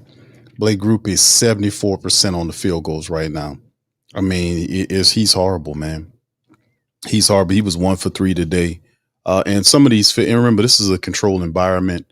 No wind, no all the other stuff in this. It's dome. So that's for a professional kicker to miss that chip shot, 20+ yarder early on. It's just it is horrible, man. And I think Kellen Moore mentioned something about evaluating the team and doing all this stuff, but I don't know if he'll keep it real on some of these evaluations, man. Evaluation at the top of the list, I give it to you in a second, which I think they really do. But you have to be honest in your assessment, your evaluation, if you really want to clean this stuff up. Shout out to Brent. He says, we saw some of them smiling and laughing on the bench. Thank you, Brent. Appreciate you, man. Thank you very much. Thank you, bro. You're getting your ass kicked, and then you're sitting on there. You got time to laugh on the sideline, and people pay their hard-earned money to come see you play, and then you go sit there when you're getting waxed, and then you go sit there and laughing on the sideline. Well, you'd be on the street that next Monday, buddy. Well, he wouldn't be, Pops, if your coach is laughing and smiling too. So I mean, in the end, it's a big joke, and it's to be had on us. So they're not the butt of the jokes. Unfortunately, the supporters are, because what we're seeing here with the football team is, if he really wants to fix the issues that the Saints are currently have, he has to be real about what he's looking at. I mean, and number one, Blake Grupe, and I said this a couple of weeks back, that they should have been trying out kickers. If Young Wei Koo could find his way in the street because he's not kicking good, who the hell is Blake Grupe? I mean, for real. There should have been kickers already in here. We have one on the practice squad, Charlie Smith. Can't do no worse than what this guy's doing. You can't do no worse. 74% field goal percentage is what he's at. That is not good. But, like I said, the evaluations continue. The offensive play caller, which is Kellen Moore, looking at himself. Nussmeier's play calling as an offensive coordinator is questionable, at the very least. These calls are questionable.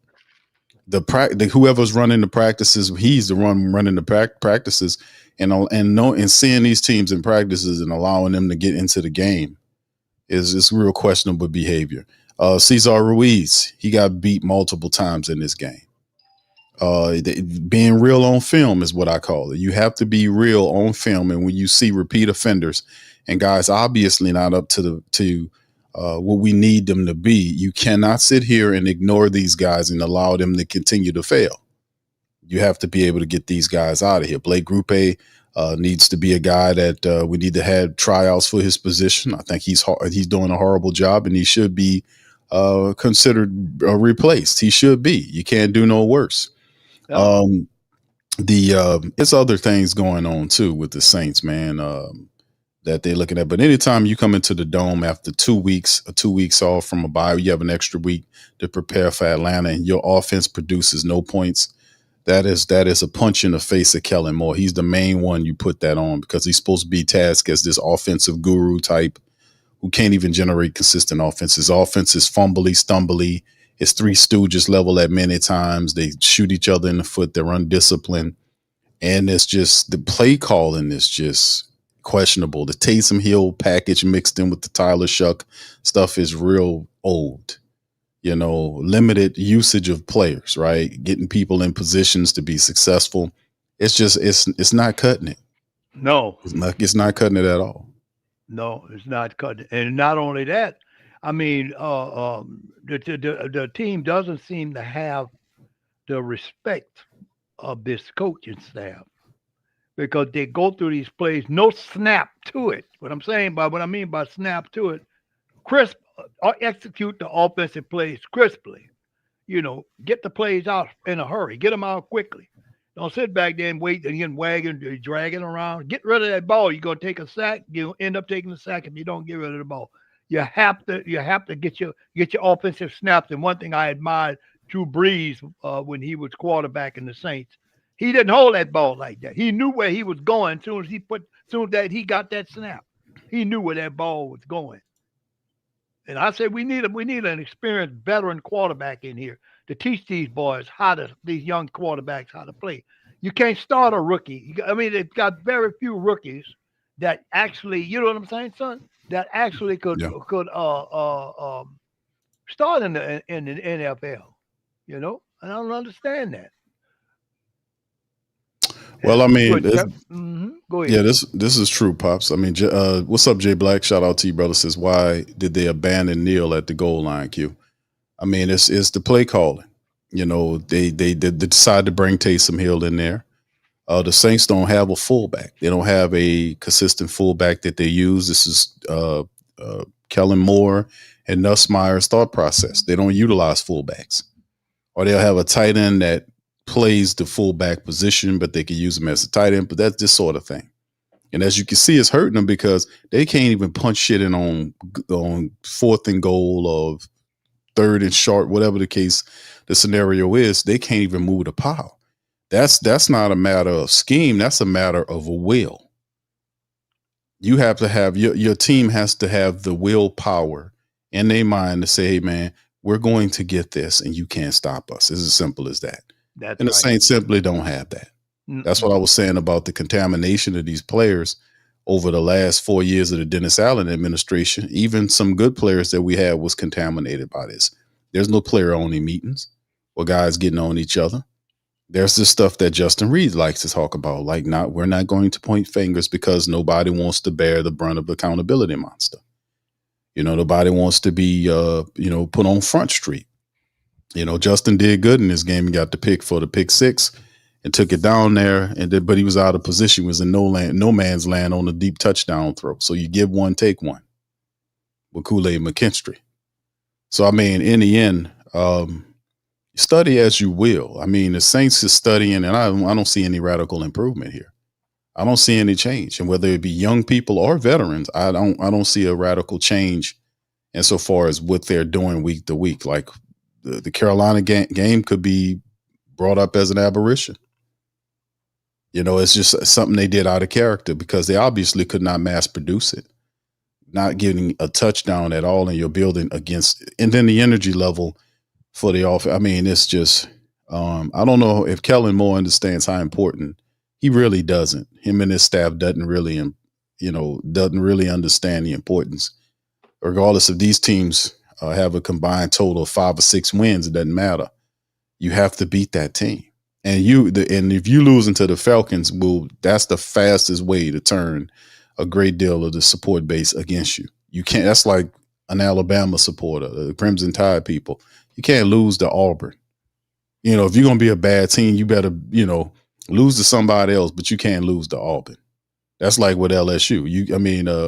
With Saints, you can't lose to the Falcons, especially in your building when you don't score an offensive touchdown. That's not going to work. Yeah, that was bad play calling by Kellen Moore. He gets these weird calls where he wants to put Taysom Hill in there, and it's just too predictable. It doesn't make any sense. And I've been talking against it. I'm like, listen, man, do something else. And he had a play where Taysom was the quarterback and trying to throw the ball. I'm like, Taysom Hill is not a quarterback, man.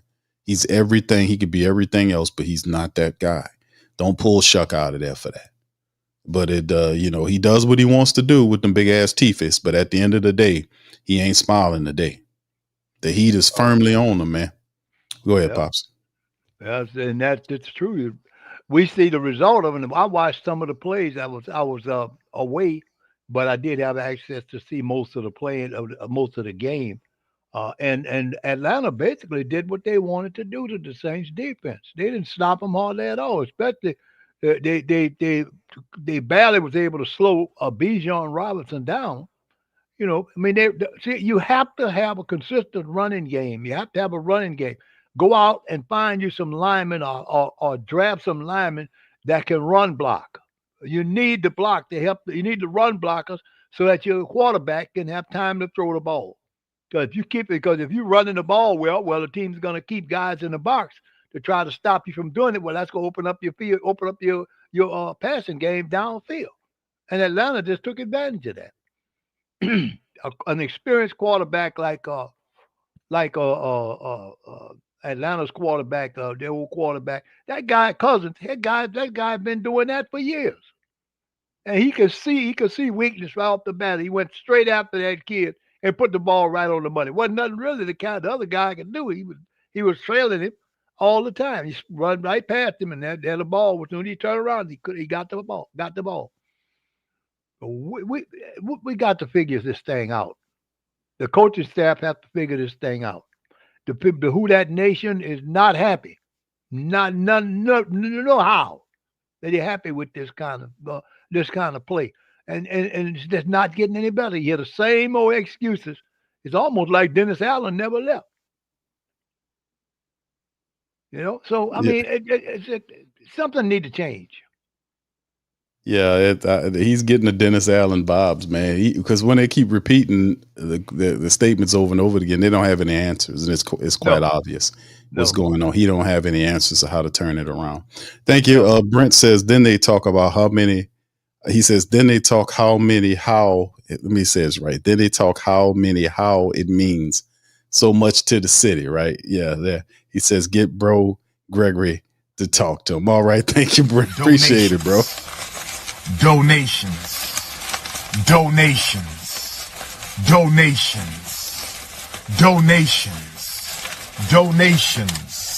gifts.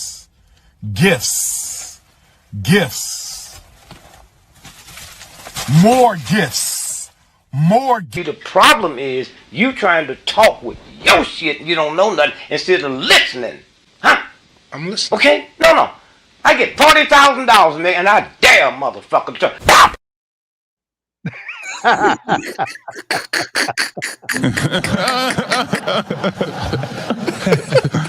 Talk, boy. All right, big ups to you, Brent. Oh Lord. Yeah, man. We you thank you, brother Gregory. Shout rest in power to brother Gregory. We damn sure needed that little laugh there, man. But yeah, they had a whole week off. You know, they was on their bye week. They should have came out firing. Mm-hmm. They should have came out throwing the ball, running as powerful. Get us. We need to go draft some powerful runner. Somebody who can run that damn ball. We need somebody to run the ball. And Kamara needs to go. He's not doing us any good. I mean, we'll come out better by maybe bringing in a guy off the street or drafting a guy that could take over that spot. He's working. He haven't helped the team at all. He runs a few times and then he's on the sideline. He gets hurt. It's time for him to go. Maybe he wants to get traded. I don't know. But I've had enough of him. I had enough of seeing how he played this game for the Saints. Yeah, man, Pops, it's a lot of stuff that he has to improve upon, and especially his play calling is questionable, man. I mean, this thing with you getting Tyler Shough in there, and Tyler Shough showing a heap of potential, but you can't figure out a way to mix in. And like I've said before, this guy doesn't know the personnel of the team, fam. He doesn't know him like you know him, of course, and that's due to the fact that he hasn't been here that long. I mean, he doesn't know how to totally use Alvin. He doesn't know how to use Taysom in combination with each other. Like, he going to take this guy out, put that. You don't have to do all that, bro.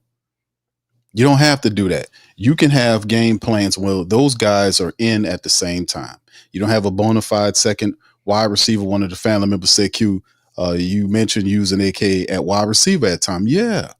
You can move Alvin out there at wide receiver. You can still have Devin Neal in the backfield. You can still have Taysom Hill lined up as a wide receiver, along with Olave and Jawan Johnson. There's packages where you can put all of those guys on the field at the same time. because their games all work with each other.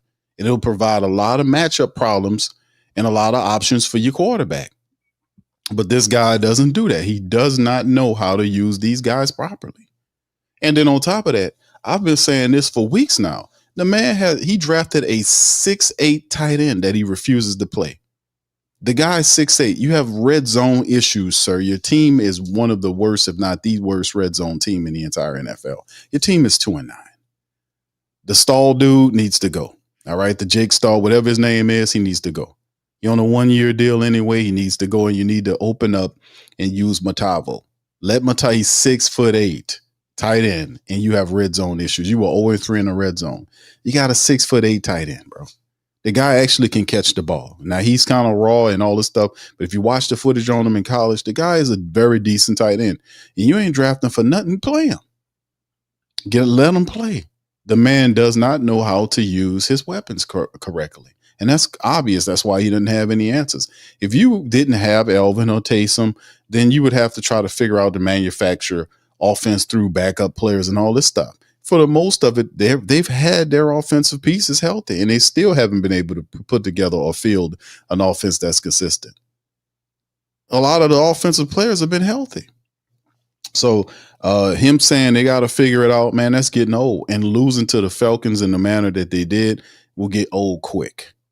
It will get old very quick. You cannot lose to the Falcons and expect the support base to be on your side. That is a recipe for big disaster. So it is just one of those things, man, that we do. All right, let me hit the scores, fam. Let me give y'all a little bit of the scores right here, man. It was a fantastic sports weekend. A lot of really good boxing that occurred, man. I got a Ring King boxing report coming out, fam. A little cross promotion. I can't really say too much about the Pelicans. They losing. They on a 9-game losing streak. These Gail Benson run teams are really a disaster.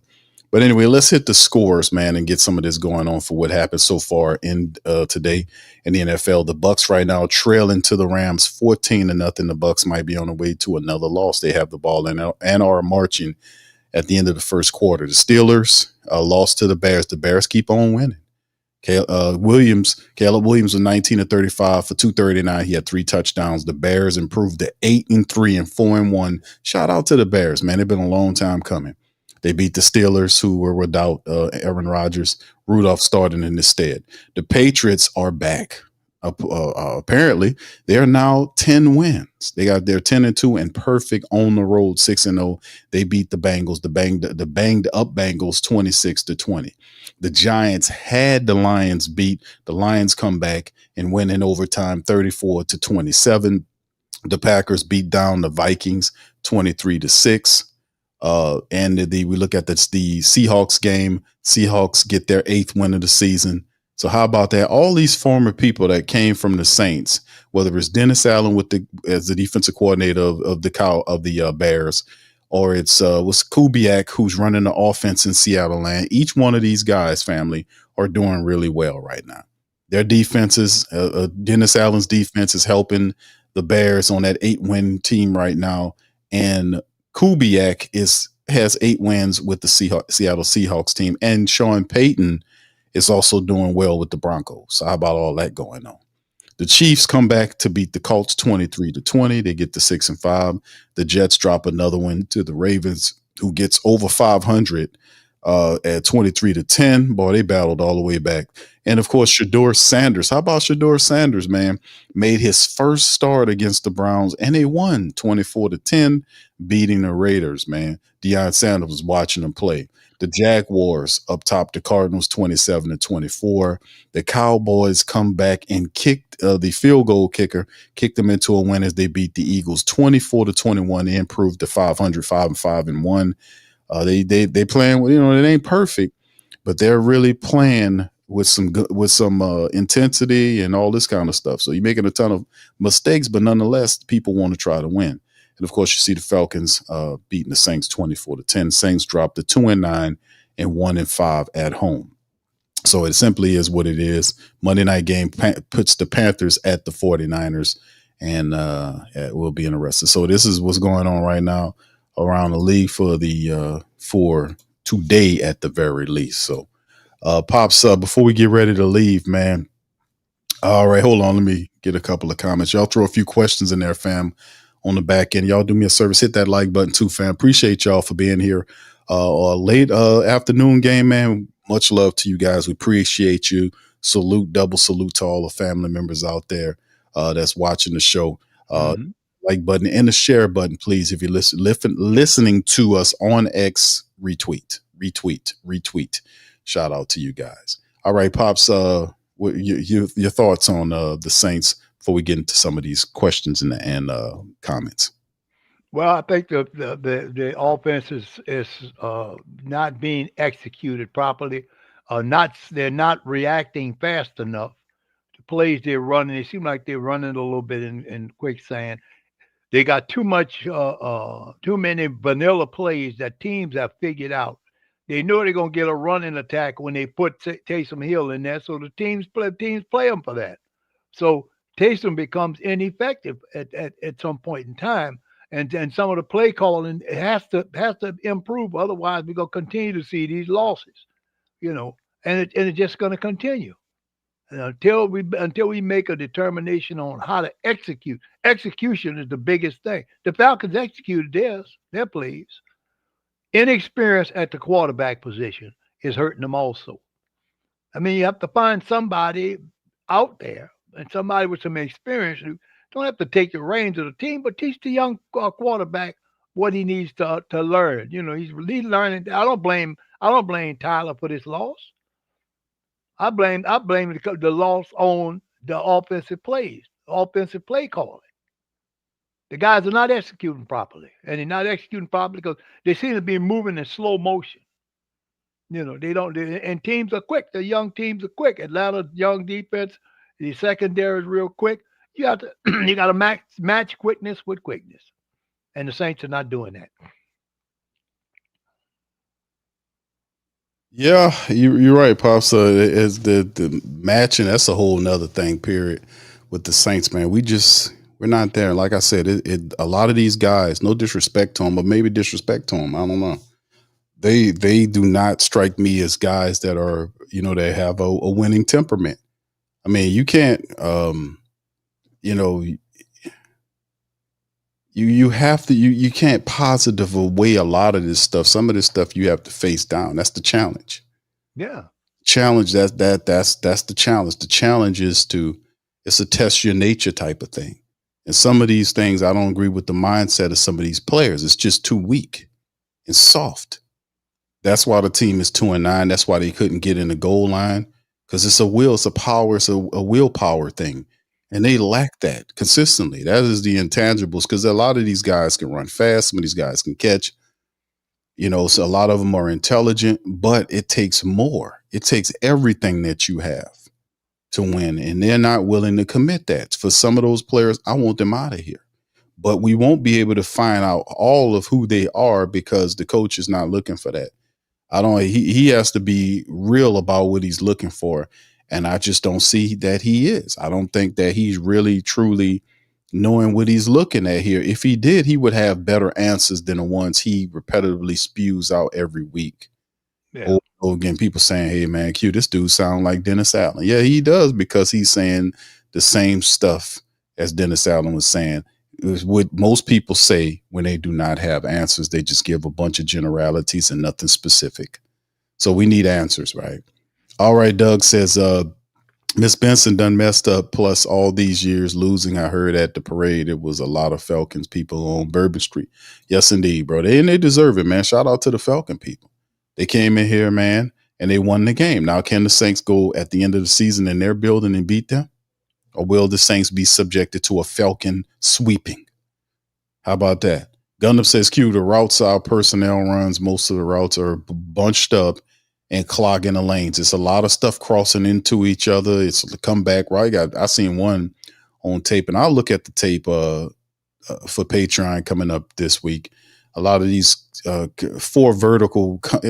routes, comeback routes. These are these stupid East-West plays that they believe so much in. Now, I keep telling them this guy's a vertical quarterback. You got to stretch the defenses and throw the ball down the field. and it's just something else. Yeah, but it's comical. Pelicans Nola says Carolina fired coaches 3 years in a row. That's what the Saints need to do. Get them out of here. I don't think they'll fire him. Shout out to GM Kev. DM me say fire Kellen. They're not going to fire Kellen Moore. They barely fired Dennis Allen, and he had to be forced out of there. That's who you got. And then for people who forgot, she threw all of her support behind Macon Loomis and said she's not firing Macon Loomis. So she already drew her line in the sand. Where's yours? She drawing lines in the sand, right? Should you? That's a question I ask you. Charisma says we're winning the Shaheed trade so far. They'll get that together, bro. Shaheed, they'll get that together. Nick, what's it? Jackson Smith and the Jigba. That dude's a absolute beast. It's only a matter of time before Shaheed fits right with that guy. It's actually a good compliment to him. KT says potential. What potential? Q. Shough was propaganda hyped by Louis Riddick. The Saints basically drafted a 6'5" Taysom Hill with worse pocket presence. His pocket presence ain't that bad to me, KT. And I think he's better quarterback than Taysom Hill. He does have an athletic ability. He's not as a physical runner as Taysom Hill, because Taysom's more running back to me than a quarterback. But there is stuff there you can work with. But remember, it takes scheme. If this is who the man wants his quarterback to be, then he would have to take the offense and wrap it around him. This is the thought process that you have. Do you draft a quarterback and force him into your system, or do you take a quarterback and wrap the system around him and what he does best? That's the philosophy difference in some of these coaches. What is he going to do? Mm-hmm. You see, what is he going to do? How is he going to do it? If he makes this offense Tyler Shough's offense, he'll have success. He will. But you got to clean up this stuff. You got to get better offensive linemen up front. You need a left guard. You need a right guard. You need a backup center. Or what Luke Fortner did well, maybe earn him a contract, but a center of the future for McCoy, who can't be counted on because he keep getting hurt. 20-something games in 4 years he's missed. You can't count on a man. Plus, he getting old, so you might want to we seen this with what's his name, Ryan Ramczyk. We might have to change the game. But I respect your opinion, KT. Clint says, why didn't Taysom line up right under center, taking a direct and step in right? That's my criticism of it. Why would it doesn't make any sense to me. If you need 1 yard, why is he 5 yards back to get 1 yard? That doesn't make any sense at all. And I've talked about that constantly. And this guy's supposed to be an offensive genius, but yet he keeps doing the same thing. Let him get up under center and allow that to happen. With him snapping the ball to Taysom to run, and they all know he's gonna run, the defense is prepared for that. Why not have Taysom to get the 1 yard from up under the center if you're gonna use him that way? So I mean, I've asked that question, and I've seen that he keeps doing it. The guy Kellen Moore don't say it. He keep doing the same stuff over and over again. I said, don't take Taysom, don't take Tyler Shough off the field. Allow Kellen leave Shough on the field and use Taysom with him. Make him a running back, make him a wide receiver, but you could play them both at the same time. That's all I was saying. So I don't. Your guess is as good as mine. Pops, you want to answer some of these, man? Well, if their mindset is stuck on just being simple, trying to be simple, run simplistic plays, we're gonna have more losses like this. You know, they have the reason that they're not doing the plays is because maybe it's not in there. They don't believe that it's going to be effective for them. It does seem to me that if you're going to have him do the dive, give him the ball right there under center, and then let the offensive line push him into the end zone and help him get in there. If you go 5 yards back, well, that gives the defense time to react, and which exactly what happened. They never did get to every single time he was stopped. Every time and it is so predictable, it's ridiculous. Like that's what I'm saying. It's ridiculous when Taysom Hill comes out there. I mean, if you go employ him, you can use him like a blocking fullback and handle him the ball. I seen them do that. They had Alvin or a running back there. We don't have a short yardage back like we use Taysom in that capacity. I would ask the Saints to see if they could find a really good, a nasty blocking fullback, tight end type player to add that to the game. We really need to find road graders at the guard positions. Yeah. Coming up in where the true free agency, the Saints will be like $12 to $13 million in the red for next year. So once they'll rework contracts of Chase Young and Carl Granderson and Alvin Kamara, and it's like 4 or 5 Saints that have double-digit contracts. And Mickey Loomis will rework those contracts and free up money, but will you use that money to address offensive line issues? How would you go? And the reason why I want that is like, yeah, we need help at wide receiver. They traded for Jalen Polk, so he'll play a factor in there some kind of way. Jalen Polk was a 2nd-round draft pick wide receiver. The Saints gave up a 6th-round pick to get, and he was hurt. He'll be healthy next year. So the guy can play. He ain't got all the speed in the world, but he catches the ball really well. So he'll play a part. Divine Valley, the word's still out on him. Mason Tipton is a solid reserve wide receiver, right? But if you want game changes, that's something that we can't accrue all of those. And maybe we can in the same draft. But at the end of the day, I would look at maybe you can get some of that help in the draft. You might need to spend a few bucks on some offensive guards, role graders to help run the football to take the pressure off the quarterback, this sort of thing. And it's just ridiculous. It's a lot of stuff, but will they do it? I have absolutely no idea because God knows they're not going to be, there's no pressure from Mickey Loomis to do anything or Gail Benson. These people are totally inept and disconnected from reality. Gundam says, Q question, will you call a boycott? Well, I've been boycotting the Saints for a while. That's why I hadn't been going to the games. It's been, years now? It's been since Dennis Allen was there. When they did all that, I boycotted. It's been I think about 5 years now I've been boycotting the Saints. That's why I don't go down there. I don't go to the games. And I started boycotting the Pelicans 2 years ago. I think it was 2 years ago until they got rid of Willie Green. Yeah, but that's why I don't go down there. But it's up to you. It's up to the support base, man, to make that up, to go there. I can boycott. And that's how we got rid of them, to get Dennis Allen out of here. I asked the Who Dat Nation to not give them any more money. They didn't like that, by the way. I know people up there, and they didn't like the fact that a lot of the supporters were calling for them to stop, but they don't want to fix it. They got one of these weird mentalities is just let us make our money, win, lose, or draw. It don't work like that. You're not going to bank like that, and the team is underperforming. It's not going to work. But some people going to go and some people are not. So it's up to them, bro. But I've been boycotting, bro, for about 5 years now, at least 5 years. So I don't know if you guys know that. All right. Edmondo says Kellen Moore is not a coach. You mean not a head coach, huh? Edmondo? Yeah. Shout out to you, brother. All right. He says put Guy. Duke says put Guy under center. What Guy, bro? Duke says head coach Moore did that earlier this season with Rattler, took him out. He continues to do that. He continues to be one-dimensional with these plays. I do not like you. He did that to Spencer Rattler too. So it wasn't something that he was just doing to Tyler Shough, indiscriminately. He was doing that. Soon as Taysom got the word to come back, he pulled Spencer Rattler out of there. He pulled Tyler Shough out of there. And I just think that's really stupid to do that when you don't have to pull him out of the game to utilize him. You can have both their athleticism on the field at the same time, posing problems for the defense. And the guy is totally inept in getting all of those pieces on the field. And will he get better? I don't know. I don't trust what he's doing. I really don't. He has not shown me enough to say, oh, you got a handle on it. The guy doesn't, and we're what? 12 weeks in, the team is 2-9, 1-5 in the dome. And you still talking about evaluating whether or not to evaluate the kicker who's kicking 74% on the year? Really?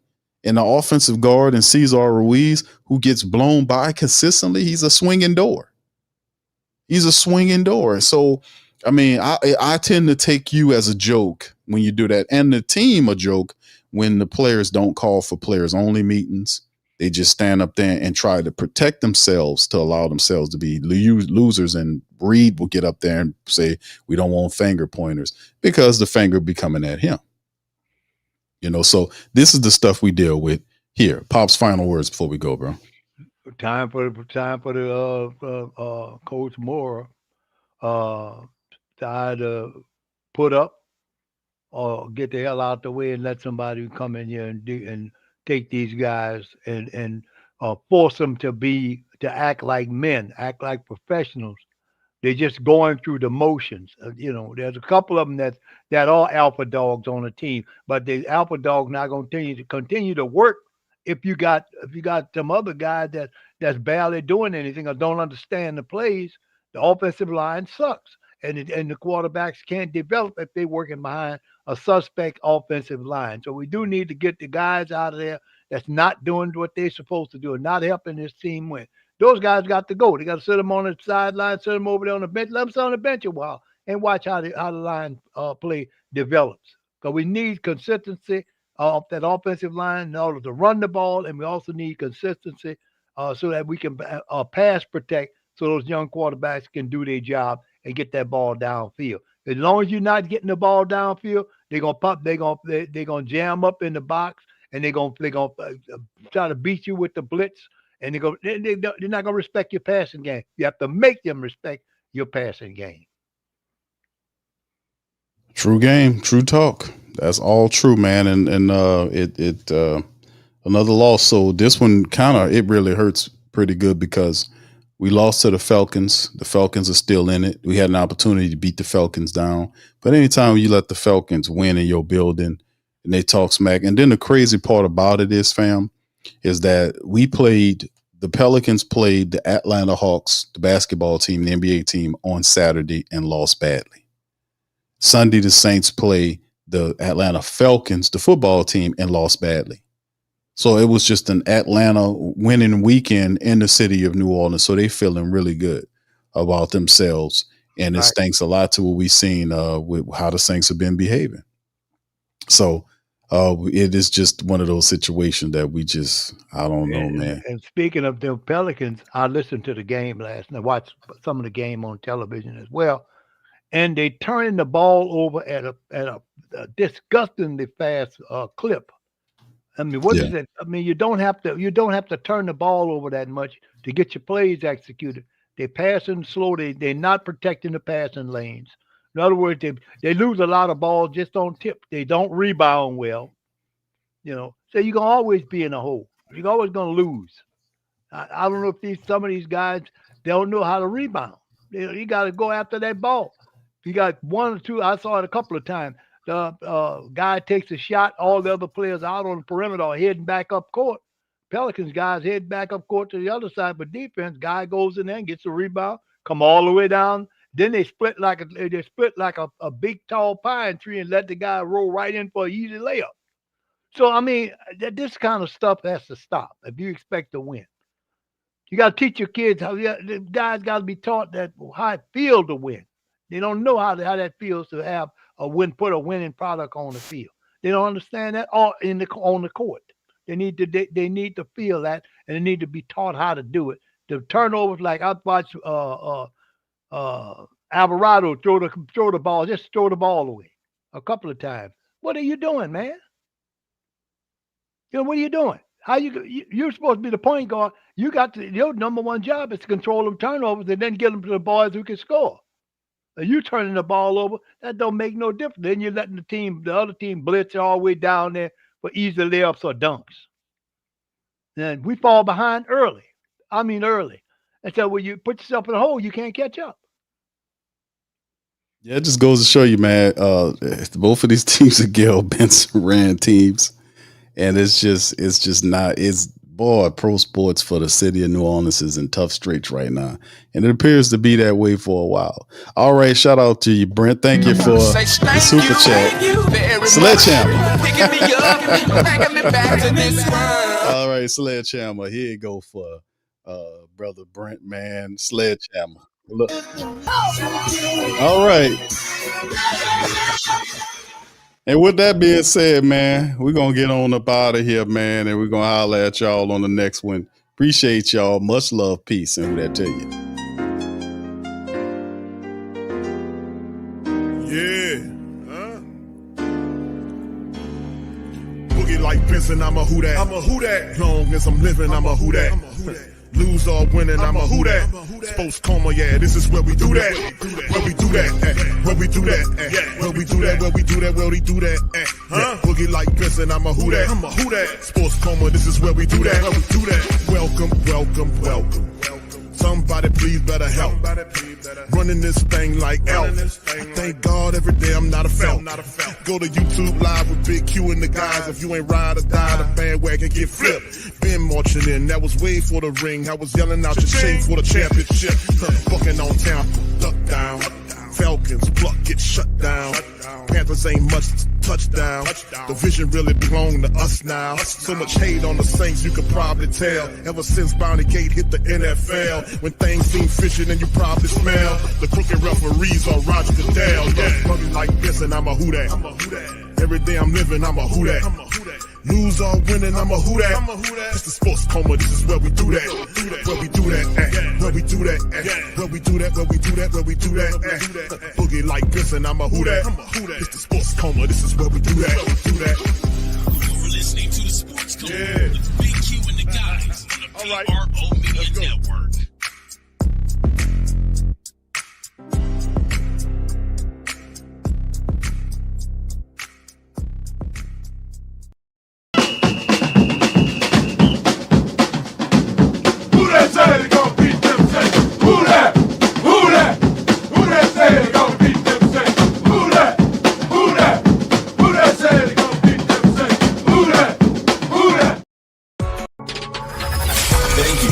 Saints Central, your black and gold home for the New Orleans Saints.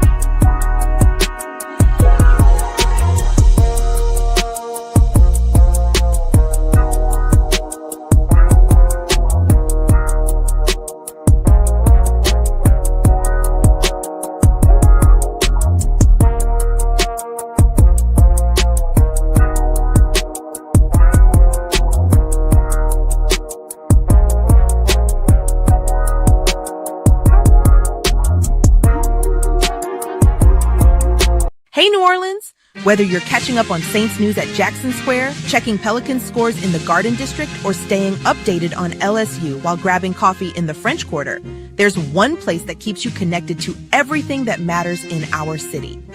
From Bourbon Street to the Superdome, from Preservation Hall to the Riverfront, New Orleanians are staying in the know with the WhoDatDaily.com, your daily source for Saints, Pelicans, LSU, and all the sports, music, and culture that makes our city special. At work downtown, at a game in the Dome, or just relaxing by the Mississippi, wherever life takes you in the Big Easy, you can stay connected. Because when you're from New Orleans, you don't just live here. You stay in the NO. That's stay in the know. Visit the WhoDatDaily.com and never miss what matters most to Who Dat Nation. Stay in the NO, you stay in the know. Welcome to the Pro Shop, where we create authentic NOLA-inspired clothing for men, women, and children. From Saints jerseys to Pelicans gear, everything's crafted right here in New Orleans. Whether you're shopping the Pro Shop, the Pel Shop, or the Pro Shop Kids, we've got your whole family covered with genuine merchandise that represents our city's spirit. Check for links in the description section below.